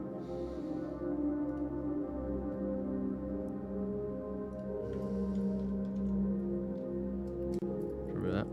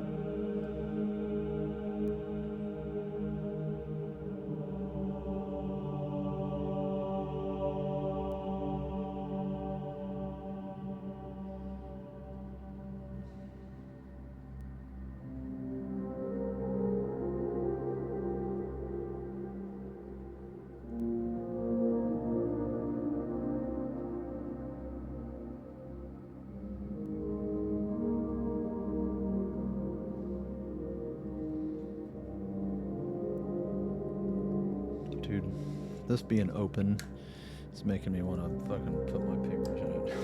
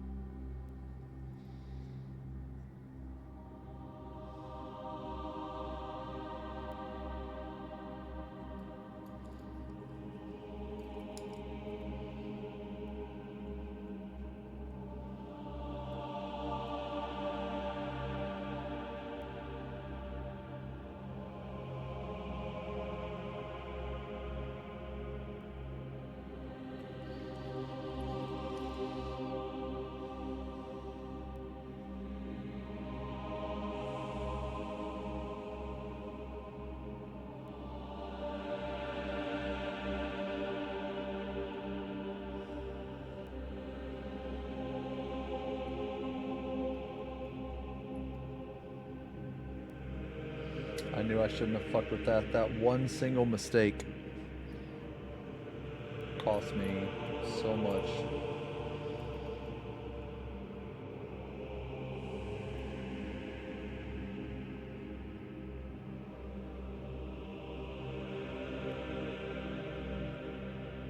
Everything that I'm doing now is because of that simple mistake.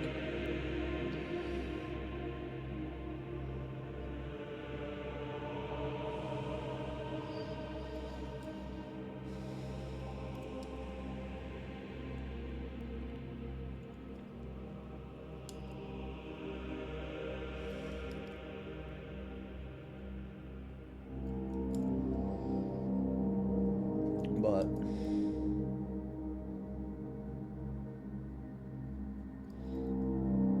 I'll say this though,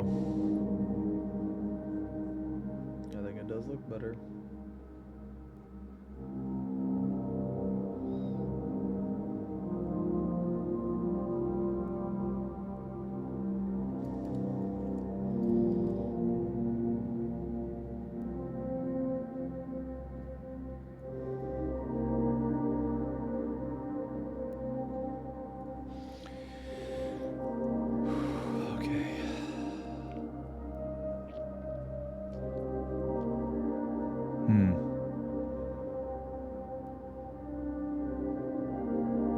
Yo, hey Emery. Yo, thanks a lot, man. Am I winning? I think so. I think so, man. I almost did a big goof, but I think I saved it. Save it. I think I saved it, but thanks a lot, Emery, man. I really appreciate that. It's very nice to say.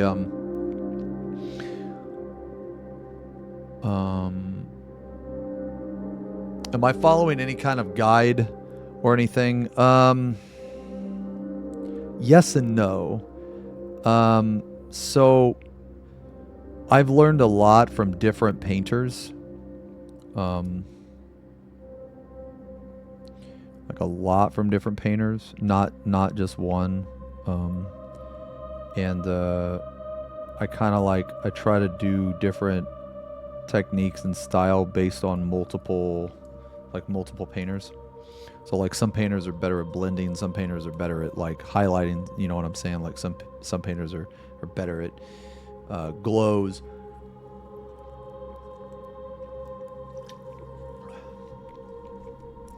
I try to like find one that I like that has my style kind of.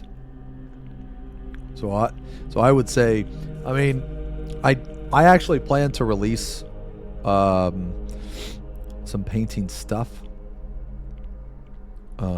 Like I plan to make guides and tutorials and stuff on how I paint.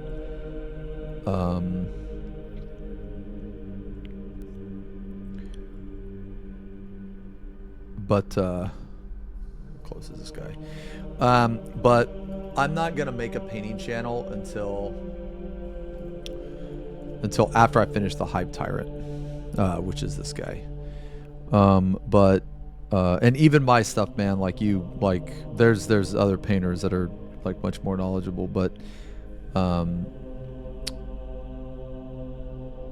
guess to answer your question is I just look at a bunch of other people. Like there's like a bunch of people. So there's Flame on Miniatures is really good. There's a bunch of people I follow. I Paint Monstrosities is good. Squidmar is good. Plaguemar is good. Jose DeFinji is good.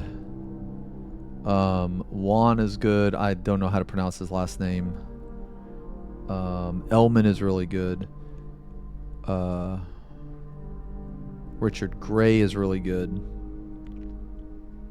Yeah, Eero, we're working on a Hive Tyrant right now. Yeah, Ninjon, thank you. Ninjon is good. There's just so many. There's like so many, man. I feel bad because I'm like leaving some of them out probably. There's so many. But yeah, it's just I think I got time to slap some paint on it. Actually, how much? 12 minutes? Yeah, I think I probably need to call it here, actually. Yeah, I like Ninjon a lot. Yeah.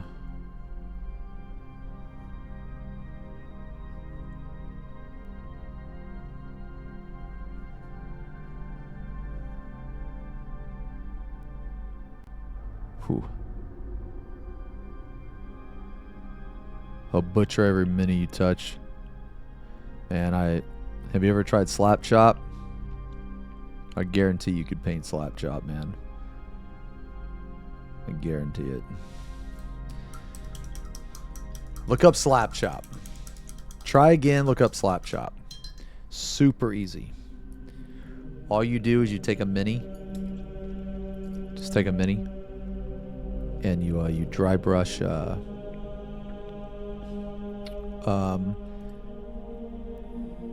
you dry brush white all over the mini, and then you take a contrast paint and then you just go over the mini, and basically it will create highlights and shadows at the same time. It's very fast. You can be pretty much as sloppy as possible and not mess it up. Like, it's literally called Slap Chop. If you think anything precision related is based on a technique called Slap Chop, you know? You know what I'm saying? Yeah. Oh, thanks a lot, Emery. This is yeah, so I think that's it for today. This tale took way longer than I thought it was going to, guys. Sorry about that, man. But I feel like we got the blending on the tail pretty fucking good. There's a lot of different colors going on the tail, man. I feel like we got it pretty good. This is the whole model so far. This is all what we have so far. I need to finish the underside of the wing.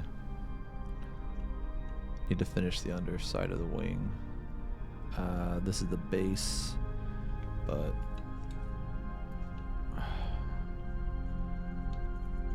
this'll be kind of what it looks like with the other wing. So we're getting there, man, slowly but surely.